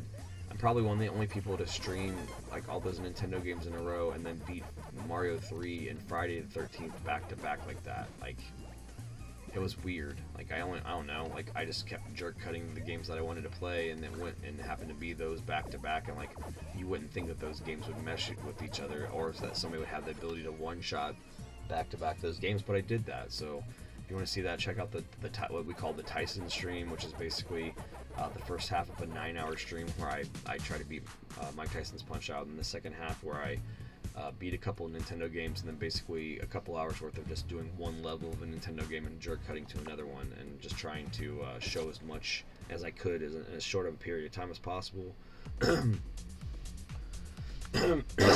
Pardon me. With that, though, we're going into win 360. If we do pull this off, which I believe we will, we'll have 60 straight number 1 placements in a row so far in this stream.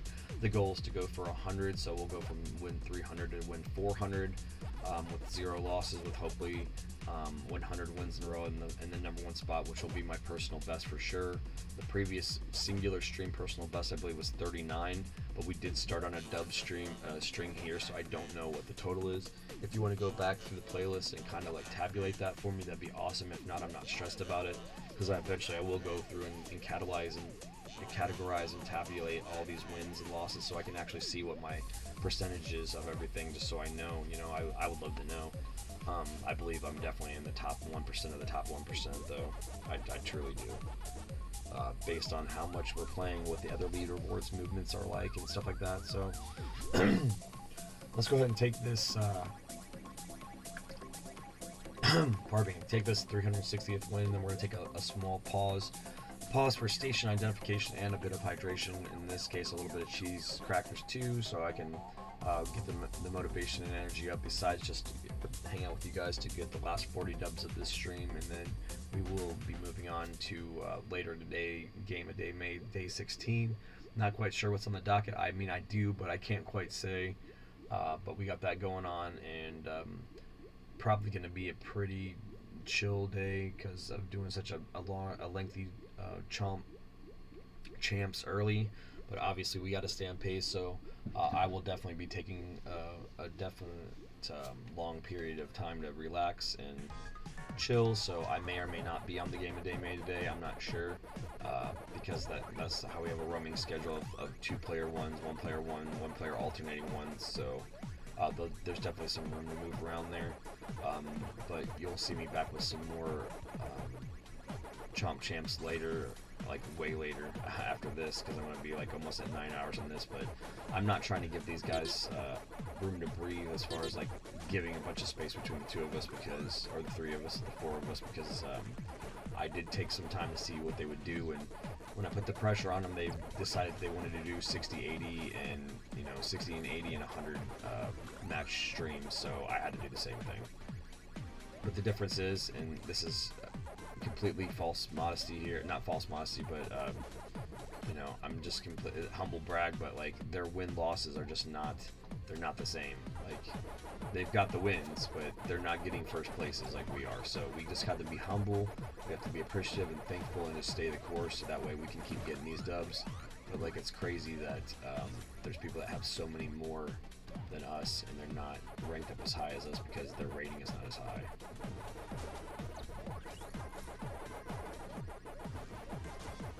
What is this?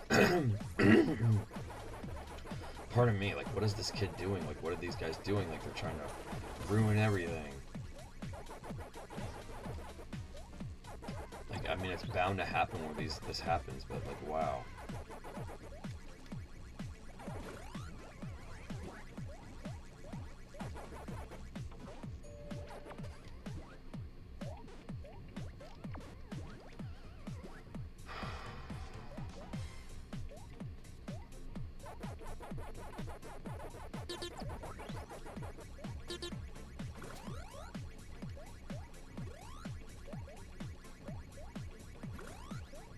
That's what I was hoping for. Jeez. A little bit of life insurance.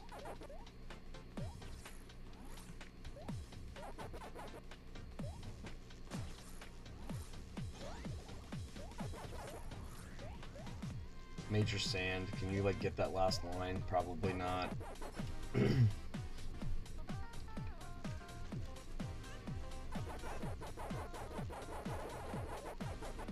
Alright, I will not lie, I was a little nervous on that one. I had a lot of aggro people in there, and I think that should let you know the random element to the AI even, is that, these guys can even do stuff like that. 360 wins, guys. 360. Like, that's in Xbox 360, as in 360 degrees. 360 wins, guys. I'm so stoked about this. This milestone is amazing.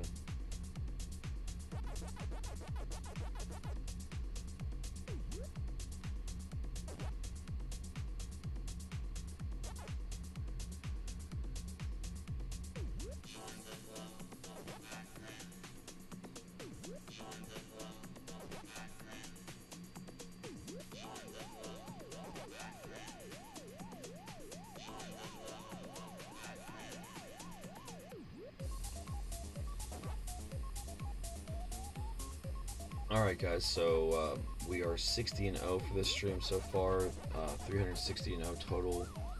When I say 60-0, I mean we've placed first out of the 64-player field, regardless of whatever it's comprised of. We've placed first out of the 64-player field for straight 60 matches in a row so far this stream. I'm very blessed and thankful and happy for that.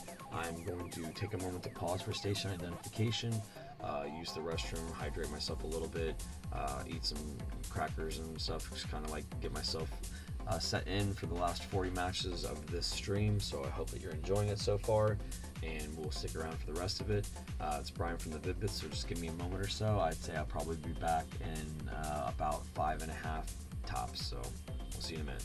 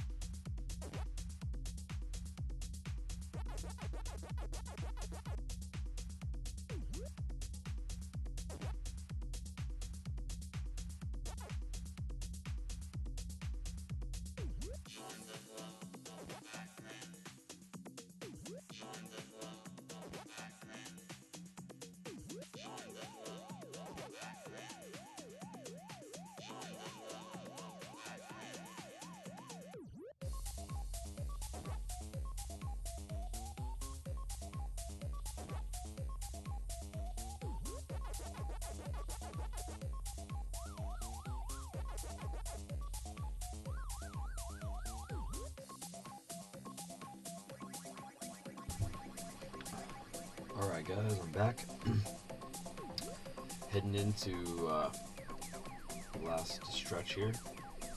40 more dubs, and then we'll stop at an even 400. And very thankful and happy, blessed, and appreciative to be here for you guys. And hopefully you're having a wonderful day. I know I am, and I'm very mystified as to the fact that this is still possible.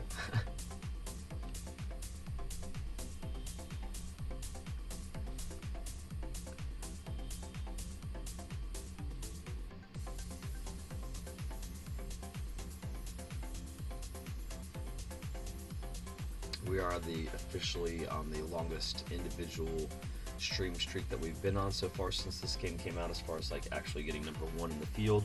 We've done it 60 in a row. It may be longer as far as between the two streams. If you look at the last one and now, I'm not sure. I'm pretty sure that we ended on a stretch of dubs. It might have actually ended up on an entire like run of dubs, like maybe like 18 dubs, so we could be like way higher than we are now, but I don't really care about that. If there's somebody that does care about that, feel free to note that stat in the comments for other people and stuff, but it doesn't matter to me. We're just trying to be humble about it so that we can show the universe that we care, that it's the one in control, and we're just trying to be a part of it all.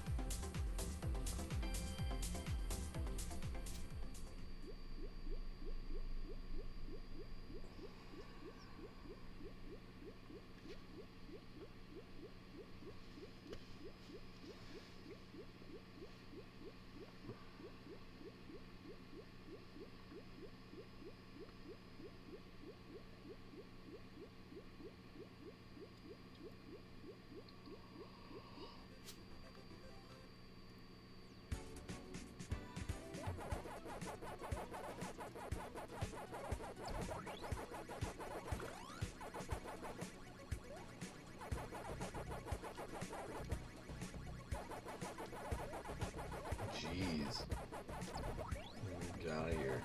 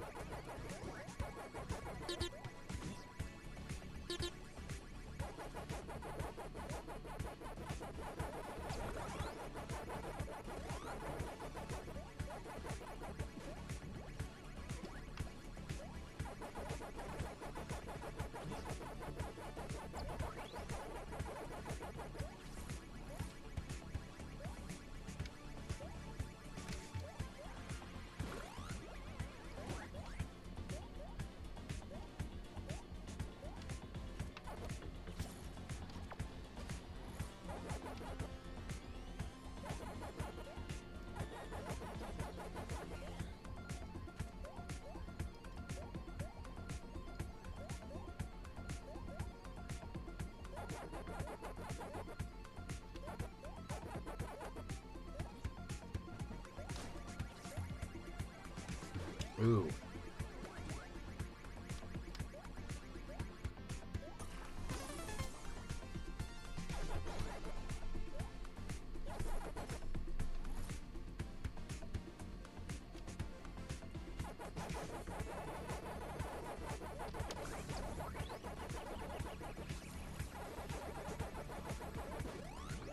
Yeah, it's dirty, huh?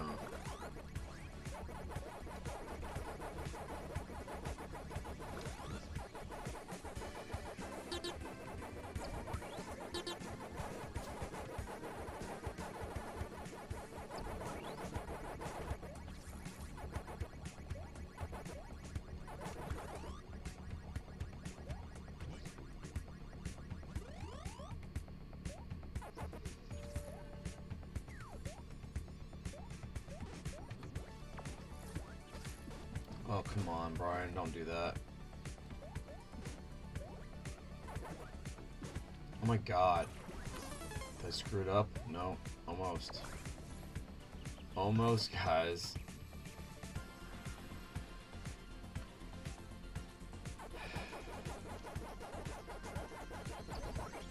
Alright, that was close. Gotta be watching about going to those other mazes and messing with those other Pac-Men. We gotta be more defensive than offensive. I know that there's a chance that we can rank up with more experience points by killing more Pac people, but not totally worth it when it comes time to the fact that we're trying to go 100-0. We'll definitely go 100-0 as far as like we're not being crazy and like getting dipped out immediately in the field, but 100-0 as far as like getting first place, that's a crazy feat, and we're 39 wins away. 39, baby.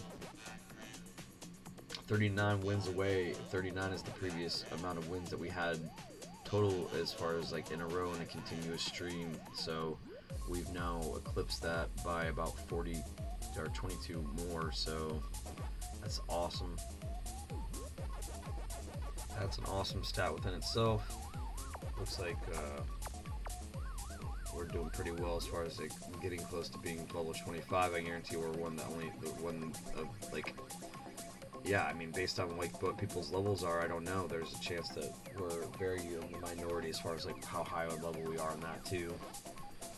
And I don't know if they're going to play it for player level or if they're going for leaderboard, or when they're looking at like when they're seeding for tournaments. So I hope that it's leaderboard, because to me that marries together the win itself with the degree of the win, which is how high you ranked in the match, based on, because if you get 75 points for a win and 5 points for a 32nd place or whatever, you know, with the gap between first and second place being 75 and 55, I think it just all depends on how high you score too. So once this game starts getting opened up and there's other people that are wanting to play cooperatively with you, you could really, I don't want to say put yourself in a position where you can like grind with somebody, but it wouldn't be cheating if you were playing with somebody else that was good enough to help you get to the key level or whatever. I mean, you're going to get so much more points. There's trophies based on matches that are lasting for you to get 50,000, 100,000 points, and unfortunately in the first week I haven't been able to do that with anybody, because it's just a lot of, in the Chomp Champ category, there's just a lot of bots, because we've already, I already ranked up through everybody.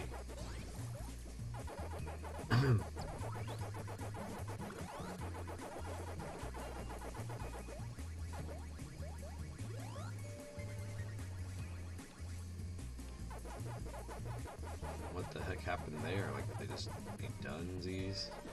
Oh no.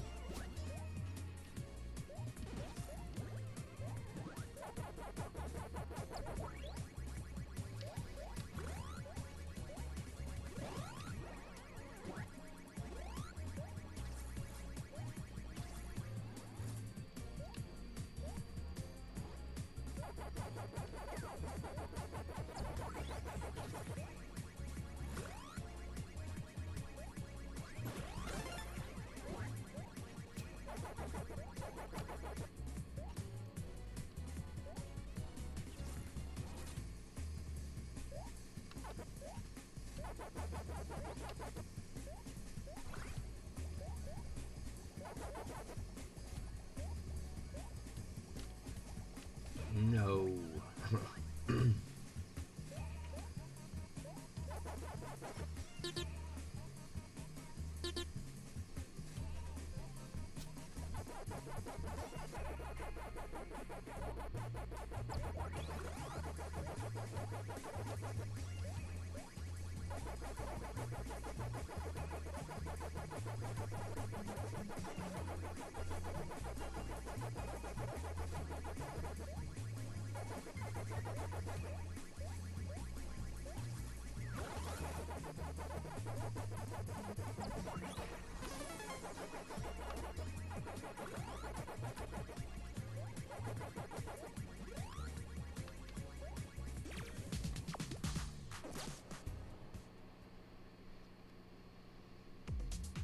28.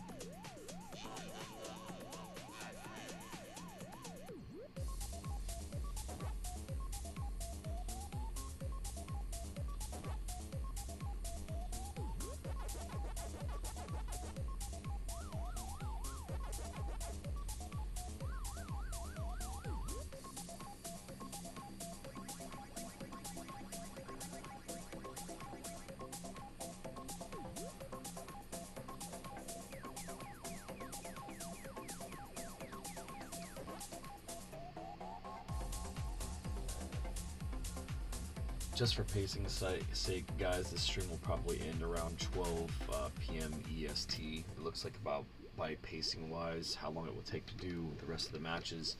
I probably will take one more break. It will be very small, just enough to, do one more hydration and urination cycle, because it's important to not harm yourself while you're doing feats like this. I just want to make sure to remind you to hydrate and stuff like that. So I appreciate you guys. As we continue this, it will be technically an epic stream, because epic for the Vid-Bits is an 8-hour stream versus legendary, which is a timed out stream, which is 11 hours and 55 minutes, or 256 gigabytes worth of content for you guys in a single session. So hopefully you're enjoying this epic Pac-Man stream, or we're headed towards epic, guys. We'll get there. Especially with the task that we're touting here, which is 100 victories without a singular loss in the ranked version. So I'm well on my way. I have like 37 more to go, and I'm already on a personal best streak of number 1 finishes. And if you're watching it, you're watching me make personal history. And I hope that you're enjoying it, because I'm enjoying breaking our personal records as we speak. This game is awesome. I don't care what anybody says. Thank you, Bandai Namco, for launching it.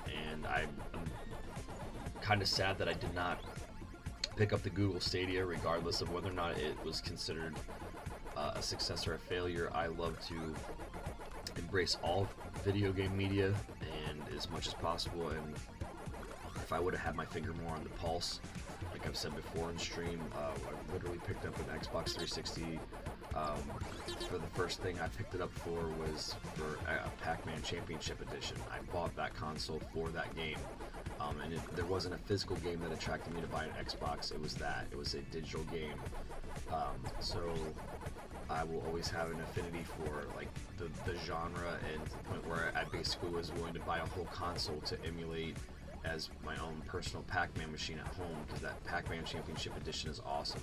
We're not having the time to get into that right now, but we're planning on doing a victory lap Pac-Man celebration stream where we play as many possible Pac-Man games that we have in the library, and try to get as many high scores or show off all the different scores that we're capable of in that game, as a victory lap for when we do take number 1 in the United States Eastern Division. So just look forward to that. That's like some special milestones. No, just run into me. It's like a special milestone that you can look forward to. Look at that. I mean, that, he's an AI. He didn't kill me, and he just ran into that ghost. That's hilarious. But look forward to that, and as a reward for the journey here, at least to when we get there. And people will say that's dumb to do that, because then if we do a lengthy stream with that, then I won't be able to bury the next person that I leap in leaderboard. But that's the thing, like, we have to take breaks, we have to do other things. The Vid-Bits are not strictly Chomp Champ streamers, we're not strictly Minecraft streamers, we're not strictly Dark Souls or Cuphead streamers, we're video game streamers, so we have to integrate this time into the content schedule to be able to bring the rest of the stuff to you as well. So understand if you're like, oh Dad, you're gonna lose your spot, well then that's just gonna make a more interesting stream when we claim it back or whatever, because at the end of the day, the video is Dad's rise to the top. I plan on taking the top spot globally, trying to do the best I can to do a push on that, and then that way it gives me some headroom to let everybody else chase me. So then that will be interesting too. Dad gets it back. But I can never help somebody who wants to sit here and put in an unhealthy full 24 hours and rack up 250 wins, because they could. Somebody could literally sit here for a full day, if they're capable, and get wins every game, and like number 1 place wins. They would have to get 24 hours worth of number 1 wins, and then they would get 200. They would already gain the 250 of the spots that I have, but I've already put in the time, so now everybody's chasing us. That's the way it is, and it's a humble thing to say, because we're not trying to be braggadocious. We're just saying we're putting in the time. So that's also part of the dedication. If you guys put in the time towards the games you're playing, put in the time towards your creative endeavors, you're going to achieve what you want. I passively practiced on Pac-Man for 20 years to be able to play this game at this level, and I'm thankful for that, because I didn't know why, in other people's eyes, I was probably wasting my time, where, if anything else, I'll be able to say at the end of the day that I got to be number one at something in the world, if not just for a little bit of time, which, you know, isn't that what the whole point is of escapism, is just to feel like you're, you know, in your element, if you're in your zone for just a moment, just a little bit. And, you know, for me, it's just going to be procuring the number one spot in Pac-Man and being able to say it for, just even if it's just for a little bit, that I was number one in the world for a game. And it means so much more that I'm doing it after it's been out for a while, because, like, somebody getting number one in, like, within the first day or so of the leaderboard, like, I've done that in games before where it's made me sad, because I'll be like, oh, I'm number one, and be able to tout number one on that, and then, you know, it's just the first day or so it doesn't last that long. Jeez.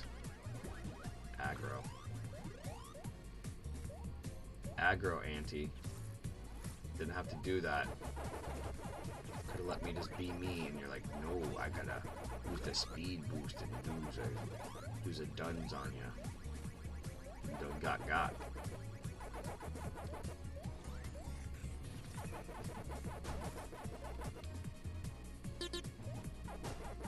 Get it, Square, get it. Okay.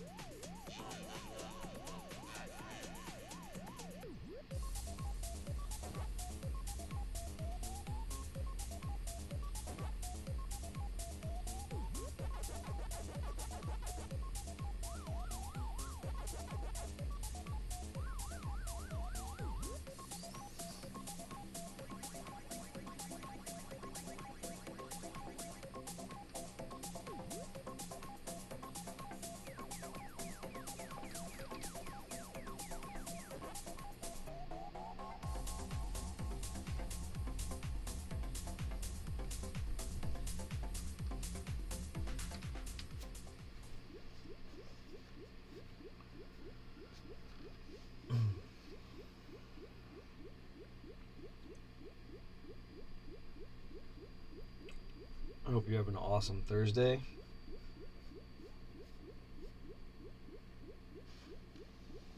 We'll be streaming till about 12 p.m. EST on this game. Just trying to make sure I can keep my pace to become number one in the world in this game. So I appreciate you hanging out for that.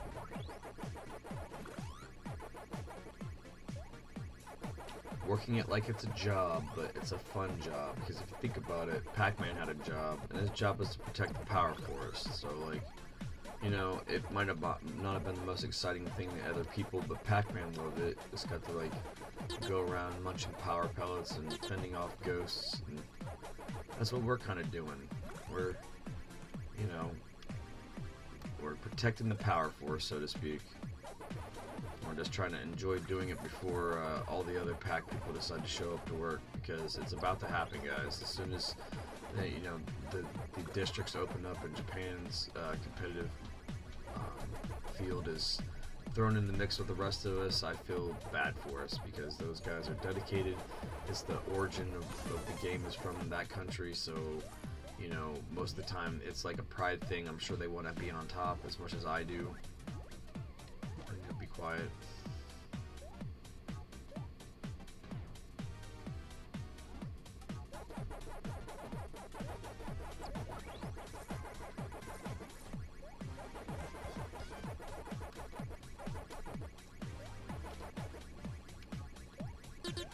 Look, he dipped over there. Did you see that? Did you see that he skipped over there to like, he was like really trying to get over to me, and then he just, wow, that's insane. That's good to know.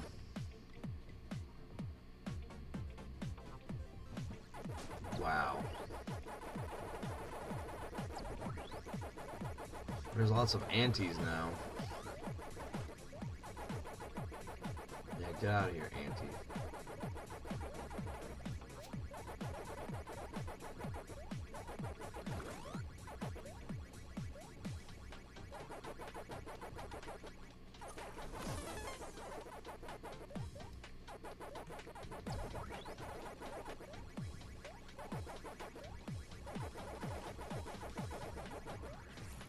I need that dazer. I needs it. I needs it. Not that bad though, but I needs it. Alright, I'm just gonna use it to... It's one of those things that you want to use it for a kill shot against another person, but if you're facing bots, then you're gonna probably not need it. This isn't gonna be good. That wasn't good.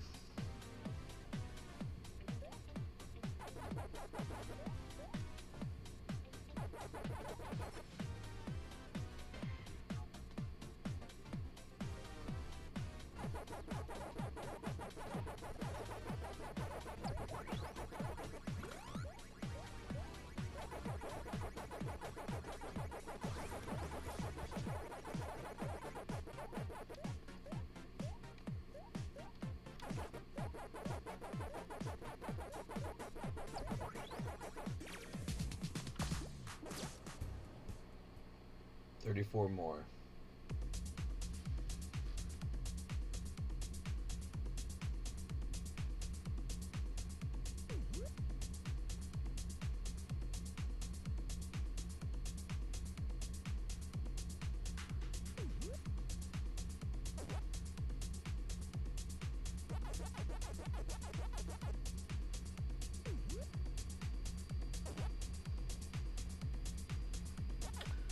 $34 more to go, guys. 34 more wins, and then I get to go off to Slumberland probably for the same amount of time as this shift on Chomp Champs, and I'm thankful for that. Hopefully I'll get some good rest, and Braden will provide some good content for you, which I'm sure he will. Eventually we can't take a break during Game of Day May, so that's just the way it is, unfortunately.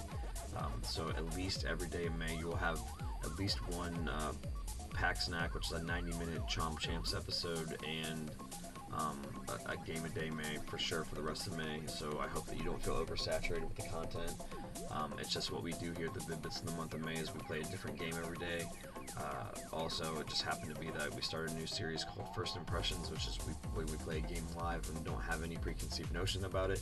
Like if I would have played this game when it was on Google Stadia, I wouldn't have done it as First Impression, and I probably would have known about that was coming back, and this whole series wouldn't have happened because I would have started with everybody else with early access, and there wouldn't be chasing everybody up the leaderboard, so I would have been with the pack the whole time. So this makes this series more interesting, I think. But at the end of the day, hopefully you're not believing that we're providing too much content for you. It'd be like, you know, I don't know.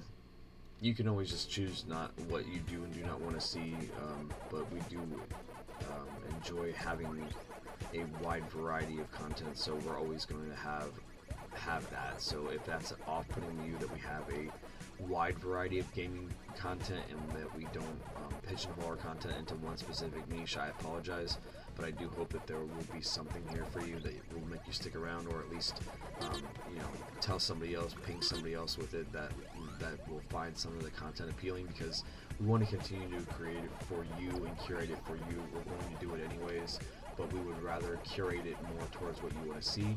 So on any of our videos that you feel compelled, please, besides sharing and subscribing, please drop in the comments some games that you'd like to see, or if it's a series that's lying dormant anywhere on any of our playlists, just be like, hey, what about the next episode of Mario Wonder, and then we'll put one up. It's not, I feel like when content creators do a whole series in a row, especially when they're not passionate about it, it can lead to burnout. We don't believe in burnout here, because mainly, we use opportunities like Game of Day May to tackle our backlog, and between me and my son, we both have an extensive backlog, not to mention things that are about to come out, things that we know that we want to get that are pre-ordered, but also things that obviously are in the backlog. So not to mention passion projects like speedrunning, classic streams, classic NES streams, SNES, stuff like that. So we have so much stuff besides the stuff that is even currently launched, that you don't even have to worry about a drought of content when Game of Day May is over, because we'll have launched a bunch of series based on what we played one time for that, based on demand, and usually prioritizing how you demand it. So we try to serve it up for you based on what you want. On-demand type style, because we do have a lot of content, over 800 videos across the 2 years that we've been active on YouTube. So besides just seeing like passion projects like Bray doing the Badge Arcade every day for a whole year, you'll see stuff like marathon streams of NES content and stuff like that, up to playthroughs, play-alongs, all that stuff, pickup videos, all that. One-stop shop for video game entertainment. The only thing that we really don't do is make merchandise yet, or video games themselves, but those are both things that we're very passionate about as well. I'd love to make like an 8-bit or like a very simple RPG or a very simple NES game. It'd be awesome.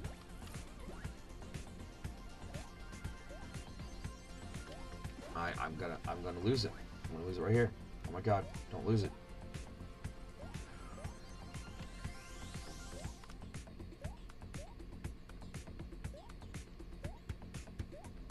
Getting out of here.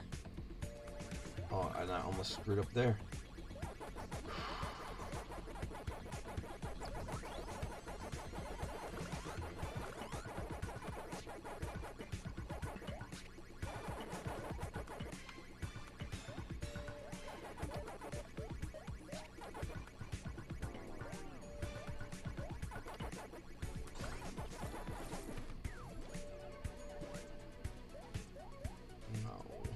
Yes!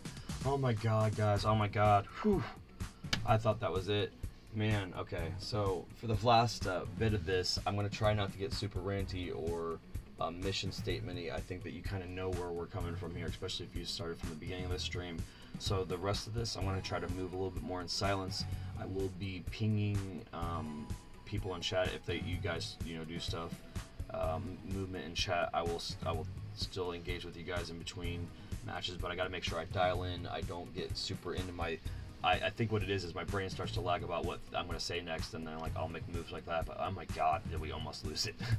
We almost lost the number 1 streak there on that win, number 67. So 33 to go, and yeah, like I said, I'm going to kind of just veg out, zone in, dial in. But if you guys hit me up in chat, I'll make sure to respond in between games. But this is awesome, and I hope that you're enjoying it. It's Brian from the Vid-Bits, and we're going through trying to get 100 dubs in a row on this epic, moving towards epic stream of Chomp Champs. God, that was close, guys. There's definitely some drama in here, and since it's not split up into snack packs and all that, you're gonna have to comb through it to find it until we annotate all these. But geez, there was a couple games that were close, and I guarantee they all have a one-on-one correlation with me being super ranty or trying to make sure that I don't forget my point in the middle of my sentence, and then not making the right move because I can't diversify my moves that much. Wow. Take a sip of water for that. Jeez. 33 to go.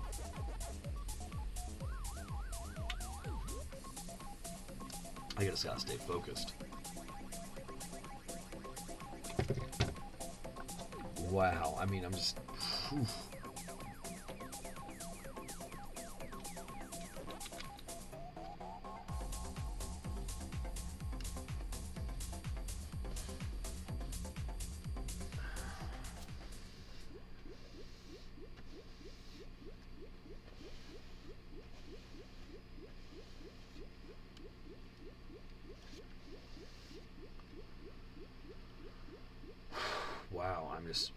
Wow. I'm thankful, so thankful that you, and blessed that I did not lose it there, because that would have made me feel so foolish to be 2/3 of the way there, because I am, guys. I'm 2/3 of the way there now. We're in the final stretch, the final, if we're in a triathlon, we're in the final event, so.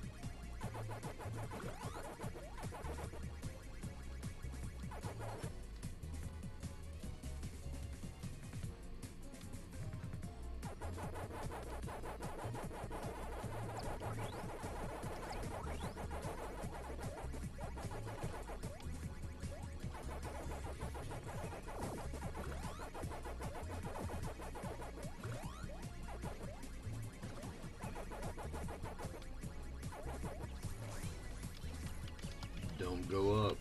Don't go up. That's mine.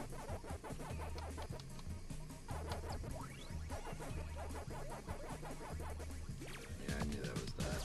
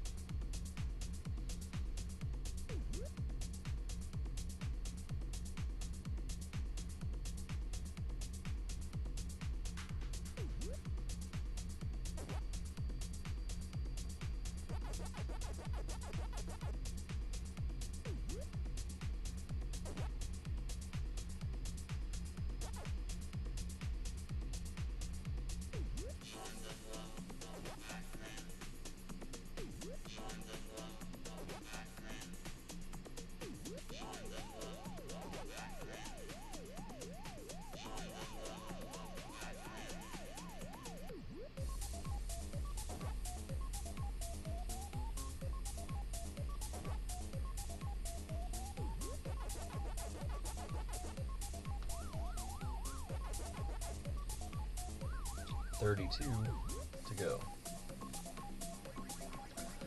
32.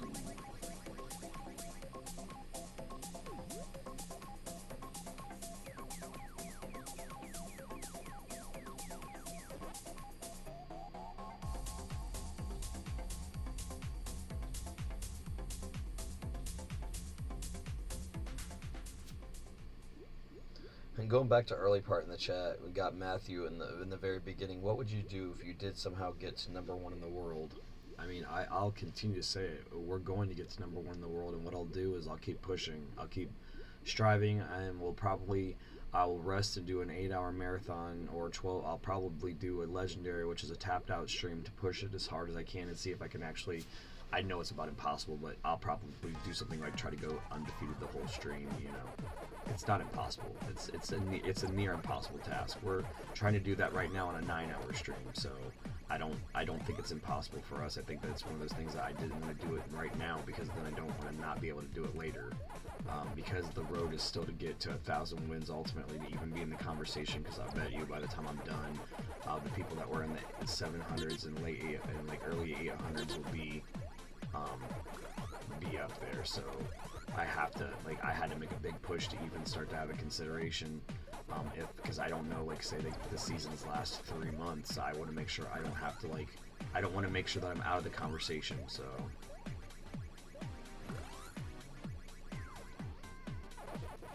Because you never know. I mean, sometimes in seasonal content it's about 9 months. Sometimes it's 8 weeks. I don't know. It's only the end of the first week of the public access.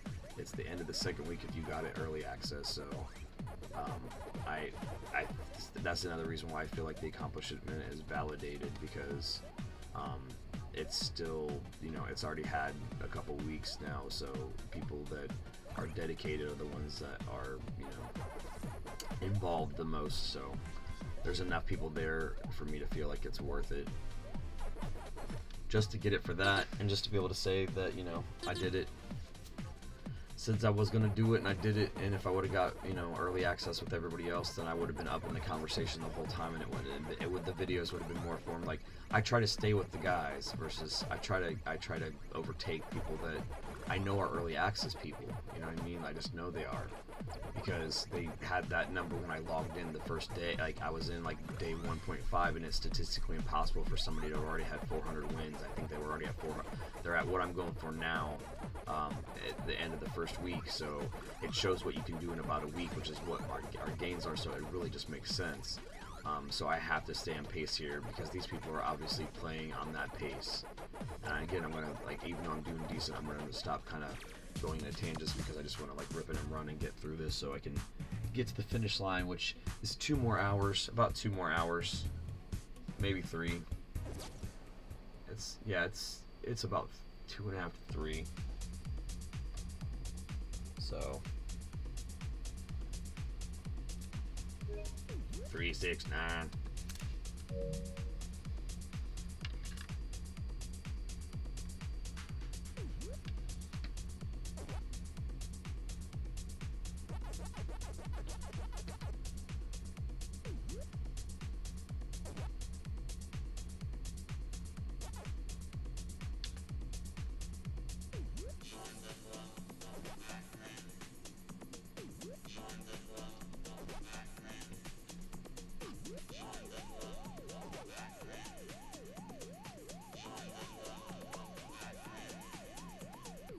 Yeah, we need 3,300 more points to hit 30K as far as the rating goes.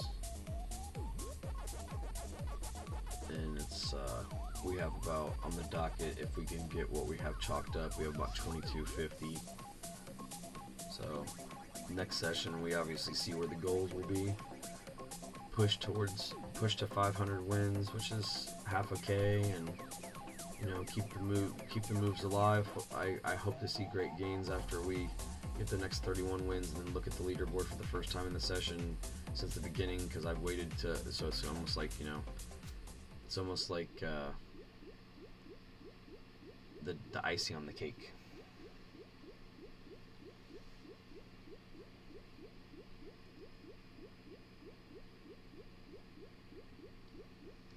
And just me talking to myself. Oh.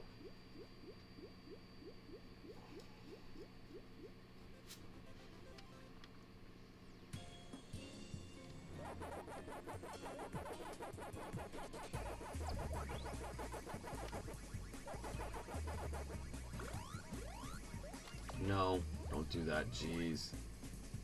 Stupid.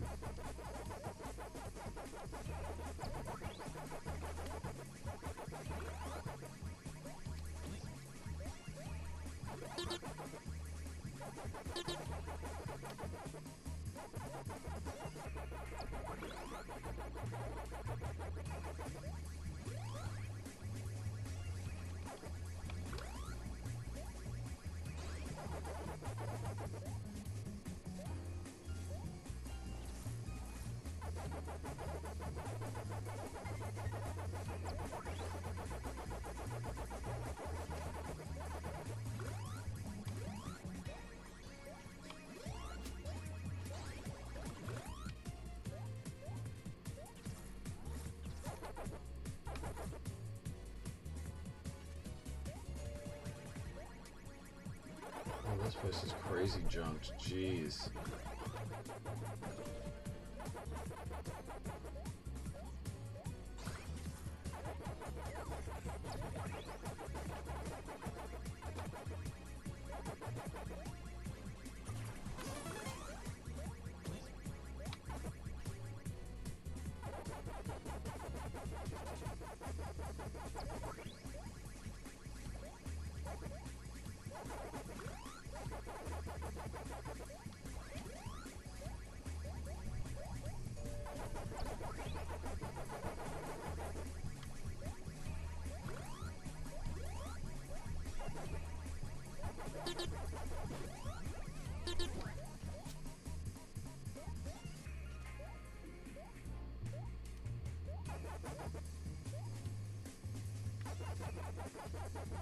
Yeah, I deserved that.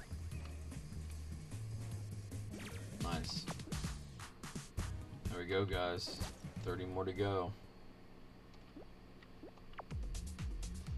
I'm going to use this opportunity to take one more break, and then we're going to push through to the end. I know that I just took a break, but I do need to use the restroom, and I will be right back, and we will push to the end of the stream. And like I said, it's going to probably wrap up about noon EST as we get these last 30 wins, and hopefully go 100-0. I believe we will. We've stayed the course and stayed eligible and stayed confident and cool, calm, collected, thankful, humble, and appreciative. So I believe that it will happen. Just give me one moment. I'd say probably more about like 7. So I'll see you at about the 6:15 mark in the stream, and I'll be right back as far as using the restroom and getting myself appropriated and ready to finish out the stream. But it's been Brian from the Vid-Bits. Just give me a moment, and we really appreciate you. We'll be right back.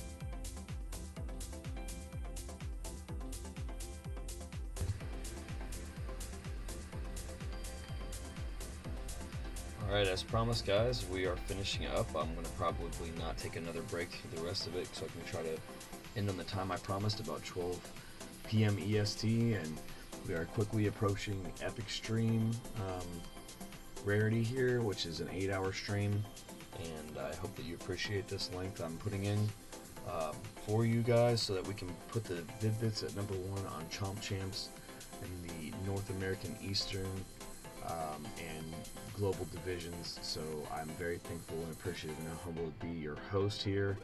I'm Brian from the Vid-Bits. We are a father-son gaming duo. My son Braden is currently away in Slumberland after his epic streams yesterday, and with the dog Chief, which is the Dash and the Vid-Bits that you hear all the time in the background woofing around, and you see people throw him up in the chats and stuff like that with little icons, which shameless plug, you can get if you are on any of our membership tiers. You can throw those Chiefs up in chat and show your support for our adorable 4-year-old Siberian Husky. So here we go into the last stretch of this. We're going to go for 30 more wins, and then we're going to call it, and I really appreciate that you guys have been here.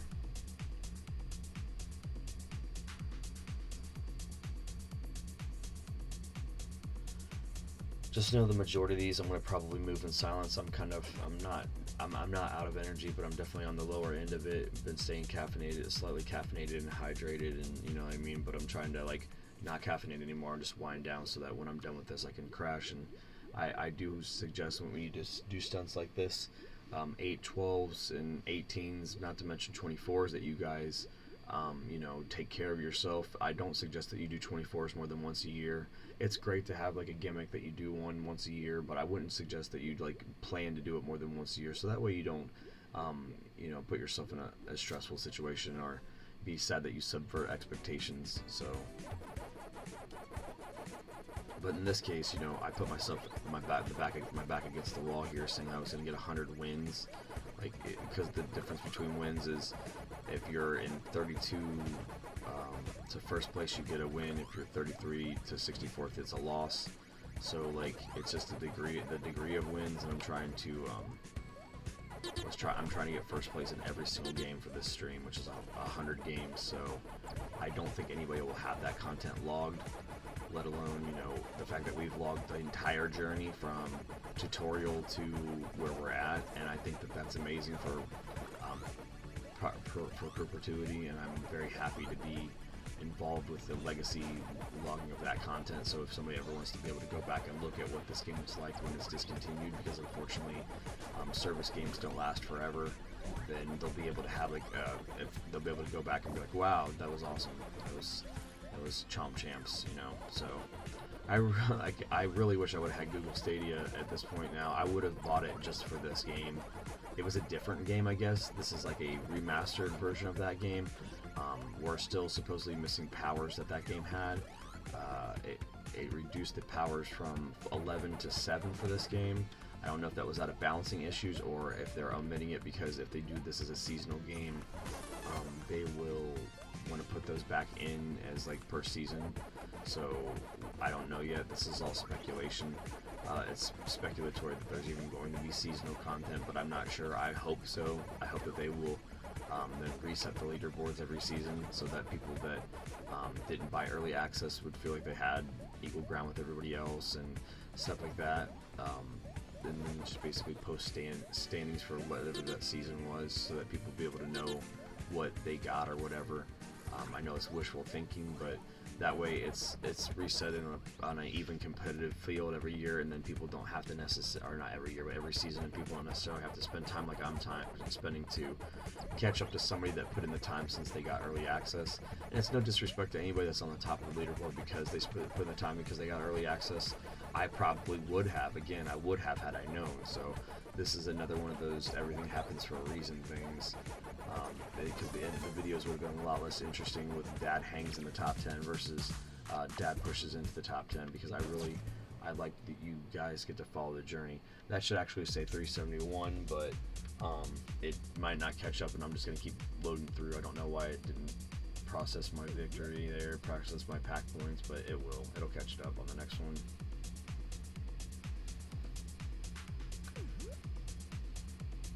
So essentially 29 to go.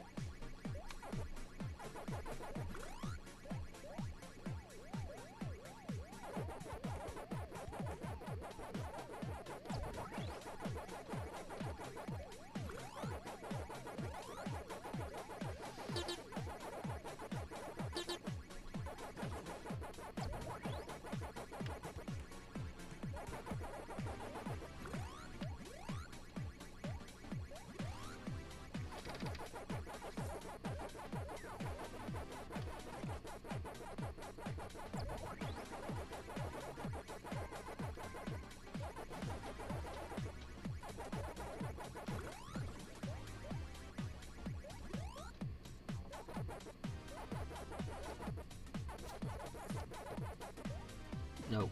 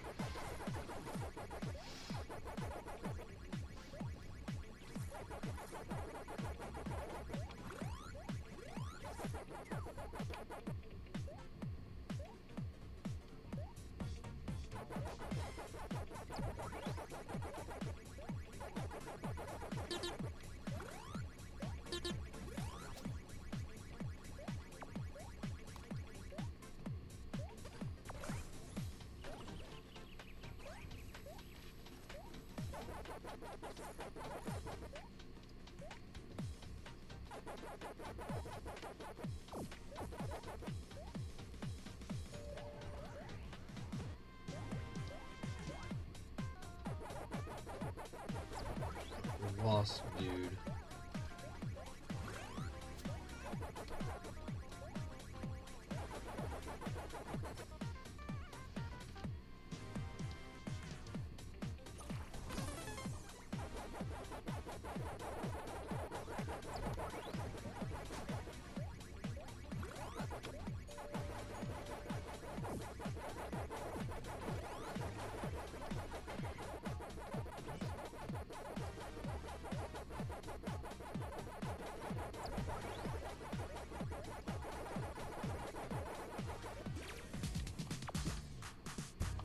Yeah, let's see, it catches you up. 28 to go, guys. 28 to go.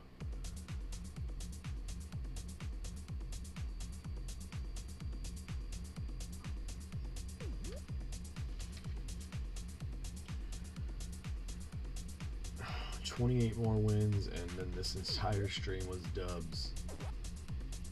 dubs, like 1 out of 64 dubs. I'm calling my shot. I Babe Ruth this at the beginning of the stream. It's that I was gonna get 100 wins. So let's do it. Let's do it. I'm fading. I'm getting a little tired because I had to stop caffeinating so I could wind down. And that's the only problem when you don't have your tag team partner in here and he's asleep, and I respect it.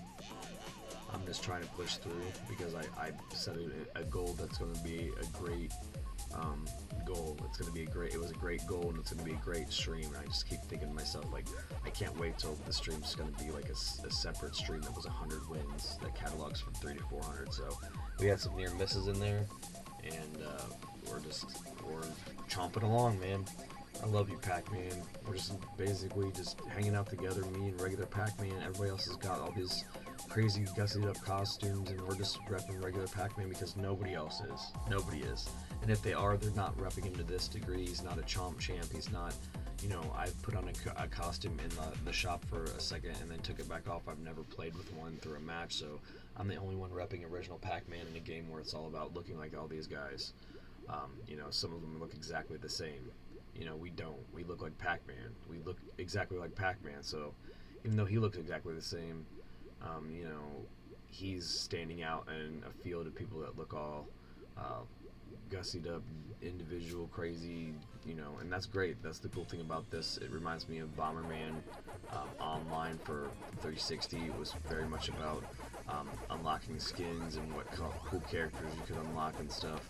And a lot of people was more into how their character was fashioned than actually trying to get good at the game. I don't know. It was a fun game, but it was crazy, like how mainstream it was for what it was. Because it's crazy though at the time. I knew a lot of more people that played Bomberman during the Xbox 360 arcade than actually have played it since. So it just shows you how much the Xbox 360 live arcade was like influential in gaming culture, where people were actually, increasing their vulnerability to be susceptible to trying games like that. And they may not have wanted to do it, but again, the staying power was like more the fact that they could, the more that they could like customize their character than actually care about whether or not they were good at Bomberman, which is neither here nor there, but at least the exposure to the title happened, and that's pretty cool.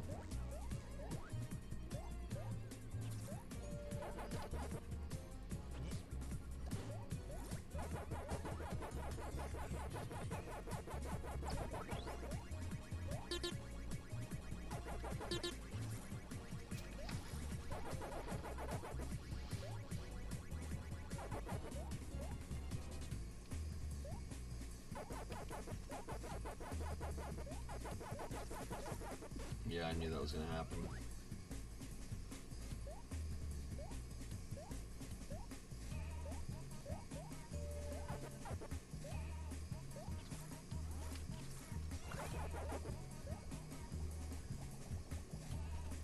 Oh no. Oh no. Oh no, no, no, no.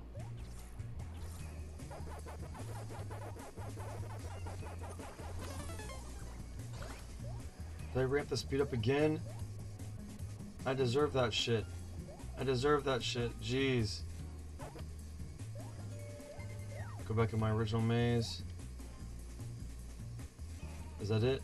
Oh my god, guys. Jeez.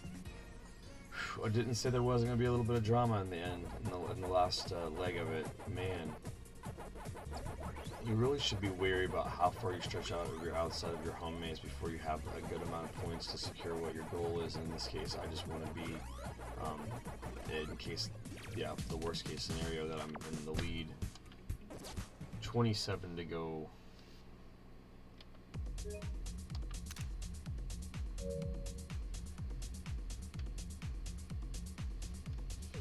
We've definitely had some close games, that's for sure.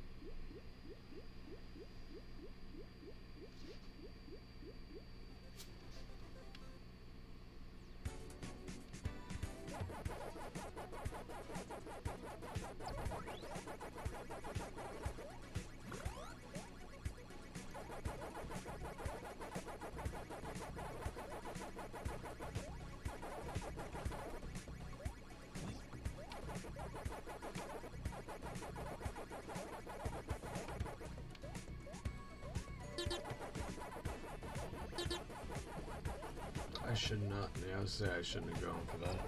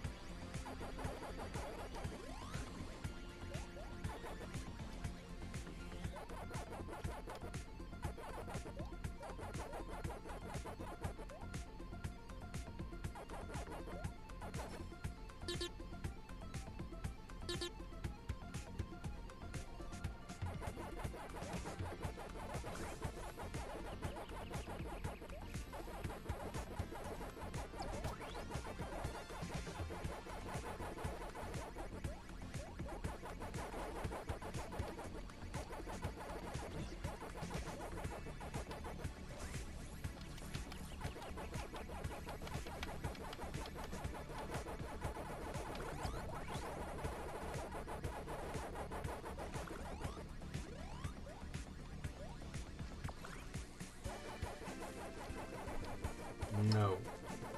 I'll say no chomping. No.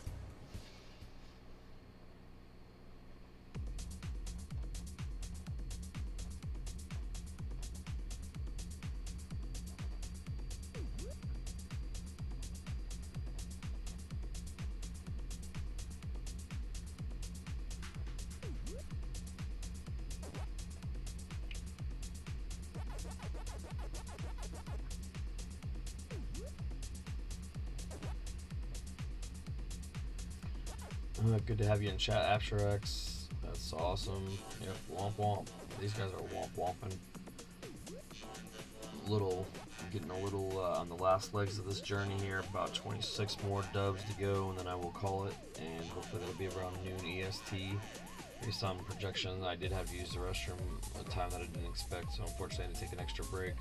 that I didn't have budgeted into the time here, but for the Vid-Bits concerns, we consider an 8-hour stream a epic stream, so I'm happy to have another one of those in the bank, and it just happened to be coming in the form of Chomp Champ episodes because I have to be healthily competing to get this project off the ground. I guarantee we're the only people on YouTube that will have 100 wins in a row categorized as a separate stream, though. At least for right now. Oh God, no, dude. I'm not. That's like, yeah, it was gonna happen, but like I decided I was tailoring this into getting 100 wins, like not just wins as in 32 and up, but actually like first place finishes, and I've gotten.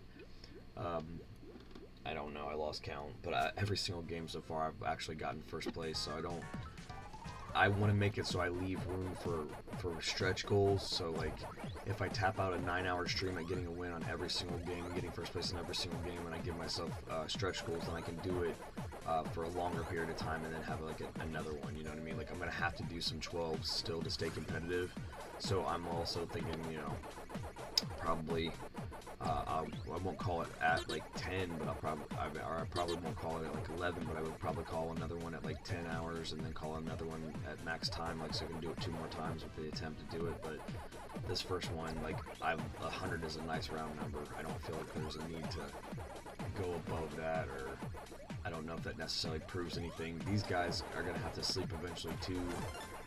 And we were talking about stamina earlier in the stream, and they're just going to have to deal with the fact that they have a higher amount of wins than me, but they just don't have the quality of the wins. The rate of the rating of the wins are lower, so they have a higher number, and they're just going to have to keep playing to catch up. Like, so if I can do 100 choice wins, all dubs, that was just an amazingly productive sesh, and there's no reason really to push to a maximum stream at this point, because I'd rather have that as stretch goals and not push myself too much. You know, I don't want to tap myself out too much. I want to make sure that I can keep myself paced. We do speak a lot about mental health and physical health when trying to do video game feats, because a lot of people don't take that into consideration. They just power through. So, but I guess this is an example of why I'm not going to do that. But I appreciate that you remember that we talked about that, and yeah, I did initially think there's a chance that I was going to go the full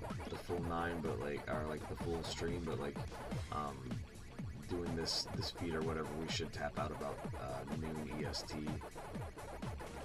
and it'll be a good, you know, singular experience for somebody that wants to watch it all and put it in the background or whatever, or if somebody needs to study tech, for somebody zoning out to get 100 dubs at the highest level so far.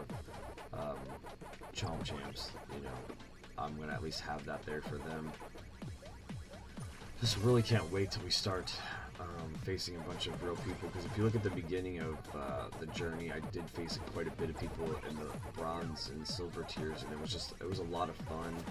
These bot matches are just monotonous, but like, you know, they still beat me, they still make me place low, they still are unpredictable, they do marry together all of the aspects of facing actual people, so I can't knock it for that. It keeps you competitive, but like I've said earlier, you don't want to put the people in the highest tier and the people in the lowest tier in the same class, because then it would just not be fair. I have so much advanced technique and all that other stuff. You can watch in the earlier of the parts again to look at the first impressions of this episode of this series. I go all the way up through in a 10-hour stream, with the exception of Braden playing elimination for 90 minutes. I go all the way up through and then go through the first 64 games of ranked, and you can see there's a lot of competition at the lower levels that, you know, I'm hoping eventually will find itself way to the top. 25 to go, guys. 25 to go. Currently sitting at 75 and 0 in this stream. 75 dubs.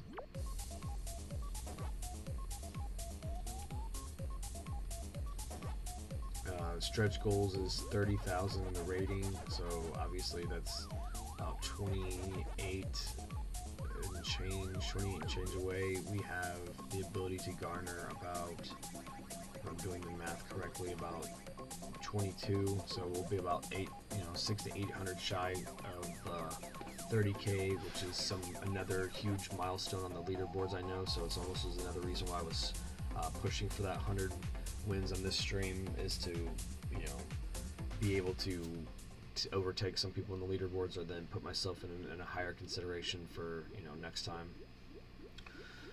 But continue to watch Game of Day May episodes in May, and also you're gonna find Chomp Champs every day in May for the Vid-Bits for sure.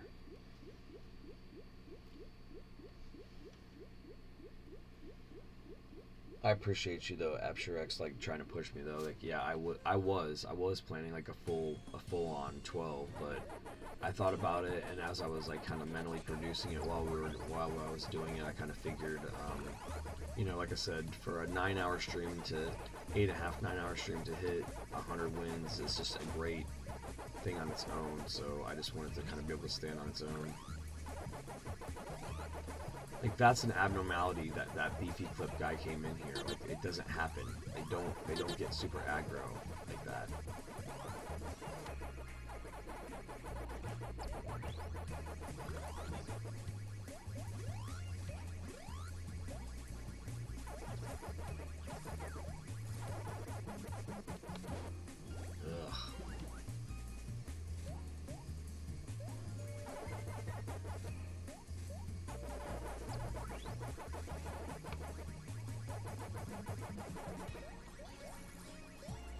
Long juice? What a weird name. What's up with that juice? It's long.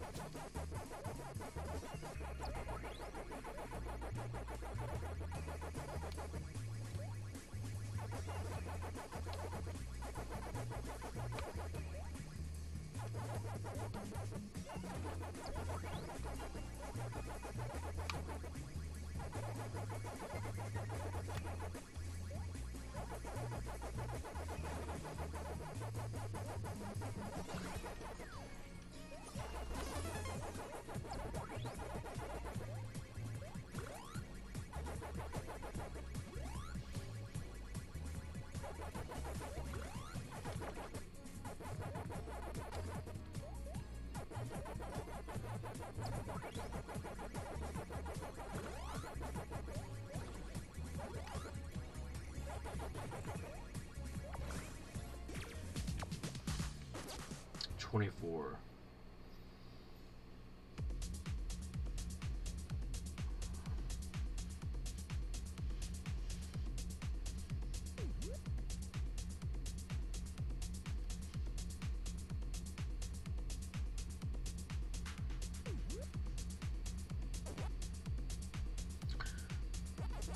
We got about 2 hours left to go, guys. About 2 hours left on this stream. We're gonna end right under 9 hours on this. So total, it'll probably be, like it said, wrapping up right around noon. So hopefully you're enjoying it.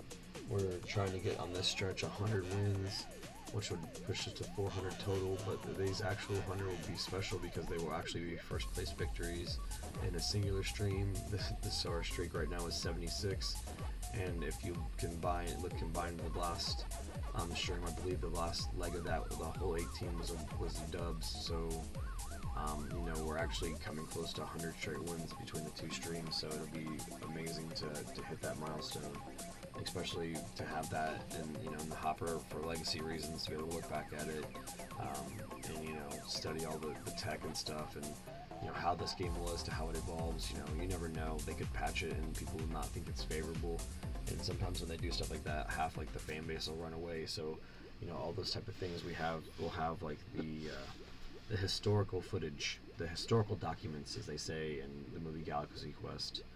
Where are the historical documents?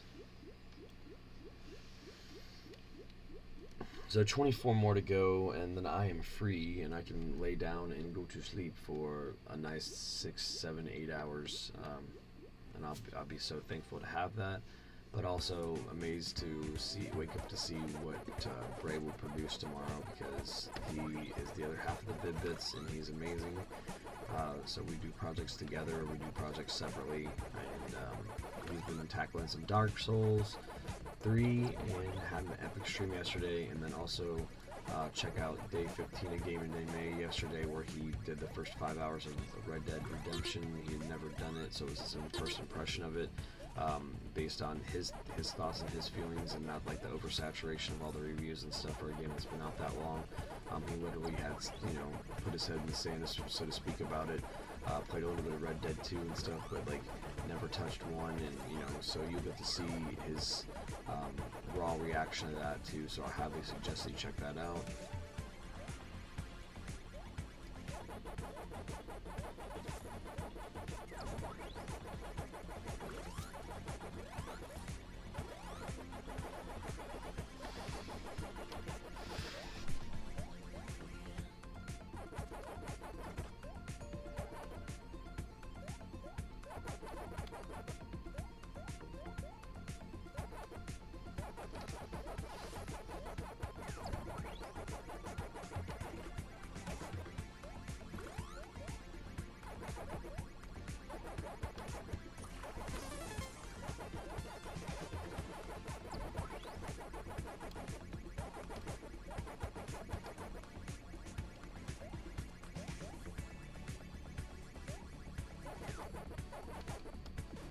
Ugh.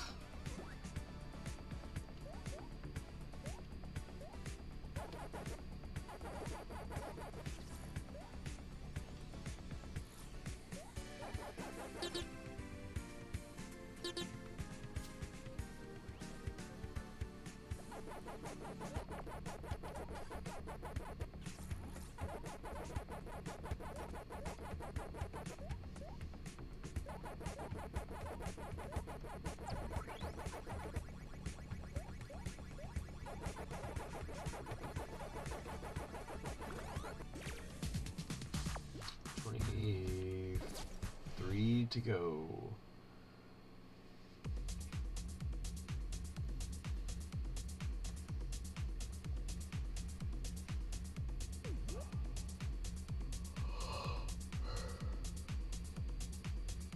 Oh shit. Excuse me.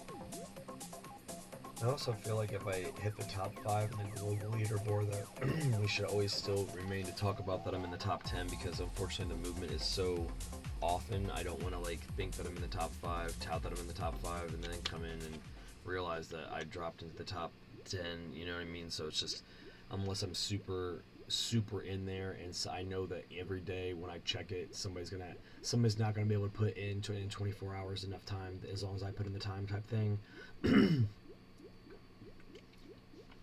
Which is what I'm trying to do is pardon me, is keep up with people to the point where I don't have to play 12s and more a day, so eventually there'll be a mathematical laydown to when I'll find out the end of the season, and I'll be able to pace myself to stay ahead, versus other people will just no longer be able to keep up unless they do ridiculous that, like they would have to pull 24s and 24s and 24s and get all dubs, and like I don't know, I wouldn't want to put that pressure on myself. I put my pressure on myself to get it for a third of a day to get all dubs, and like, you know, you could theoretically make a video. I got 300 victories on Pac-Man Battle Royale in 24 hours.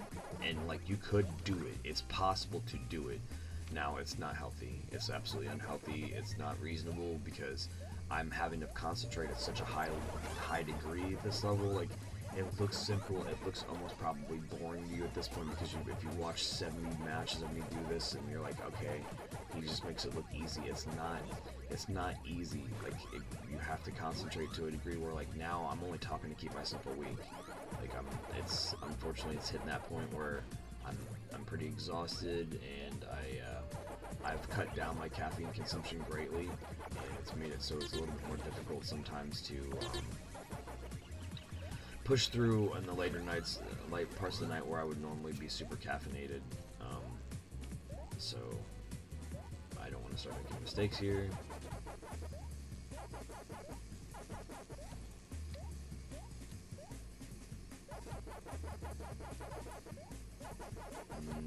No, you don't get that. You do not get that, lamp.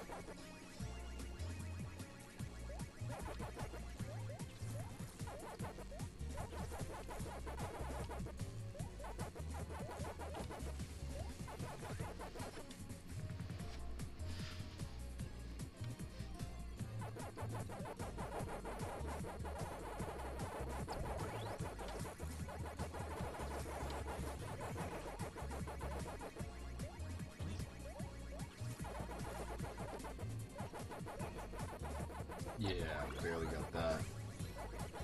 Thanks, Jerko.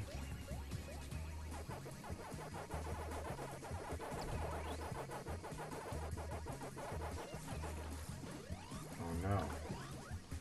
What you do is a chomp on me. What you do is a chomp on me, boy.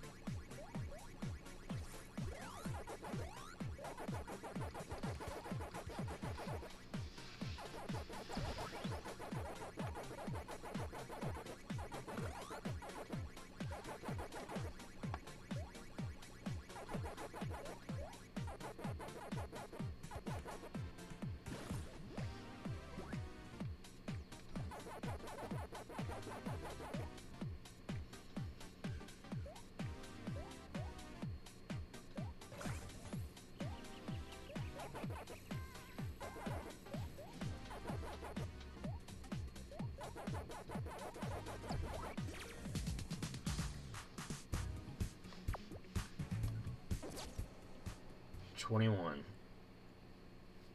more to go, and on pace that'll take us about a little under 2 hours to do it. So we should definitely be right on time, finishing up right around 12 p.m. EST. Hopefully you're enjoying this. It's been 79 dubs in a row, moving our score from 300 to 400 wins, basically increasing our dubs by a whole 33%, and trying to stay competitive in this field of ranking ourselves up to the top of the U.S. Eastern and Global divisions in Pac-Man Megatonal Battle Chomp Champs. We are already a Chomp Champ. We are one of the top undefeated teams. That's something I have no problem touting because I'm really working hard to be concentrated and keep in there. There's a lot of factors that would make you lose a game. You pretty much have to beef it right away and not really, especially in a bot situation, but I'm only in bot lobbies mainly because I've ranked all the way up and I'm in the upper. It goes bronze, silver, gold, platinum, diamond, and then Chomp Champ. So like there's so many tiers that I pushed through to get here that they just don't have people up here in this tier yet. So I'm facing bots because they don't want to, ruin the game for other people for me to be down there facing like the bronze and the silver levels. I already did that. In a first impressions playthrough, every single game has been cataloged in the folder.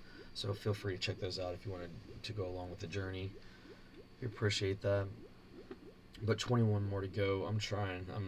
I'm tapped for stamina pretty much because I'm starting to curb my caffeine usage so that I can like make sure I crash when I'm supposed to at the end of the streams and stuff, especially when I've overextended myself. But we wouldn't consider this overextension. We love Pac-Man, and we definitely rested up and hydrated well and ate to be able to prepare for this. So just trying to get through the end because I'm on a solo right now, and really thankful to have whoever hung out throughout the course of this. Thank you very much. But like I said, just a little bit under 2 hours left. Gonna dial in the last 21 victories, and hopefully I truly believe that we'll end this streak undefeated and also a big 100 wins and freaking first place, which is just amazing. I kept pushing myself to see how big I could make that number, and I don't want to go to a tapped out stream. So like right now we're going to be sitting at, hopefully by the time it's said and done, a stream that sits alone by itself for a little bit under 9 hours with all dubs. So the current previous record on the singular stream is like 39. I went 39 and 1. On the one I placed second. So that's the only reason why I even thought that I was capable of achieving this, is because unfortunately again because I'm now like regulated and not getting to face too many real people unless I get some more Chomp Champs in my stuff. But like it's not gonna happen until that happens. It's not gonna happen. It almost makes me want to like if I want to face some real people, just start an alt account so I can start back down at bronze just to see what it's like to face real people at this point, because there's hardly any Chomp Champs out here that are trying to they're at this level. I powered through it in one session, and on top of that, because dubs get you 75 points, it could literally have meant to take people weeks to get to, and I did it in one session because I'm just insane like that when it comes to Pac-Man and how dedicated I am to the game, how much time I've spent in the game. So it's insane to me to think that I might be kind of up here, and it's weird because like I'm not trying to be cocky about it or whatever, but it's the point where when you're up at the upper top, the competition is so low that until it happens, I'm just like, okay, I'm just now gonna zone in and face these bots. But I can't wait to actually be facing a bunch of other real people because we're gonna hopefully be seated in a big tournament, and I'm gonna be able to defend the U.S. Eastern Division's championship against other people. I'm assuming that they're going to seed for tournaments. I'm hoping so. I really am. Namco, Bandai Namco, I hope that you guys are doing tournaments for this game. I mean, the whole thing is it's like a battle. A Megatonal battle, and we got everybody playing. So rooting for everybody. I'm rooting for everybody just as much as I'm rooting for myself. I love to see the moves on the leaderboard every time I log in, and it's been a healthy competition so far for just the 1 week. After, and then 2 weeks total for people that did early access or whatever of this game. I saw that it lasted around 3 years on Stadia, so I'm hoping we can at least get a couple on the fact that it's cross-platform and I paid $20 for it, so I definitely felt like it was worth it. 20 is the number, 20 to go, 20 more, and we've already did the math, and it takes about an hour and a half to do 18, so, you know, if we stay on pace, we should finish right before noon p.m. EST, so hopefully you guys are enjoying it. I definitely am enjoying trying to challenge myself to do it and, you know, create different content as far as for this game is concerned versus how other people may be doing it. I've just seen kind of that people are doing, you know, cuts of their stuff from this to this, and I don't know if it, you know, they're editing out the loading screens and stuff to make it more palatable for the eye, but like it's raw, especially because we like do commentary and stuff in between loading screens and whatnot, and it's a pretty raw experience here, and you know, eventually I'll have a really great editor that we'll be able to use for our projects. We'll have them be able to do like the supercut of all of it put together with all of the lag put out, you know, taken out, and annotating where all the struggle is and stuff. Because there was definitely been some matches so far that were very close. I had a 29th, or it's either 29th or 29th place yesterday, which is the second lowest I placed, and I had a 30th place a couple days ago when I was trying to evolve my tech and did some crazy stupid stuff. So like the possibilities to be on, you know, off of the undefeated list have been there. I'm just not trying to flirt with them too much, and you probably see I'm playing a lot of the same pattern. I've made my own pattern pretty much, and I play it now, and that's another reason why I'm able to do what I'm doing. Is like I've now took this randomized game, and even though there's a lot of apparently randomized elements to it, I've kind of now made my own pattern that I'm going by, and it's helped me stay focused. So sorry to hear me rant. I'm just kind of trying to keep myself awake. Caffeine has run dry as far as like using it goes because of how late it is for me, because I've been up since last night. So doing probably a lot more talking than I normally would this late into it, because I'm just trying to keep myself awake so I don't beef it.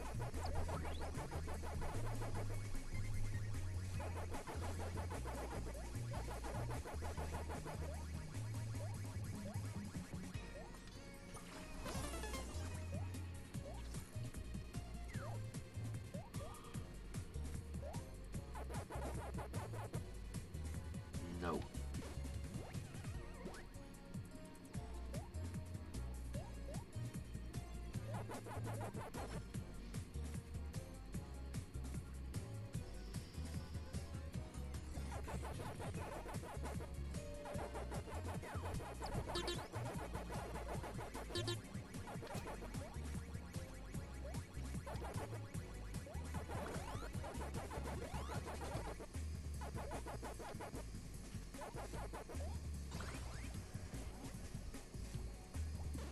No.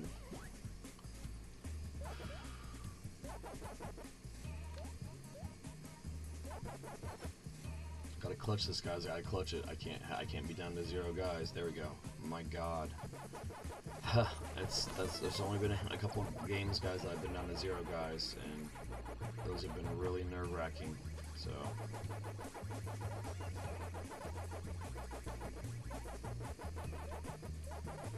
That's the thing about marathoning old school arcade games. I mean, there's some scores that people have to stand there and they have to play for days to get, and honestly, the fatigue is real in those situations. So that's kind of where I'm at right now. It's not that I'm super tired. It's just like because I'm running the same patterns, I'm doing it very lo-fi, and I'm just exhausted from running the same patterns, and you know, unfortunately, not having a lot of people spice it up with a lot of. I think I've only faced a couple real people throughout the course of the stream, so.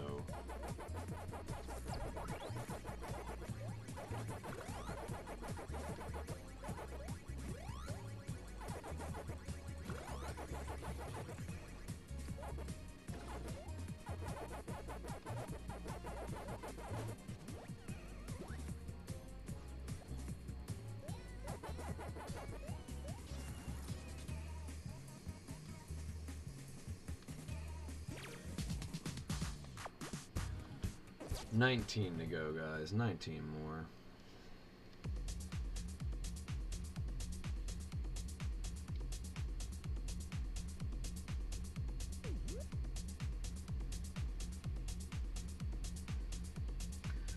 19 more to go, and once we get into the last 10, we'll definitely be in the epic stream territory, which I said from Vid-Bits concern is anything that's over 8 hours of stream. You know, we have one legendary stream in the can, and that's Chomp Champs. That's our first 11-hour tapped out stream. We have one of those up for you to look at.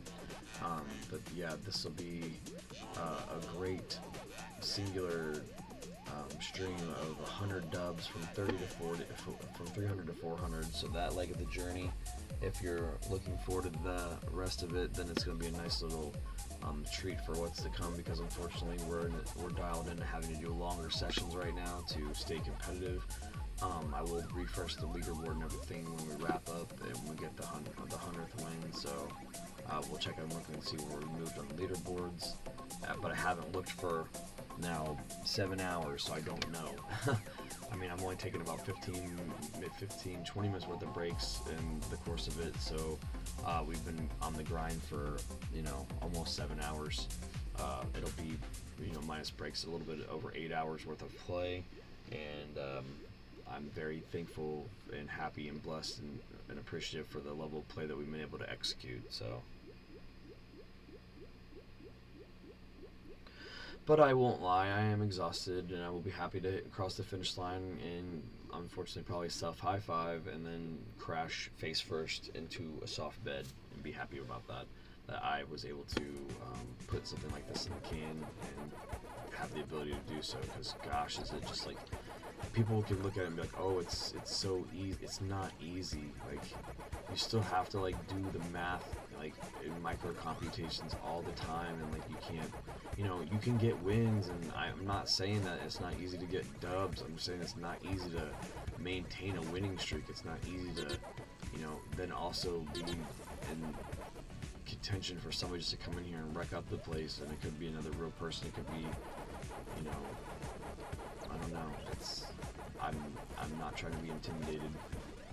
Jeez, and then you got a guy like that, you know, that comes in like that.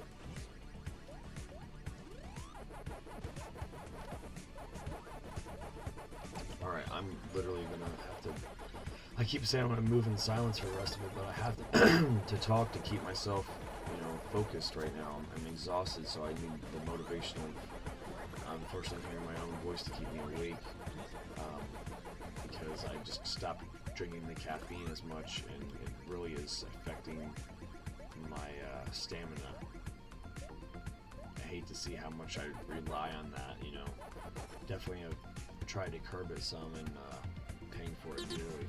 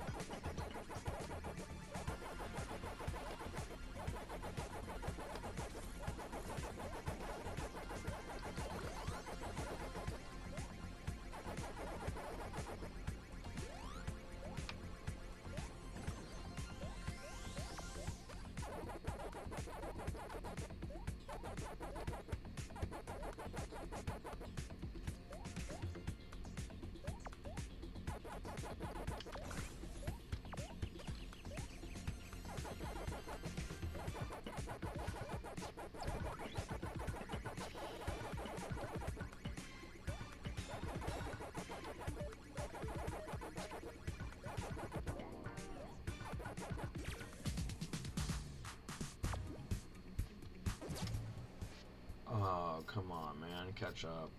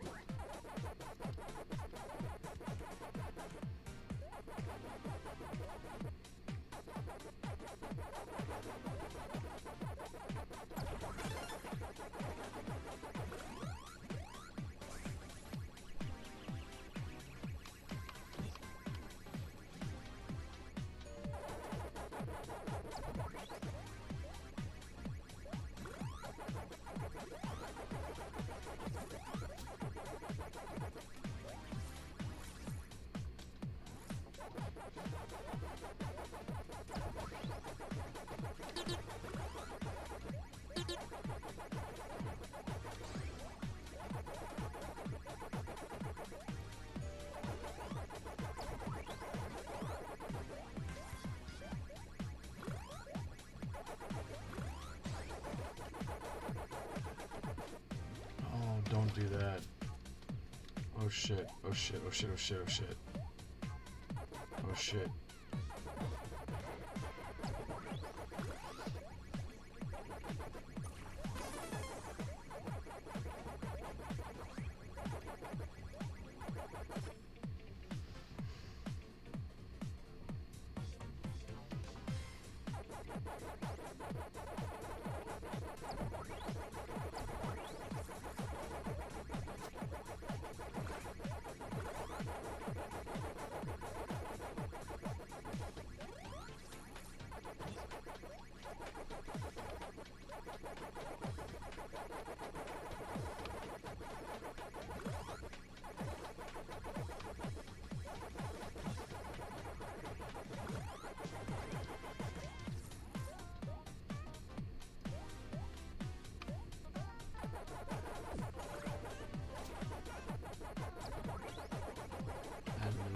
Business making that.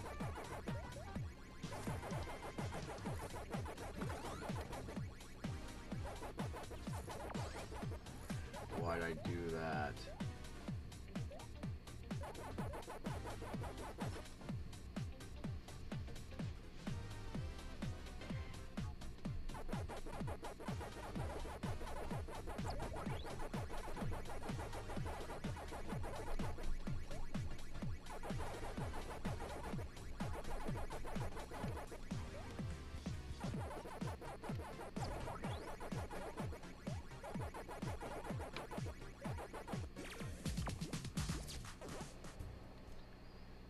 18 to go, guys. 18 to go. So basically, we've got a pack snack left, and I hope that you appreciate the effort that we're putting forth to bring this to you. We're going to do our best to get through it. It should be ending right around 12 p.m. EST, like right underneath it.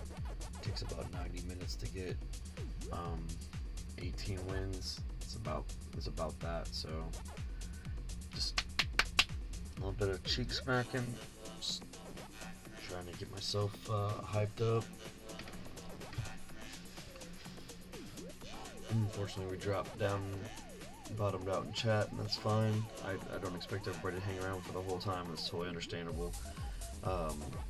Just trying to, like I said, just wrap my brain around it, getting 18 more wins. If anything else, since we got 18, I think we stopped the other stream with 18 wins on the third pack snack of the snack pack, and so like I feel like now we're at 100 wins in a row.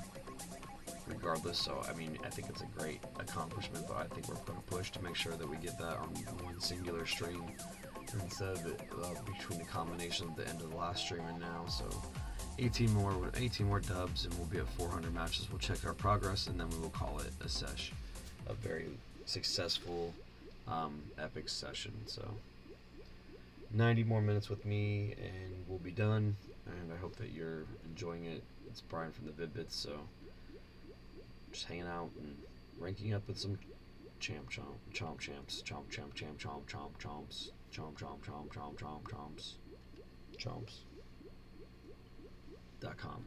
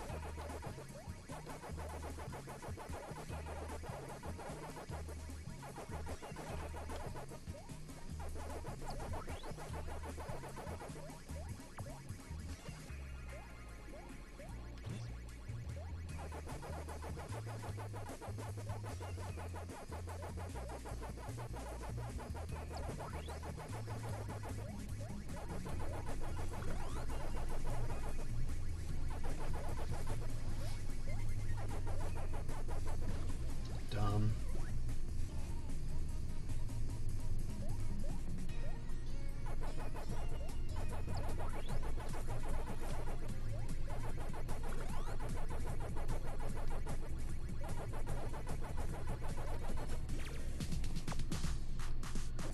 Seventeen to go. 17 to go.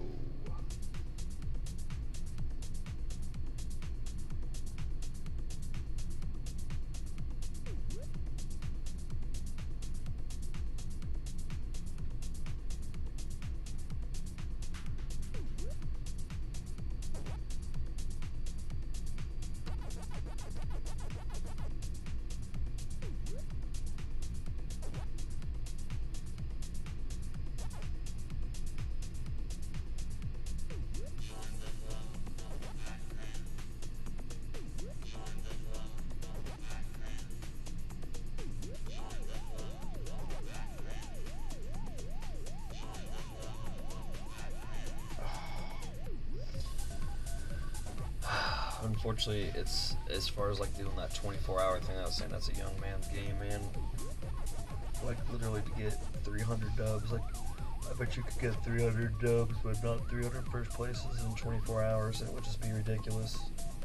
Considering the fact that like you look at what I, what I did and everything else, and how long I've taken so far. Like it would be so unhealthy to do that to yourself.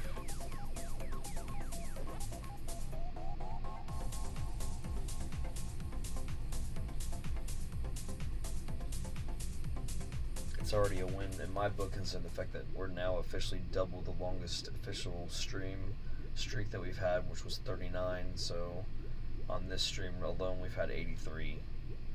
It's already set a crazy freaking bar as to how long of a win streak we can get.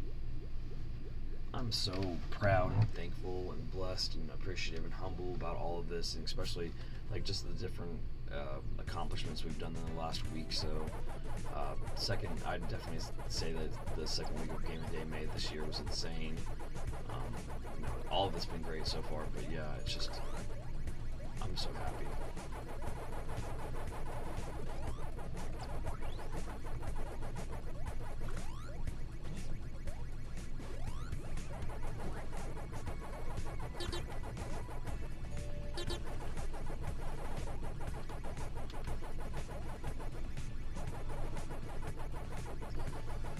Definitely need to do a patch update though to improve the Ghost AI then, if it's going to be like this for Chomp Champs, because until a bunch of other people are on this tier, it's just very lonely up here.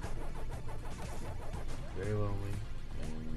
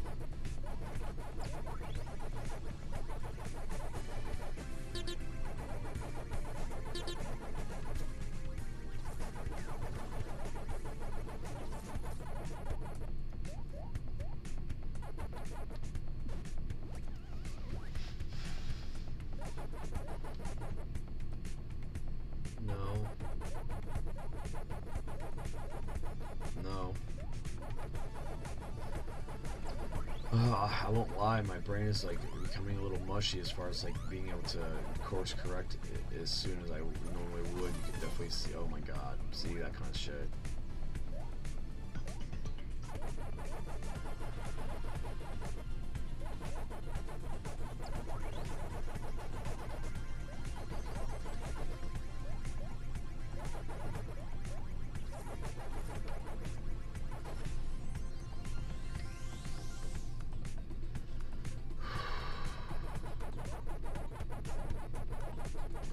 No, oh my god, that would have sucked. That would have sucked.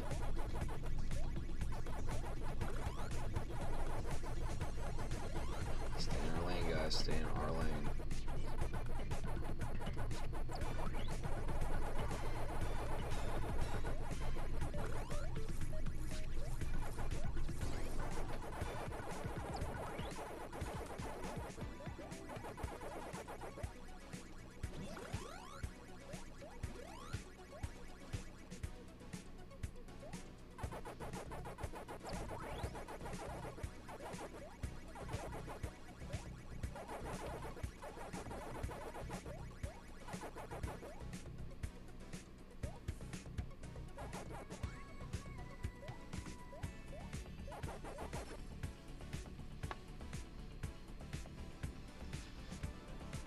I got over 20,000 points, so I think I get a different amount of EXP, but it's just very rarely happen because I can't get anybody with me to generate that kind of points, so...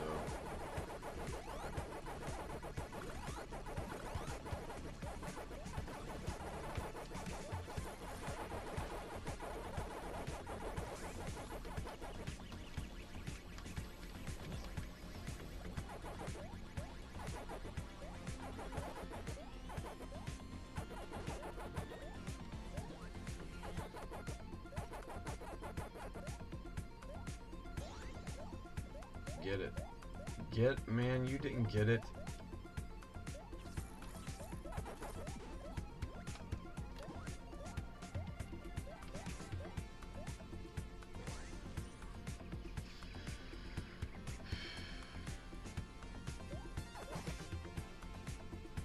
Wow, Melon.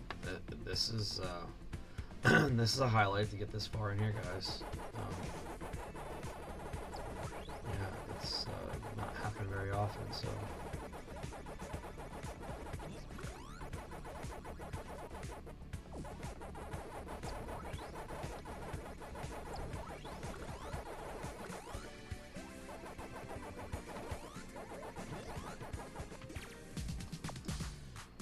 There we go.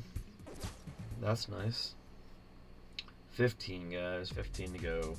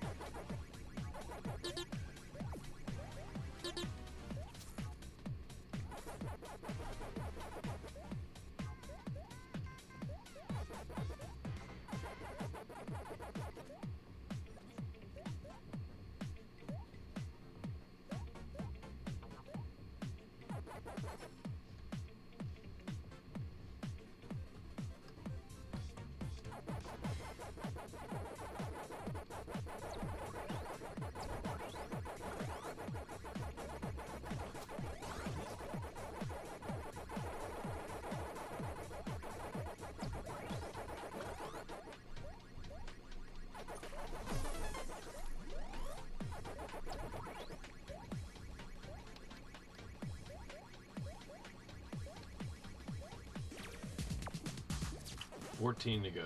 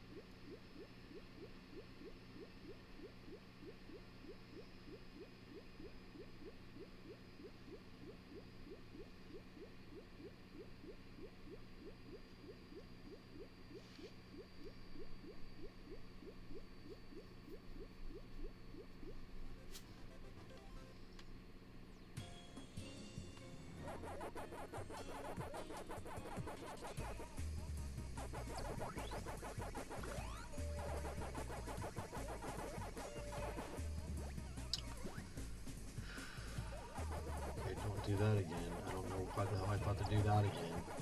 I remember the one time I did that was really bad. I'm just like, let me just change up everything here at the end. It's just so stupid to do that. Just don't do that.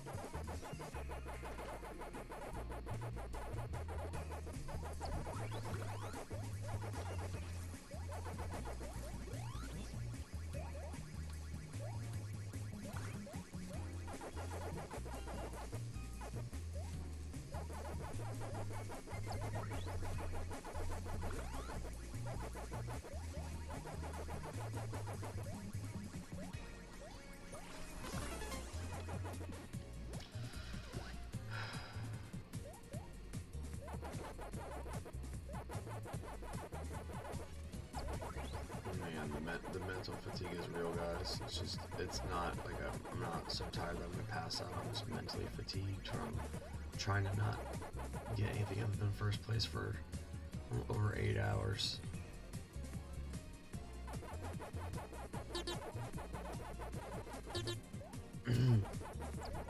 I hope you won't be mad, but I will probably take one more small break for the last 10, so I can make sure I don't make any mistakes. I think that's the main thing, is I don't want to make any mistakes to be able to get this.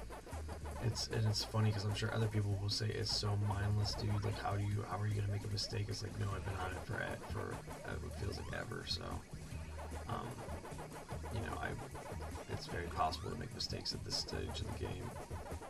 Even if it seems like it's easy, even if it seems like it's a gimme, you know, the only reason why this is more of a gimme than normal is because we're just seeing that the lobbies aren't fleshed out yet with a bunch of other competition that's of my caliber, because there's so many people that are in other tiers than Chomp Champ. Like, the game's called Chomp Champs, and they didn't expect anybody to really reach that level right away, and that's why they gave other people a whole week to do it. And we did it in a day. We went from 0 to Chomp Champ in a day. You can watch that in first impressions in the folder. But yeah, as far as like marathon sessions of this go, they'll go a lot different once the rest of the field is seated. 13.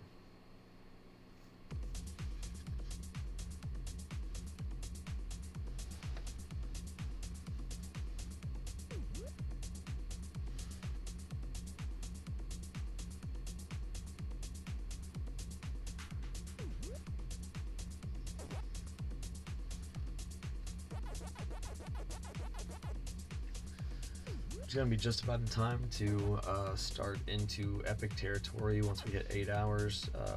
It'll be in the 8 hours throw that we'll get the last 10 dubs in, which is awesome that this will qualify as an epic stream for us, which is 8 hours in length. We have a legendary stream, which would be tapped out at 11:55, so almost 12 hours of length. So we're not hitting quite that this time because we've already done one of those for this game, but we know that some of those are on the horizon, especially when we go to try to overtake the leader. But I know that this stretch of a epic stream of Pac-Man, Mega Tunnel Battle, Chomp Champs is going to put us in a favorable position in the leaderboard, considering that we started with 300 wins and we're going to end the stream with 400 wins. And I'm hoping that is going to be a nice push, and it's going to be very satisfying to see at the beginning of the stream and at the end of the stream that number go up instead of checking on it constantly, because we're at that point now where we have to make quite a substantial push to see a difference in the leaderboard position, especially since other people are working well too, and to hold their spots and all that. But like I said, a couple more games, I'll take one more pause, and since we'll be in epic stream territory, so once we hit epic stream territory and everything, we'll finish the last games to round out to 400, and then we will call it. So I really appreciate you guys helping motivate me for this, because I'm very exhausted to hit this benchmark, but I want to see it happen. I'm so excited just to be able to like collapse in happy exhaustion that it happened, and I Babe Ruth this. Like, I don't know how many people can be in a competitive multiplayer online game and say that they're going to win 100 games in a row and then pull it off. So it's just another one of those tasty treats from the Vid-Bits. We just tried to do the impossible.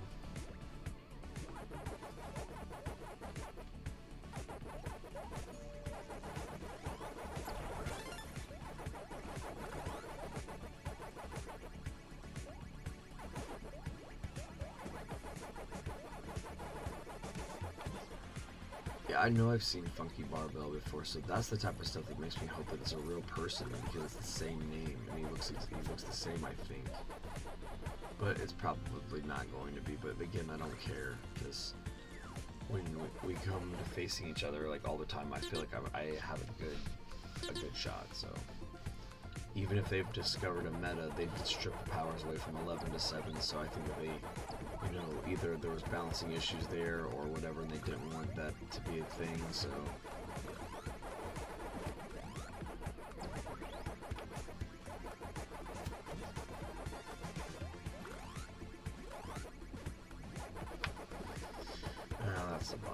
that sucks.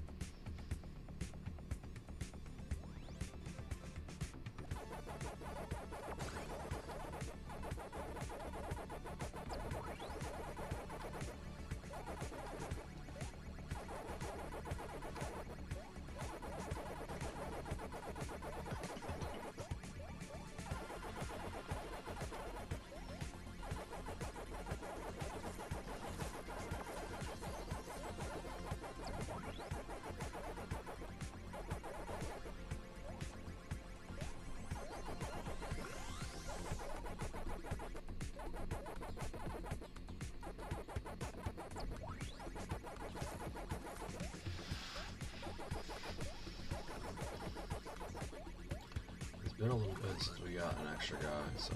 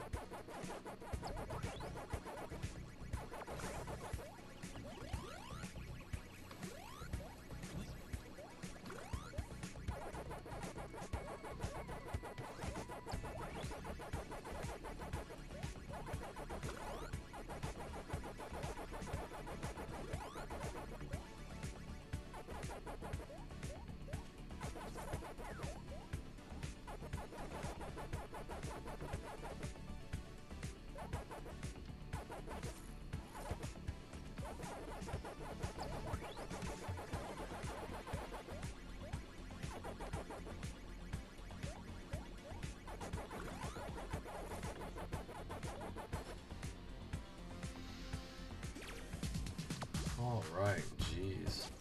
12 more guys. 12 more.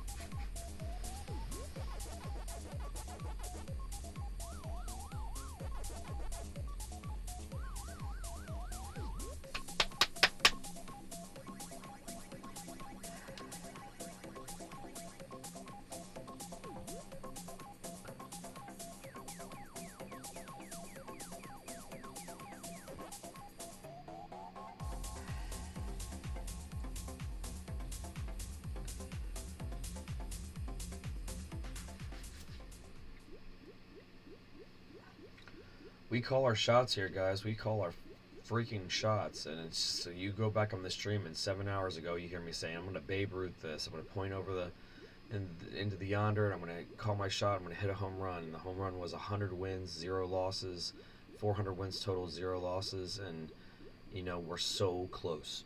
We have won every single game. Like, when I say won, I mean placed first. So now, like, it sucks, but, like, the last 12, I feel like not only because I'm tired and fatigued, I feel like they are so much more difficult.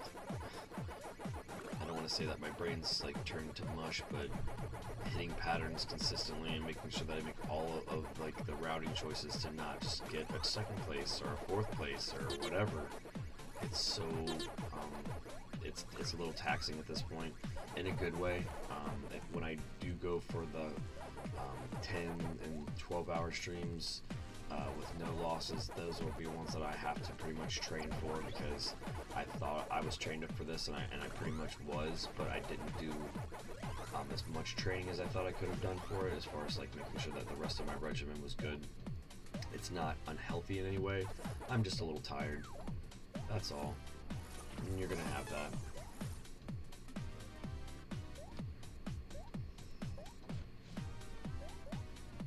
It'd be different if when we're playing like 2-player games and I'm bouncing back and forth, or I unfortunately worked my regular job, my normal Joe job too, and you know, that combined with it, it's just, I'm just very exhausted. Also, I've lowered my caffeine consumption to instead of a couple cans a day to 1 can a day, if that. So it's made it a lot harder to be able to stay up in these later streams that I was, until I find a way to change that.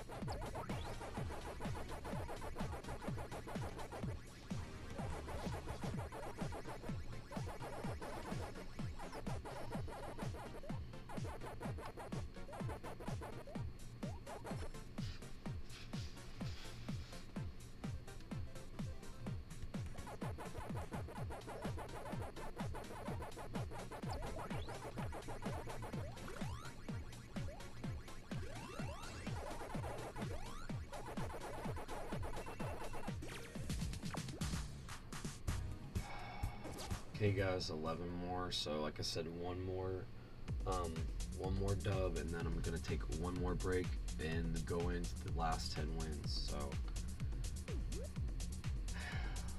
one more dub for that last stretch.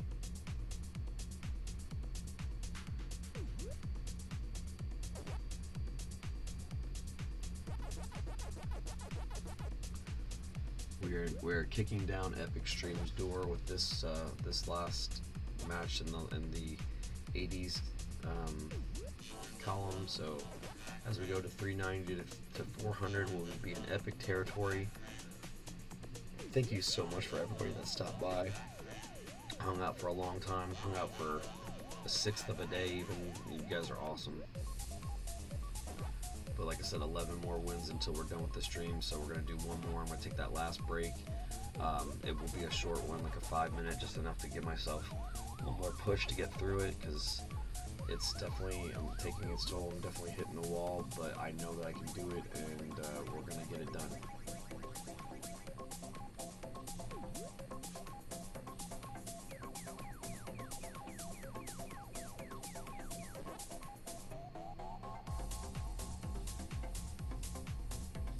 It's funny because I put that pressure on me that one stream where I had 39 wins in a row, and I thought, okay, I'll just get a clean 40, and then I buffed it. So you know, I'm taunting that that's possible and teasing that it's possible, and it is, but I'm really definitely trying for it not to be, because it would sadden me to get that close and not hit it. But we've definitely gotten, between last stream and this stream, over 100 victories in a row in the number one position. So I'm still proud of us no matter what.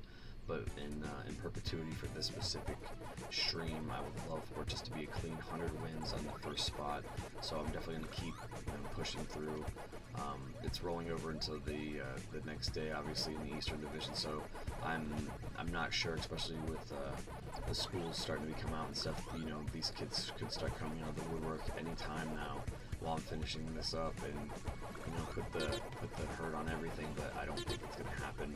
It's definitely possible, but I don't think it's going to happen.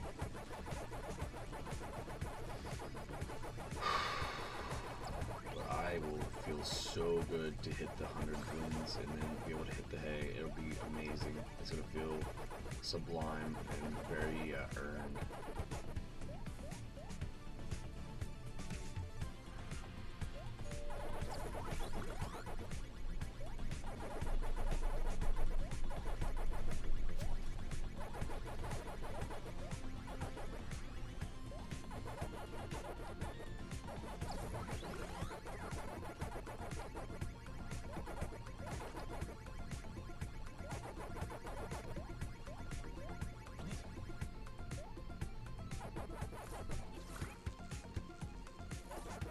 Come on, you saw me juggling being on the outside of that shit.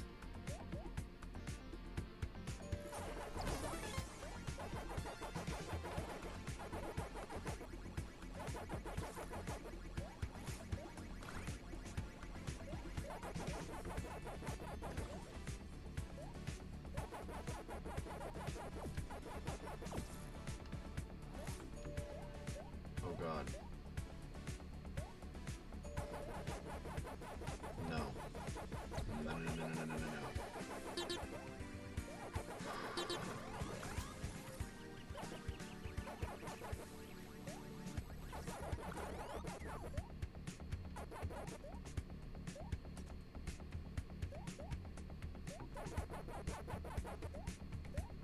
Come on, Agent Wally, get those last 3 pellets.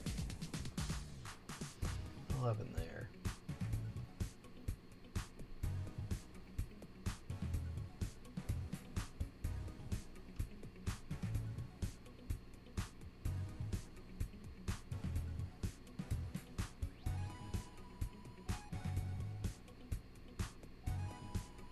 Oh, they eventually caught him is what it was. Okay.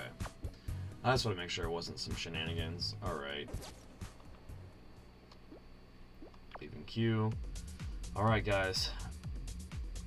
10 more, so 10 more wins will give us 750 more experience points. That'll put us right over 29,000, so we'll be right knocking down 30,000's door for the next stream, and we'll be in the next league of all this.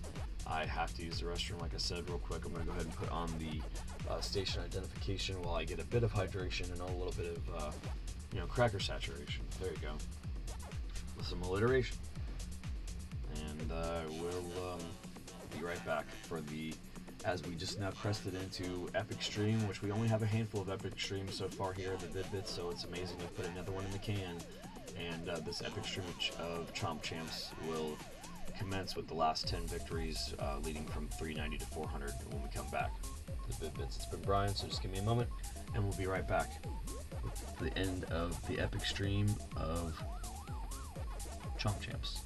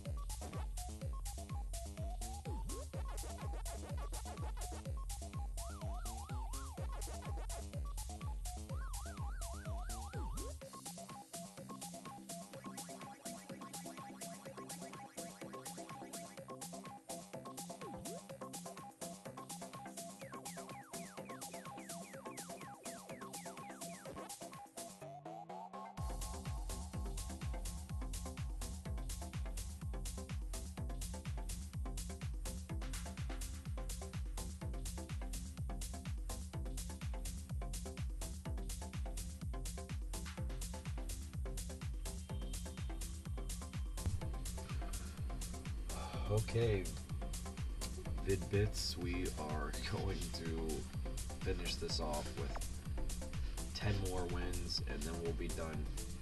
We are 90-0 for this session. 90 first place finishes, and we're 390-0. I'm feeling a lot more pressure the higher up we get with this, so hopefully you are enjoying trying to ride that pressure out as well. We've only had a handful of epic streams here in the Vid-Bits so far, and this is definitely on that list now.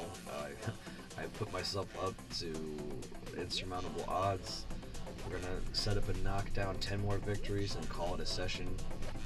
There will be no more breaks. We're gonna go straight through. I just wanted to try to get myself motivated and psyched up for the last stretch. So this last hour is going to be very crucial. I really hope that we can just nail it. In the last hour, the crazy thing about it is the last hour there'll be 10 minutes of it'll be waiting. So I just really hope we get some good games, some good RNG. 10 more, man. Try not to psych myself out. It's insane that we're here. We're in the final throws. It was just a short hop, skip, and a jump 8 hours ago to when we pointed and we called our shot, and we're gonna hopefully cross that finish line with our goal intact. That's what you get here from the Vid-Bits. Incredible stunts on top of a great variety of gaming content across a lot of different generations and consoles, and I hope that you will take a look at our catalog and hopefully find something that you enjoy.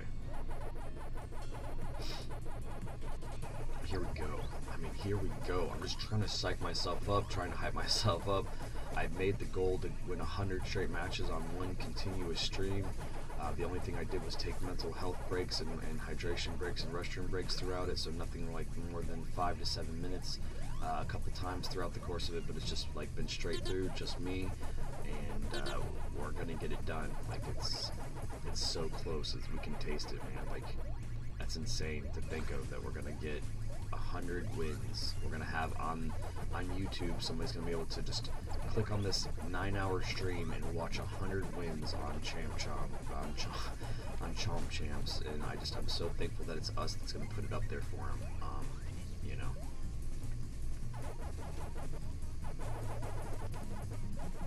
Will be the measuring stick for people to try to do this stunt. People will be like, okay, the Vid-Bits set the bar, and we have a couple more, in the can. If I can do, do a 10 and then do a max, that would be awesome. But I wanted to start with the 8. It ended up being 9, but it's more subjectively 8 because of the breaks I took.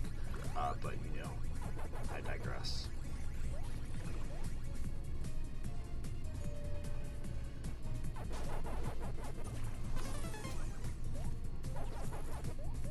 Recent wallet.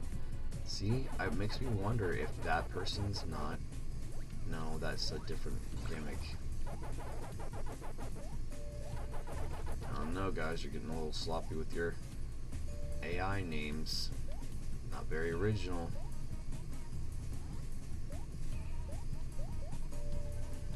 Oh gosh. Oh gosh.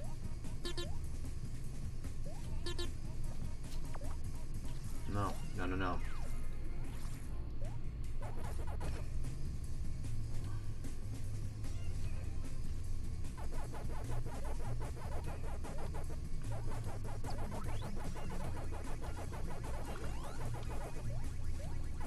See, recent wallet could be a person, man. It really could.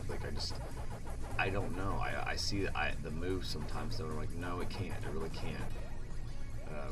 But there's a lot of people that have offensive names, so I don't know if the game defaults them to some generic crap like that, and then I just, you know what I mean?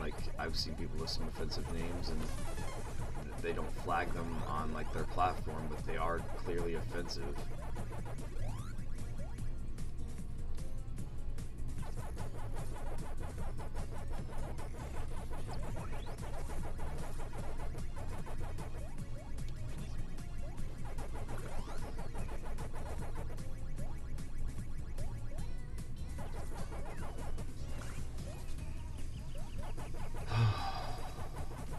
getting the same feeling that I always felt like with those competitions where like everybody can win a car if they keep their hand on it. Like it seems like the easiest task ever if you're good at it, which in that case is just keeping your hand on a car, which, you know, playing normal Pac-Man to me is just a mindless thing, an easy thing because I've played so much of it.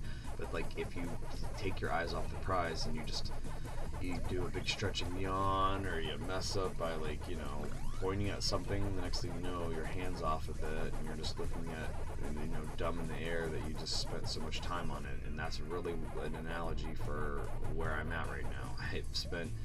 I could have taken it a lot easier on myself stress wise, knowing that there's a chance I would have gotten some seconds or whatever. And like that's why if you go back and watch the streams, I have streaks. Like as soon as the streak's broken, I actually, you know, relieve sigh of relief, because then I won't have to keep track of it, number one. Number two, I won't have to keep it up, stressing about keeping it up. So we got 9 more to go, guys. 9 more.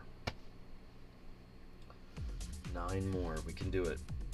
Let's go. We can do it.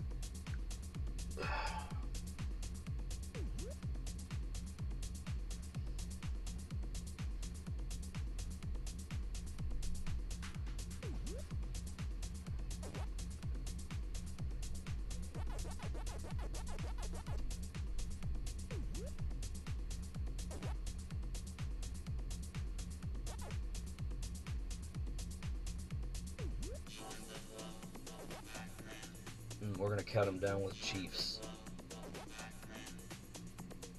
So that's how many we got. 9 more. 2, 4, 6, 8, 9 more. So each time I do another one, I will put one less Chiefs, and then you know, the Chiefs countdown will be the signal that we have done it, guys. We have done it. So we got 9 more to go. 9 more to go. 9 more to go. Let's freaking go. 9 more. It feels so good to put yourself up, your back up against the wall sometimes, guys. You will do amazing things, and I hope that if anything else, this stream within itself is very motivational for you guys to try to do amazing things. I told myself I was going to do this 8 hours ago, and I was 9 wins away from doing it. And you're watching it, you're either watching it live or you're watching it after the fact, and hopefully you're thinking to yourself, I hope he does it. And I know that there's some people that hope I don't, and those people are balancing out the people that hope that I do. So at this point, it's just staying eligible, remaining calm, cool, collected, thankful, and appreciative towards the task at hand. And we're going to do this, guys. 9 more to go. 9 more to go. Okay. No random elements, no RNG. Let's just stick to the plan. Let's not do anything crazy. Like, I've seen some of these guys start to get crazy. Like, I feel like I taunted them into some unpredictability, and I don't want to jinx myself, so I'm just going to keep the course.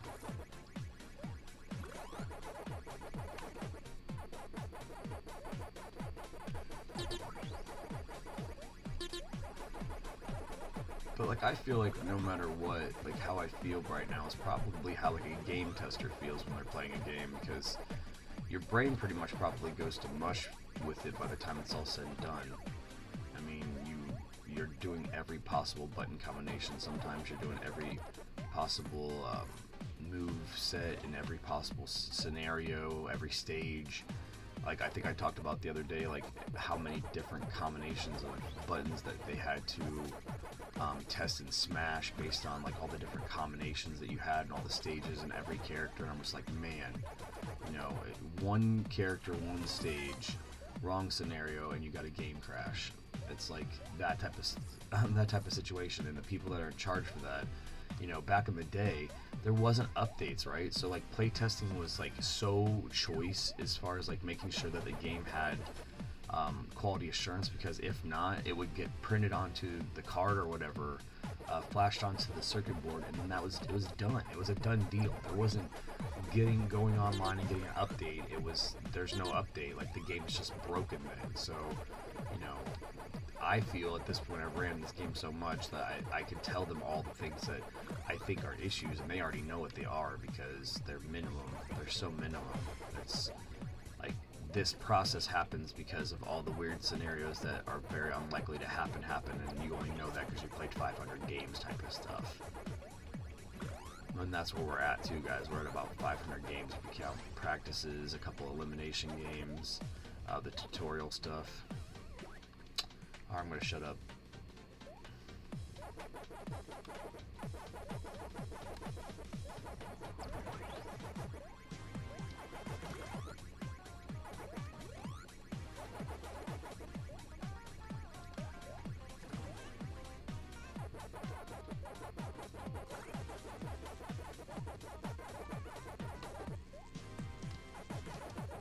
Oh, come on. How come he double rebounded back to me? That's shit.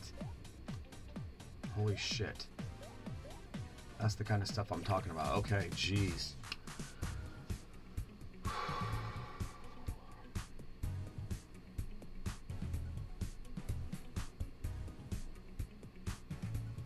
Eight more. 8 more to go.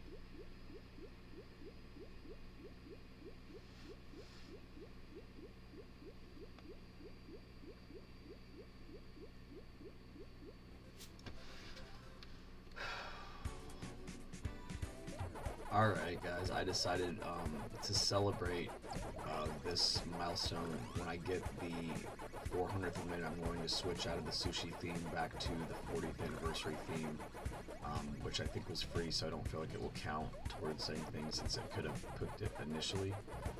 That way I don't, no offense to the sushi theme, but at this point I've stared at it for over 300 matches, and I tire of it a little bit. I find that the one you can see to the right of me, it has a little bit more easeability of eye, a lot of the black background versus the yellow, so, you know, like, I'll go over there just to show you, like, this to me I think will be a little bit easier for me to work with. Even though it was cool to see the gimmick and everything, I feel like this is very clean, and it's reminiscent of Championship Edition and everything, so I just wanted you guys to know that that'll be in celebration of getting the 8 more wins, and I will do it in honor of the 100 wins that we get on this specific stream. So, and not just the 100 wins as far as like, you know, wins as far as victories. We're talking about 100 dubs, 100 first place finishes is what we're hitting on this stream. So it's insane.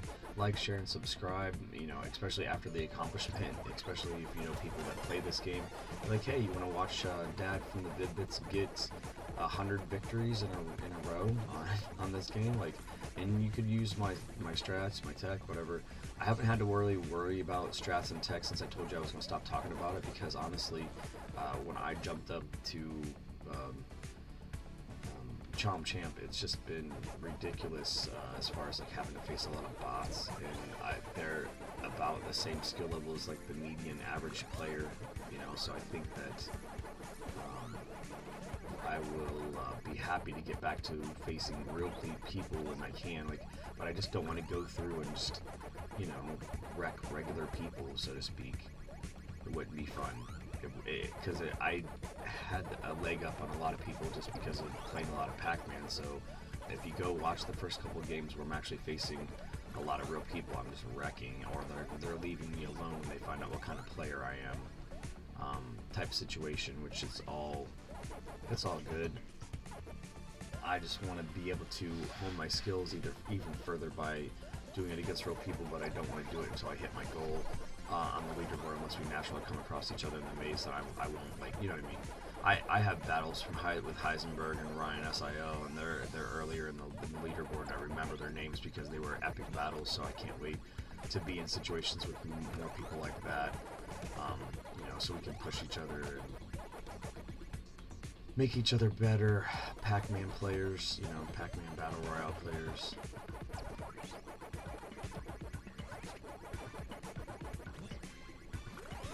Earth jar. Oh yeah? I want to get out of here. I don't want to be in here anymore. I don't want to be on this planet anymore.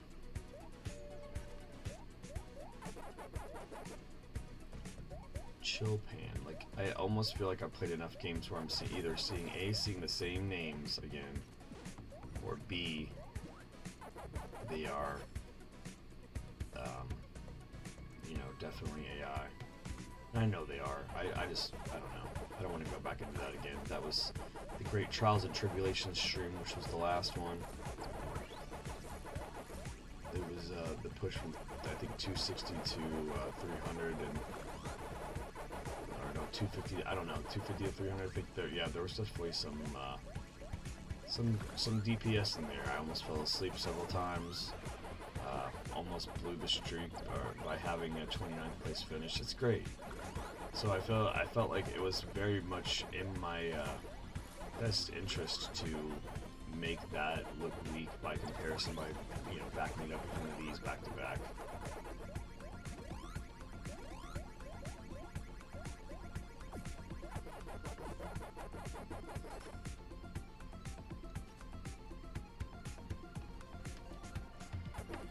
Yeah, chill pan, they might be real. It might be. Yeah. Or not. I don't know. 7 more, guys.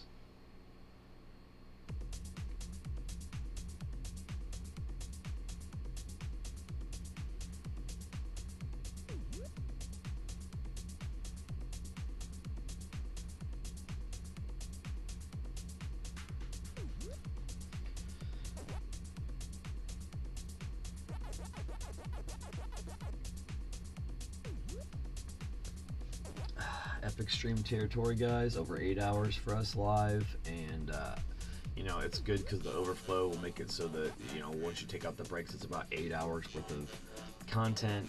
For me, taking 100 us from 300 to 400 wins. Definitely impressed with the mental gymnastics that you have to do a task like this. You have to just keep focused, dialed in, be lucky enough to not have any distractions, and you know, have a fan base that supports you regardless of whether or not they're in the stream the whole time. I know that these guys are out thinking about me, knowing that I'm doing this stuff. Hey, know-it-all, this is insane. I'm on a tear right now. I'm finishing up this stream. I started last night about 8 hours ago, and I'm moving from 300 to 400 wins. I haven't checked the ranking, but if I do 7 more wins in a row, I will. We're talking about placing first out of 64 instead of, like, you know, first through 32nd, which gets you a win. Like, I'm gonna have a streak of 100 first place finishes in a row if I could do 7 more. So and then we'll see where the ranking's going after that, and it'll be the only time I checked, except for the beginning when I checked 8 hours ago. So I don't know. I hope it's going well. I'm assuming it is. I don't remember what I looked at 8 hours ago, and I've stayed in my own lane, so I don't even know what those guys have done. Some of those people could have played the entire time I played, but like I've been telling chat, like, it doesn't really matter how many wins you got. It matters if you placed first, because if you placed 32nd, you only get like 5 experience points, versus if you placed first, you get 75. So, and then the disconnect between first and second is 75 points versus 55 points. So even then, placing a bunch of seconds will not put you in a good consideration. So I really can say that if I get 7 more wins, I maximized 8 hours worth of experience points in this game. Like I'm what they say min-max. I min-maxed it. So somebody could even like sub-vet this stream as like a min-max of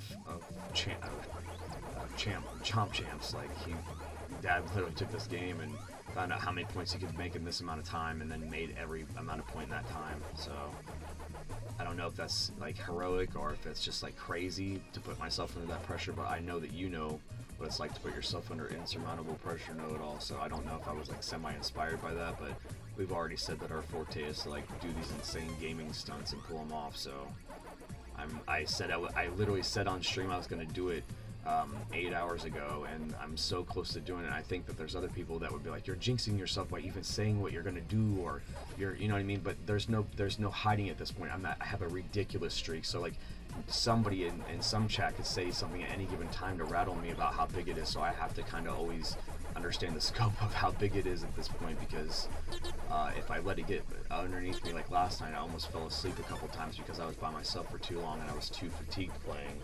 So I think it's going well. We'll find out for sure here in 7 more victories, and then I can take a nicely earned sleep break so I can let some of these guys get their own ground. But at this point, we're, you know, the top rankers are all nervous about me. I know they are. There's a reason why other people are making big moves too, because they probably see, oh, this guy came out of nowhere, so I can too. But I'm telling you, you have to then deal with the equivocal exchange of how the fatigue is going to make you feel, and put that into perspective of how it's going to affect the rest of your day, or the rest of the people around you. And I'm trying to do a really good job of balancing all of it, and I think that I have, where I'm not, you know, taking too much out on any other aspect of my life to still try to get this what other people would consider silly, which is a video game record. And I don't think it's silly at all. I love Bandai Namco, and I really want this record. I really want to get it. Thanks, man. I know I sound a little bit manic probably, but like it's just because of how I'm intimidated now at this point. I can't lie, like not for like the overall streak, but just the specific stream, putting the pressure on me to get 100 wins and not lose a single game. Like not just lose as far as rankings, but like win every game as #1 spot. Like who does that kind of shit? Like, I mean, not that you can compare the two games, but that'd be like in Fort, like a game that I only get like a dub like every other game, or sometimes only a couple per session, and I can have like a lengthy session with my my son-in-law, my daughter, and my son, and like we can, you know, we don't do it for the channel, but like just to have fun. And you know, I can have a really long session and only get a couple dubs, or we can have some sessions that we get a decent amount, but there's never been a session that got a dub every single game, and there wasn't, you know what I mean? So like, I don't know why I would do something stupid like put that kind of pressure on myself, other than know that there's a reason why I'm saying it, so that I can just get it done like that, just get it done. Oh man, Skippy, good to see you, bud. Like Skippy, I keep telling you that we're doing feats, man. Like you being a member of the completely unnecessary tier, it's just like it motivates me to do these crazy feats. And this stream, when I finish this, if I can knock it down, it'll be 100 first place finishes in a row from start to finish, and then I'll cut it, and we will have like history on our channel. Like I'm trying to put historical stuff on there to go along with like Braden's badge arcade and stuff, so that we're also like a niche of the Vid-Bits is kind of like chalked out to a historical archive. And so when it comes down to this game, people are going to be able to see what it looks like to have like a 9-hour min-max session of this game, and hopefully I can do it, man. Like I'm nervous because I have 6 more to go, 6 more wins, and then we'll have done 100 in a row. And I've been putting chiefs in chats to like signify how many wins I have left to get. And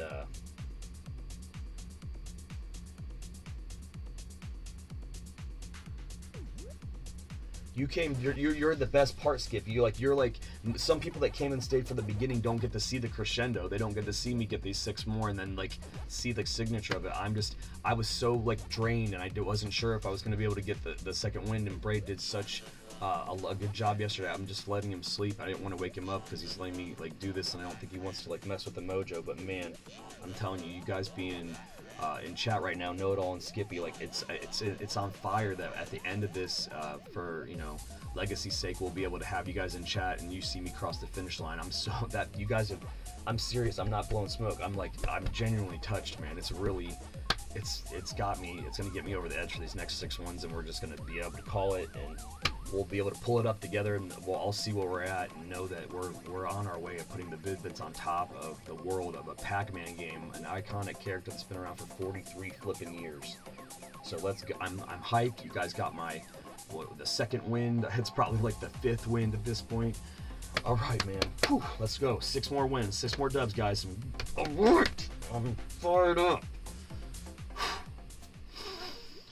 Oh my God! And I'll tell you what, like the next one is probably gonna just be like, there's no pressure just as long as I get dubs. But I'm not gonna put. I don't know. I don't know if I can put myself under this type of pressure without taking like a mental pause. And the race for number 1 is real. And it's like, where's the mental pause time? Let's go! Woo! Then we can change the sushi theme to the 40th anniversary theme. This is what I was saying earlier. I'm going to change that to that because I've had this for now over 300 matches, and the other one's a little bit more clean, but it'll be like also like the next phase where maybe we'll change the background every 100 or something. But it's the 40th anniversary theme is the Pac-Man Championship Edition one pretty much, so it's very clean looking and it's easy to see your character model and stuff. And I think I need to have something more like, oh my, see, like look at that, like why is he coming in here? Oh no, like you guys need to get the hell out of here.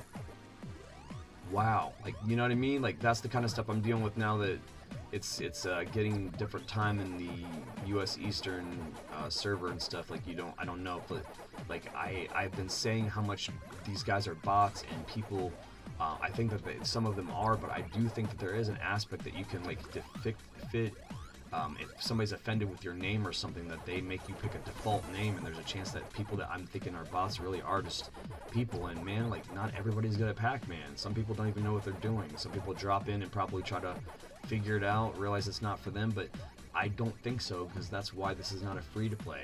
There's a lot of people online that are complaining about that aspect of it, and for me to have a $20 price point makes it so that we can avoid casuals, and I don't want casuals in here because they're not going to help.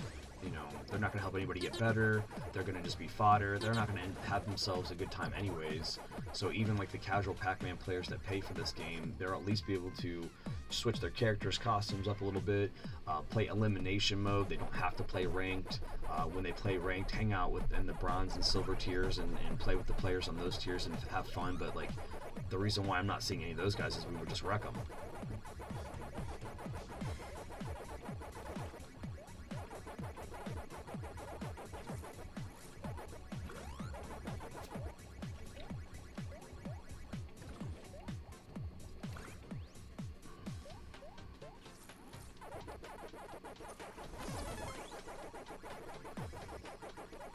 But I mean, for future reference, it'll probably be like a day that I have a very light game of day in May, or that Bray does it, and because unfortunately again there's going to be probably another one where he has to do it today, because I'm gonna have to rest my brain, unless he gives me some time to sleep and I can get up and we can do something fun that's like lighthearted and not very heavy, because we've been hitting a couple heavy hitters to start off the week 3. We wanted to make sure that people saw some heavy hitting games, and also because we've been having some disconnect on getting together to play the games, that we played a one together.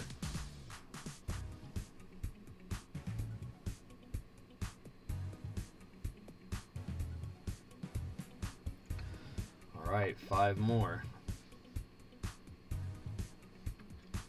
Skippy says, good luck. Chief gives us the best luck. Let's go. 6 more, that's nothing for Pops. I appreciate that. So 5 more now.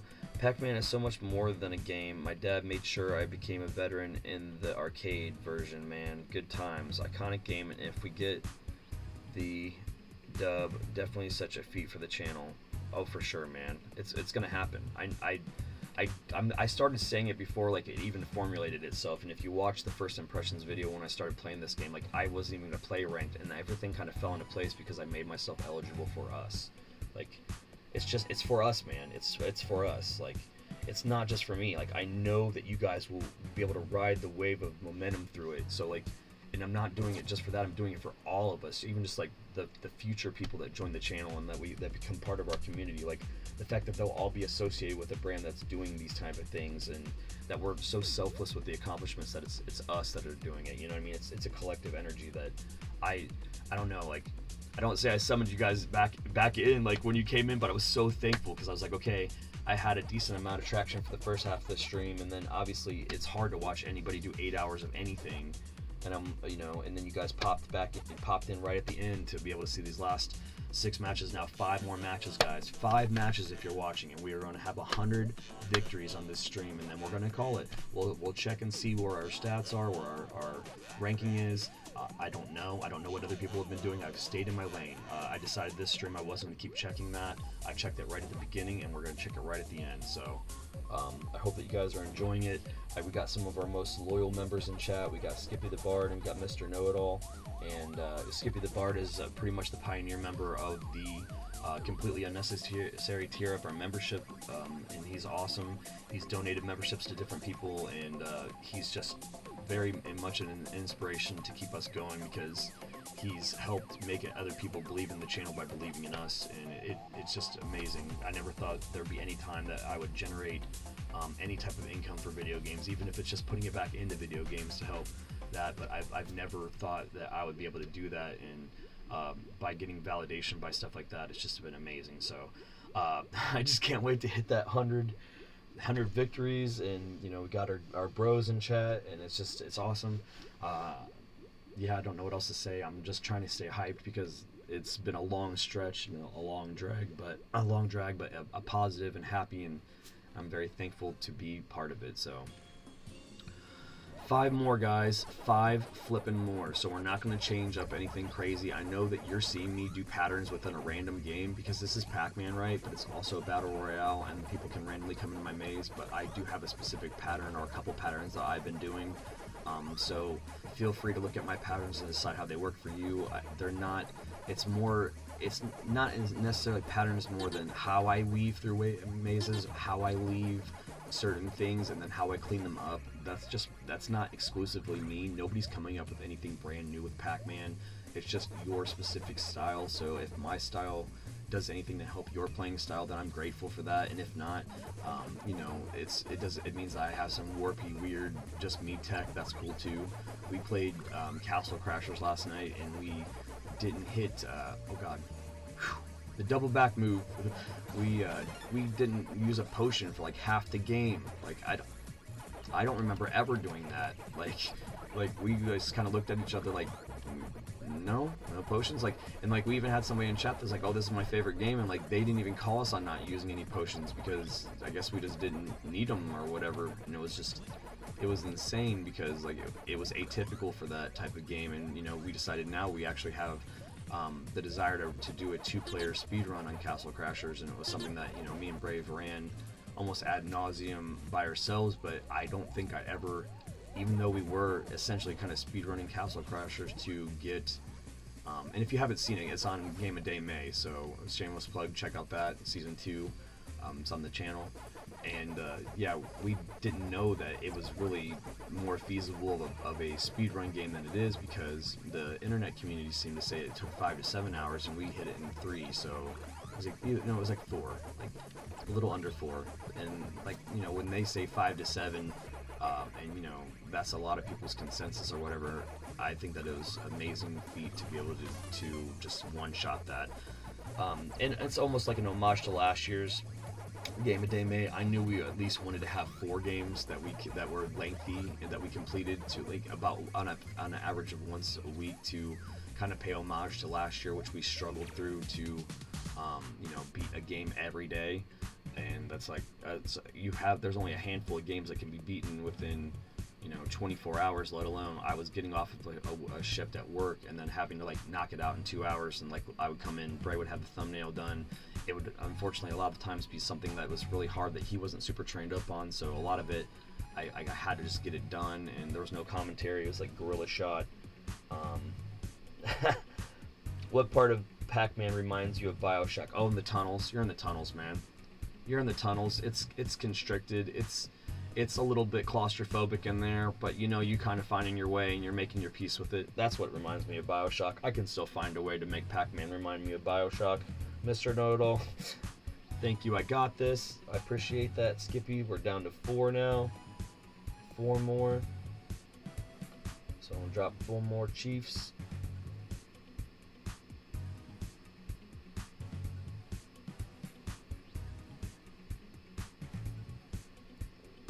Oh man, there we go.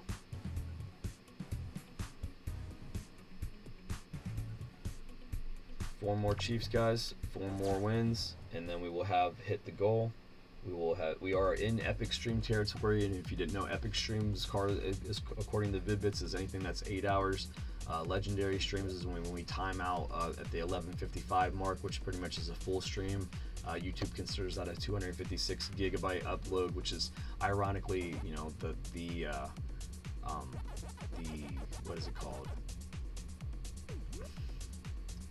The kill screen of regular Pac-Man, where half of the maze is glitched out. You know, that's level 256. So, you know, we just basically are gonna eventually hit another one of those in the throes of trying to get to #1 in the world, because unfortunately we have to, because some of these guys won't settle the F down. But we will know exactly where those guys are after 4 more victories. We'll pull them up and we'll see where they're at.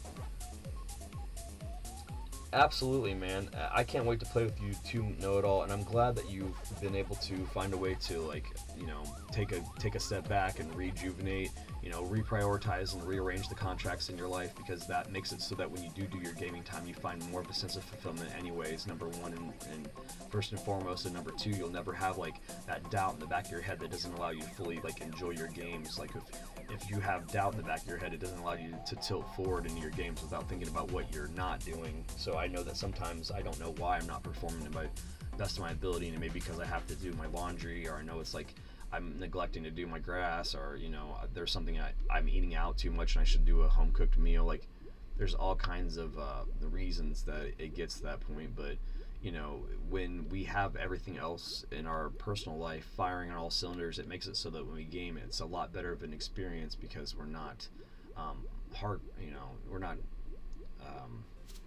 we're not forgetting our responsibilities. So not that you were, but I know that you are just, when you're in it to win it, and that's awesome, because obviously you can see that we have the same killer you know, dedication. I just still think it's ironic that you talked about Pac-Man and we didn't really know where that was going to go. I knew I was eventually going to throw some stuff up there, but I didn't think it was going to be this. I didn't think that we were going to be fortunate enough to be in this situation.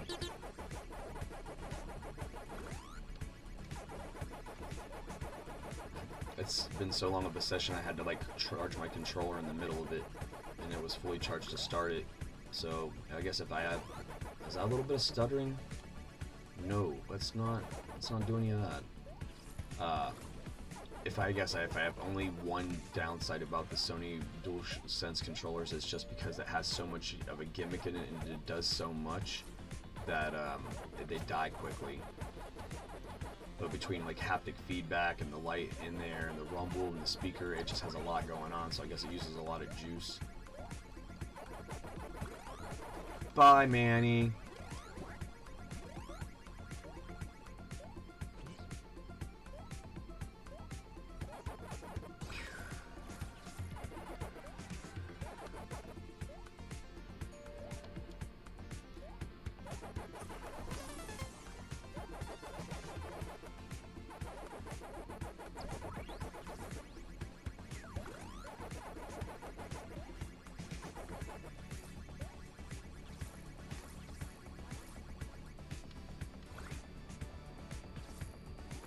And I'll be straight up honest with you, and I'll shoot with you, Know-It-All. Like, I'm glad that it happened the way that it did, because it was getting to the point where I felt like after we kind of, like, learned your personal journey, that we had, like, somehow found the universe's way to pull you out of retirement from zombies and, like, make you do it all over again when you weren't, you know, when you had the closure for it for a while. So, like, for you to be able to, like, take this step back and, like, you know, get ready to enjoy it again makes me happy. I just don't want to drive anybody to that point, especially, like, when you and Bray were trying to get director's cut and that kind of stuff. So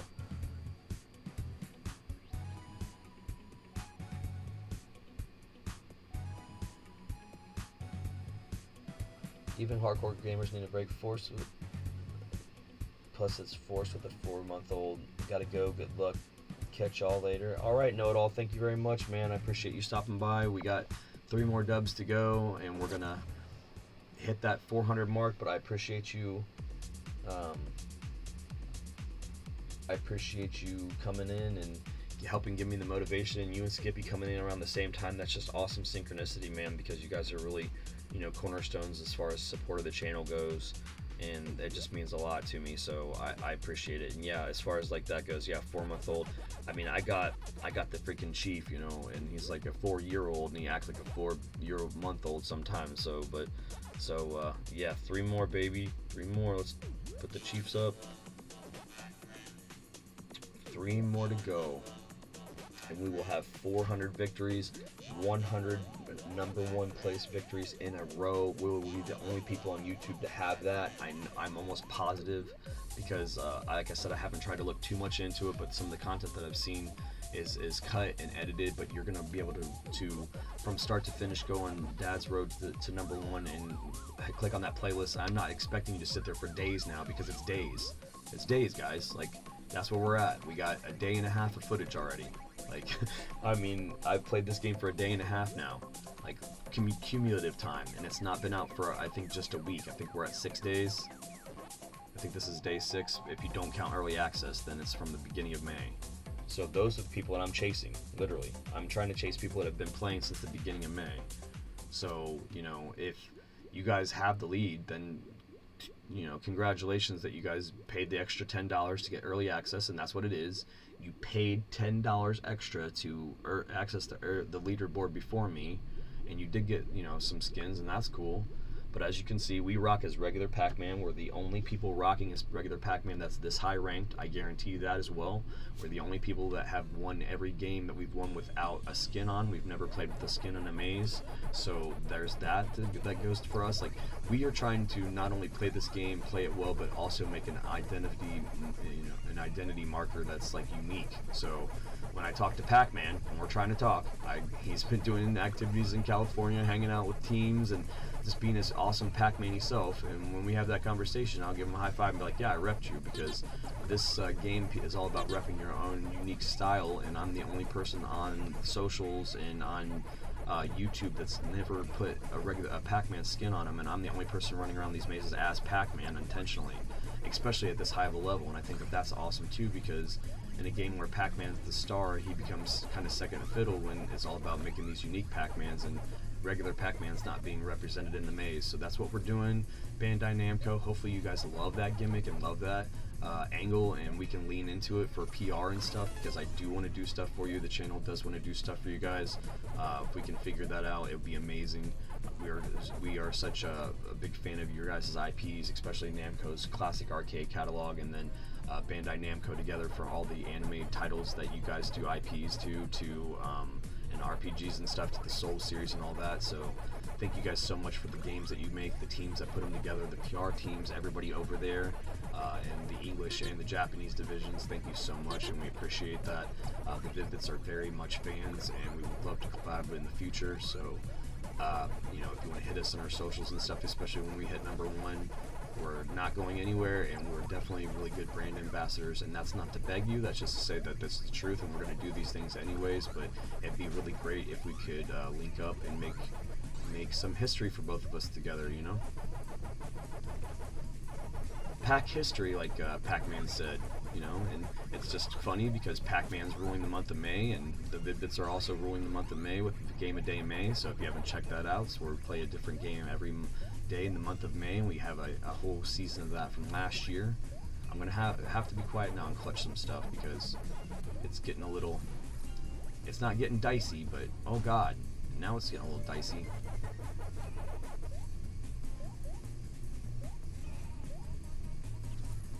I want to get that. I shouldn't get it, but I want to get it. I just have to use it now.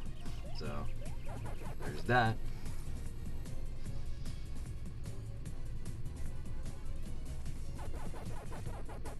Yes, there it is.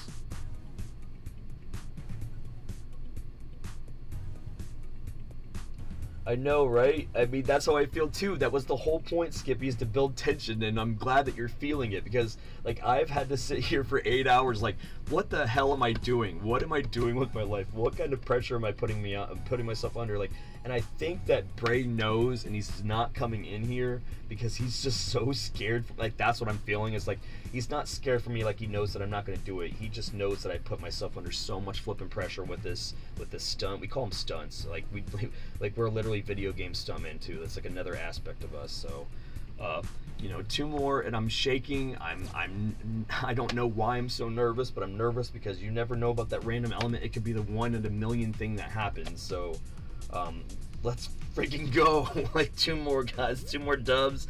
The epic stream will be over, and we'll have 100 first place victories in a row on a singular stream in YouTube, guys. I'm just continuing to try to hype myself up because it's been a long stream and a long intensive goal that at any given time in 8 hours could have been derailed. Any given time.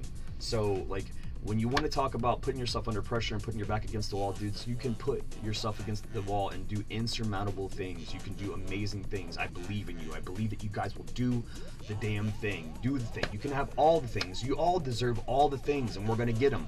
Like, number one Pac-Man in the world. Like, you know, the Bandai Namco sponsorship. We're going to get it. We're going to shake hands with people in Japan. We're going to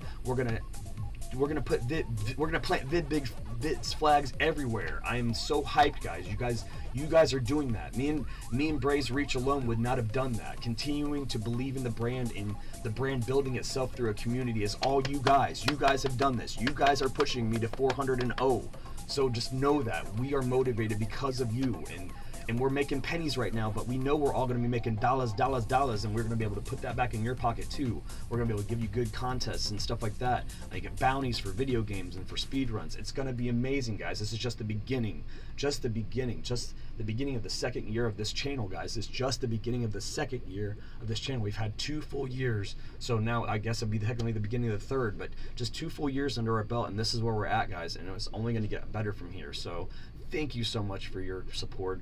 We are so blessed, thankful, appreciative, and loved by all of you guys, and we're trying to show that in reciprocity. So thank you so much, and we're gonna go for 2 more wins, 2 more dubs. Let's flippin' go. I am so hyped. I am beyond hyped. I just know that I'm gonna sleep so good after this, and this hype that you guys have gotten us on for stuff is the reason why, you know, I kind of complained about it a little bit earlier, that I've stopped drinking as much caffeine, because the energy is intoxicating and it feels like I'm drinking caffeine by just being involved in this energy that you guys are helping, you know, put off. Like the vibes that you're putting off. Like, I don't know. Oh man. Okay, I gotta get the hell out of here. I don't like this at all. See, like that, like anybody else could have spent too much time in there, and that could have been it. Like, that would have been it.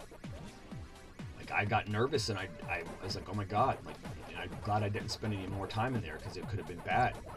And those are the type of decisions I've had to make on the fly the whole night. Like, and it is nerve-wracking, and it's not when you're in it, because you can't, like, get, you know, you can't succumb to the pressure. But that type of stuff, I've been on that for 8 hours now, so my brain is like mush about it. So I don't know why you guys that are doing these super long shifts on purpose to try to stay ahead of me are doing them, because if you didn't do what I just did and spend 8 straight hours of min-maxing dubs, it's not going to be worth your time.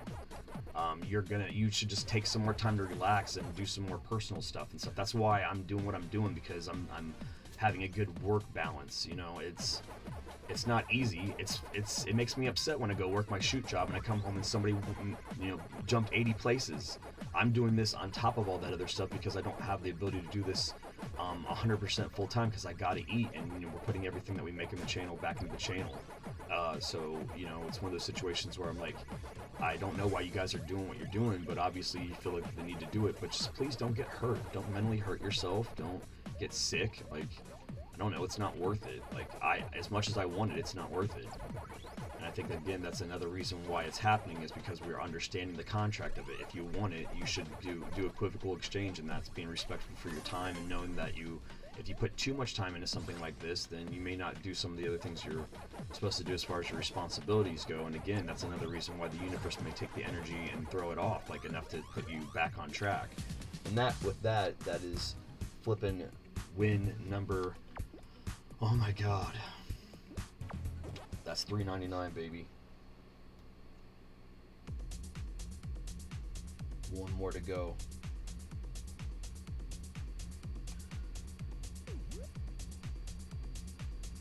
Legendary Grind Gaming Gods have acknowledged you, and we truly appreciate that hard work. 2 more. All right, Pops Focus. We can chat after. Sorry, I'm just very stressed and need this W. We grinded real life in the game too, perfectly balanced. Bro, that was scary. I know. Here we go. Let's go. This is it. This is it. This is number 400. Let's fucking go.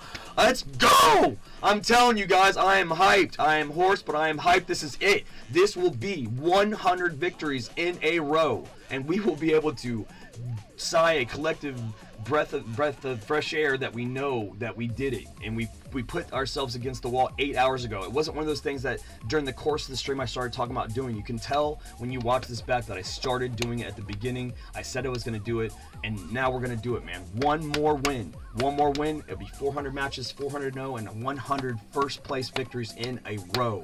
Nobody's going to have that on YouTube right now. We are literally carving out our own identity here, guys. So please like, share, subscribe. It means the world to us. All the eyes on us is gonna just make it so the windfall for you guys is just gonna be better. The channel's gonna be better. It's not gonna. We're never gonna take it like if we get 1,000 sub boon tomorrow, I'm not gonna be like, let's stop the grind and appreciate this. We're gonna do a community post and we're gonna tell you guys how thankful we are, and we're gonna move on and do the same content block because we are on the grind. But man, I am freaking pumped. Let's go. One more. I don't suggest you guys put this type of pressure on yourself for this specific game unless you're really masterful at Pac-Man, because I'm telling you, like, when you start to get mushy about the lane changes and you start to like blend together the Ghost AI and like their timing, and some of them do have very specific timing and AI behavior patterns, and I'm like, okay, am I going to confuse the two? Am I going to do that thing where I think that I can run the lane and get screwed, and is somebody going to come in the maze right away and make this difficult? I just want this one to be clean and easy. I'm not going to try to do anything fancy. I just want to get it sewn up. So let's go. 400th. Let's go. Oh, why does the loading screen have to take 2 minutes between the loading time and then all the guys popping in? I don't know, but here we go. I'm glad that you're here, Skippy, man. You are in the completely unnecessary tier, and you get to fucking see this. Let's go. I'm so hyped for that, dude. You do not even know. I'm so happy that you get to see this. It's so awesome, man. It is, because I thought I was going to be hitting this by myself, and I would have been totally fine with it. I was mentally prepared for that, to be in the room by myself, to be in the chat by myself and hit the milestone and just know that people would get to see it afterwards. But the fact that you're fucking in here and seeing it live, I'm so happy, dude. It really makes me happy. I hope that you feel like, you know, when you invested in us, like this kind of stuff that we're still trying to put out, it's like, it's not for an audience of one, but the fact that you are, you know, you feel like you're being individually catered to, and we're working really hard for you, because you literally are propping up the channel right now, bud. Like, you know, that type of stuff makes other people see that and think that they can do something with it, or they want to do something with it. Like, you pumping up our memberships and making it so that we have more visible people and that number's high with your donos of the memberships and stuff. And, you know, you're one of the only people that are really able to do that right now, and you doing that has made it so that we have such a higher reach potential because of it, because it looks like it's something and you're believing in it, and it's made us like, we if you've seen, like, since you did that, we've doubled down our efforts, and not because you've asked us to, it's just because it's so motivating, it's so infectiously motivating. And with that, I'm going to be quiet for the rest of 400 and just tell you, this is for you, this is dedicated to you. Skippy the Bard, 400, this stunt was dedicated to you. This is what you get when you jump onto the completely unnecessary tier. Complete tributes like this to people that are down with us and are freaking motivating us, man. 400th win, 100 win streak. This is for Skippy the Bard, and he is a believer in us, and that's what he, in reciprocity, we're giving you guys is belief. We're believing in you, believing in your dreams, in your gaming goals, in your life goals, and let's flip and go. Let's get it. So blessed, guys, humble and blessed, and we're about to rock it any given time now. I know I said I was gonna stop talking, but I'm so hyped. It's gonna pop off, it's gonna say win, and we're gonna fucking celebrate. I don't even know if my house is gonna be able to handle how loud I yell. Here we go. Anytime now. We got 4 guys, we're rolling. Nothing's gonna stop us. Here we go, baby. We're gonna get the ghost repel. It's not gonna do anything. We don't have to worry about nothing. Nobody's coming to get us. Nobody's coming to chomp us. Repel that guy. Let's get the fruit prize. No, it went away. We don't give a shit. There it is, baby. Yeah! 400. That's what I'm talking about. 400 in a row. We got 100 dubs this stream Chat, 100 dubs. I'm trying not to get emotional about it, man. But I'm telling you what, if you put your mind to it, you can do anything. And I told myself I was going to win this multiplayer battle royale 100 times in a row and the #1 spot and spend 8 hours doing it, and I did. And it may not mean a lot to any of you, and it may mean the world to some of you, but I'm telling you, you can do anything. And that's what we're all about here at the Vid-Bits. That's what it is. That's what it's all about. Man, I'm telling you, dude. I'm telling you, Panthers, yes. Oh my God. All right, guys. Let's just take a second to breathe, because that's the last play of this this stream. Oh my God. I'm sorry. Like I'm super emotional. It was really it's probably one of the hardest things I've ever put myself up against, because I mean, we all put ourselves against the wall and to put the pressure on us, especially as gamers, to perform. But I don't think, I mean, as far as like other people like being, I mean, not to be weird, but to be naked out there and vulnerable and for 8 hours and to pull it off, because like at any given time, anyone, there's at least a dozen of those were really close, and it was due to some of me being overhyped, due to some negligence, due to some good play, due to some good AI. But I mean, at any given time, like a regular person that could have been in there and just absolutely just wrecked that. But man, thank you guys so much for that. So that was 100 first place victories in the new Pac-Man Chomp Champs game, and we're gonna go ahead and look and see where we ranked up. Whew. Here we go, guys. So this is the icing on the cake, so to speak. I'm gonna go ahead and hit the button. Like I said, we just crested over 29,000. Let's see where we're at. So there we go. That puts it into perspective for you. Space was 34 wins in front of us before we started the stream, so now we are right underneath Shiba Inu. I know for a fact it shows you the skill gap there. You can clearly see that, you know, we only have about 3,500 points between us, and 3,500 points is, you know, roughly 30 matches. So they've lost, or they've not placed first a lot, guys. Like, now when we're talking about Kofi's amazing. Like, clearly Kofi's amazing. Like, we're equals. If you look at it, we're equals based on stat.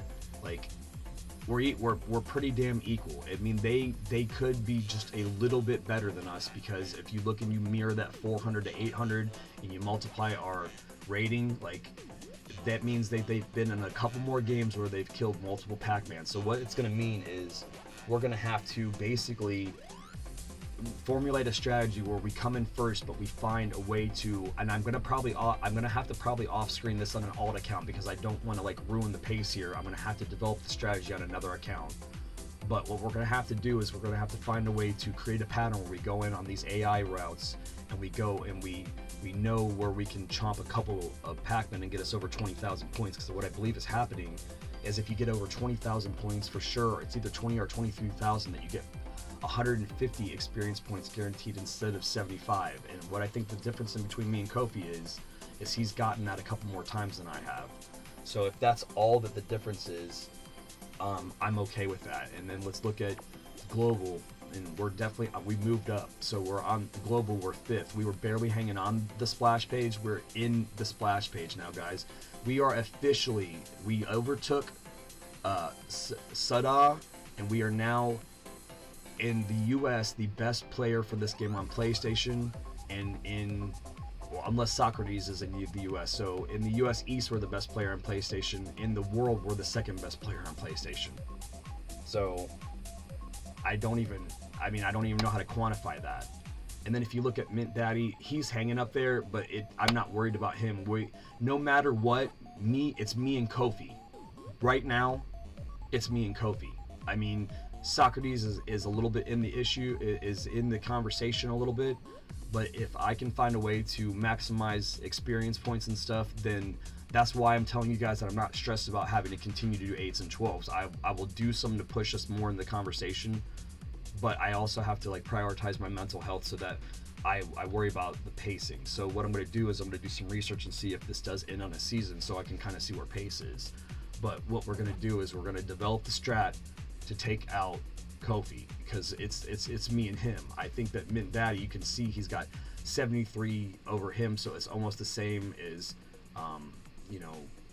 me and Shiba Inu. So it's up there. This is what you're looking at. This is the players.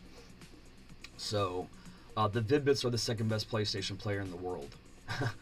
That's where it is. We're the third best in the US, and we're the fifth best in the world overall. That's where we're at. So I hope that you guys feel like we are making strides, and when you're clicking on and sharing the playlist that says that we're going to dominate this board and we're going to be at the top of it, it's not a joke. We're really putting in the work, and it is work. I just worked an 8-hour shift, and as much as it isn't work, the only reason why I can do something like this is because Pac-Man is not work to me.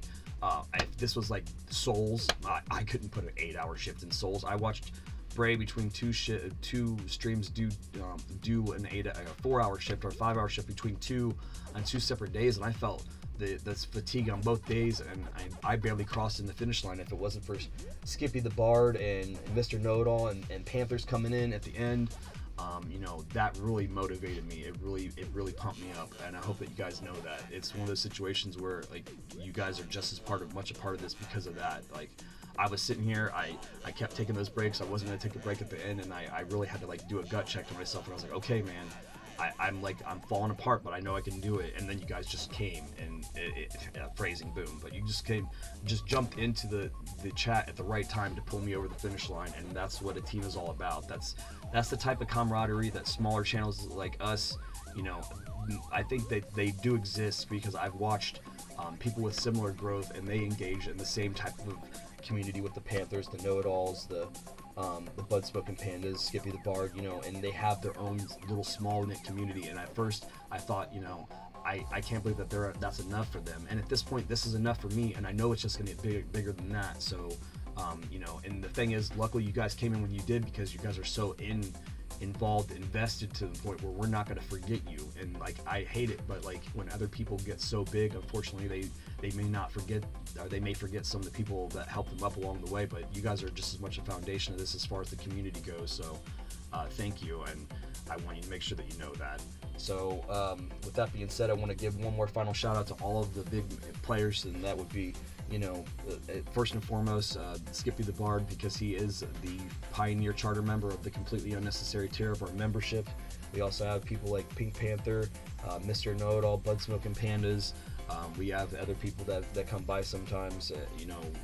I don't want to miss you all, but like those are the people that come back that are like our core group. And of course, Musicus Dominion, because he did our intro, and he's really trying to get up the quality of our product and stuff so that we can get more eyes on it, and we can can show nothing but infinite appreciation for him. So with that being said, all of this was brought to you by those guys, including the people that love us, Van and Oki and and Danny, and I'm trying not to be too personal, but like all you guys, Karen, there's people that really do stuff to support us behind the scenes. So I hope that you guys understand how important it is that you're acknowledged as well, just because you may not be in membership tiers and stuff, and we don't shout you out as much as you're just as much a part of this as everything. So from me and Bray, the Vid-Bits, it's been this amazing epic version of Chomp Champs, and I hope that you enjoyed watching us coast from 3 to 400 victories, 100 in a row, 100 number 1 placements in a row. We were able to jump to 3 locally and 5th globally. We're the first best PlayStation player locally and the second best PlayStation player globally right now in Pac-Man Chomp Champs. So thank you so much for supporting this stream. And I can't believe that this happened, and it only happened because of support from people like you that made it so that we could do it. So thank you so much from the Vid-Bits. We'll be back with another episode of Game of Day May today. It is, I'm losing count. I think it's day 16. Yeah, day 16. I'm not quite sure what we have on the docket, because we have been making a little bit of programming adjustments because Bray's been very accommodating of this. So we will come back with that later, and I don't know what else is on the docket. But that's coming up for sure today, so stay tuned for that and jump in the playlist to catch up with that. So I really appreciate you guys. It's been Pac-Man. It's been Brian from the Vid-Bits hanging out with Pac-Man, and we've been chomping some champs and chomping some ghosts, and we will continue to do so until we are on top of the United States Eastern Division local board, leaderboard and global leaderboard. So I'm going to leave you with this screen so you can see where we're at and know that you can follow along, and I can't wait to see you on the next leg of this journey. So it's been Brian from the Vid-Bits, and until the next one, we will see you later. Peace.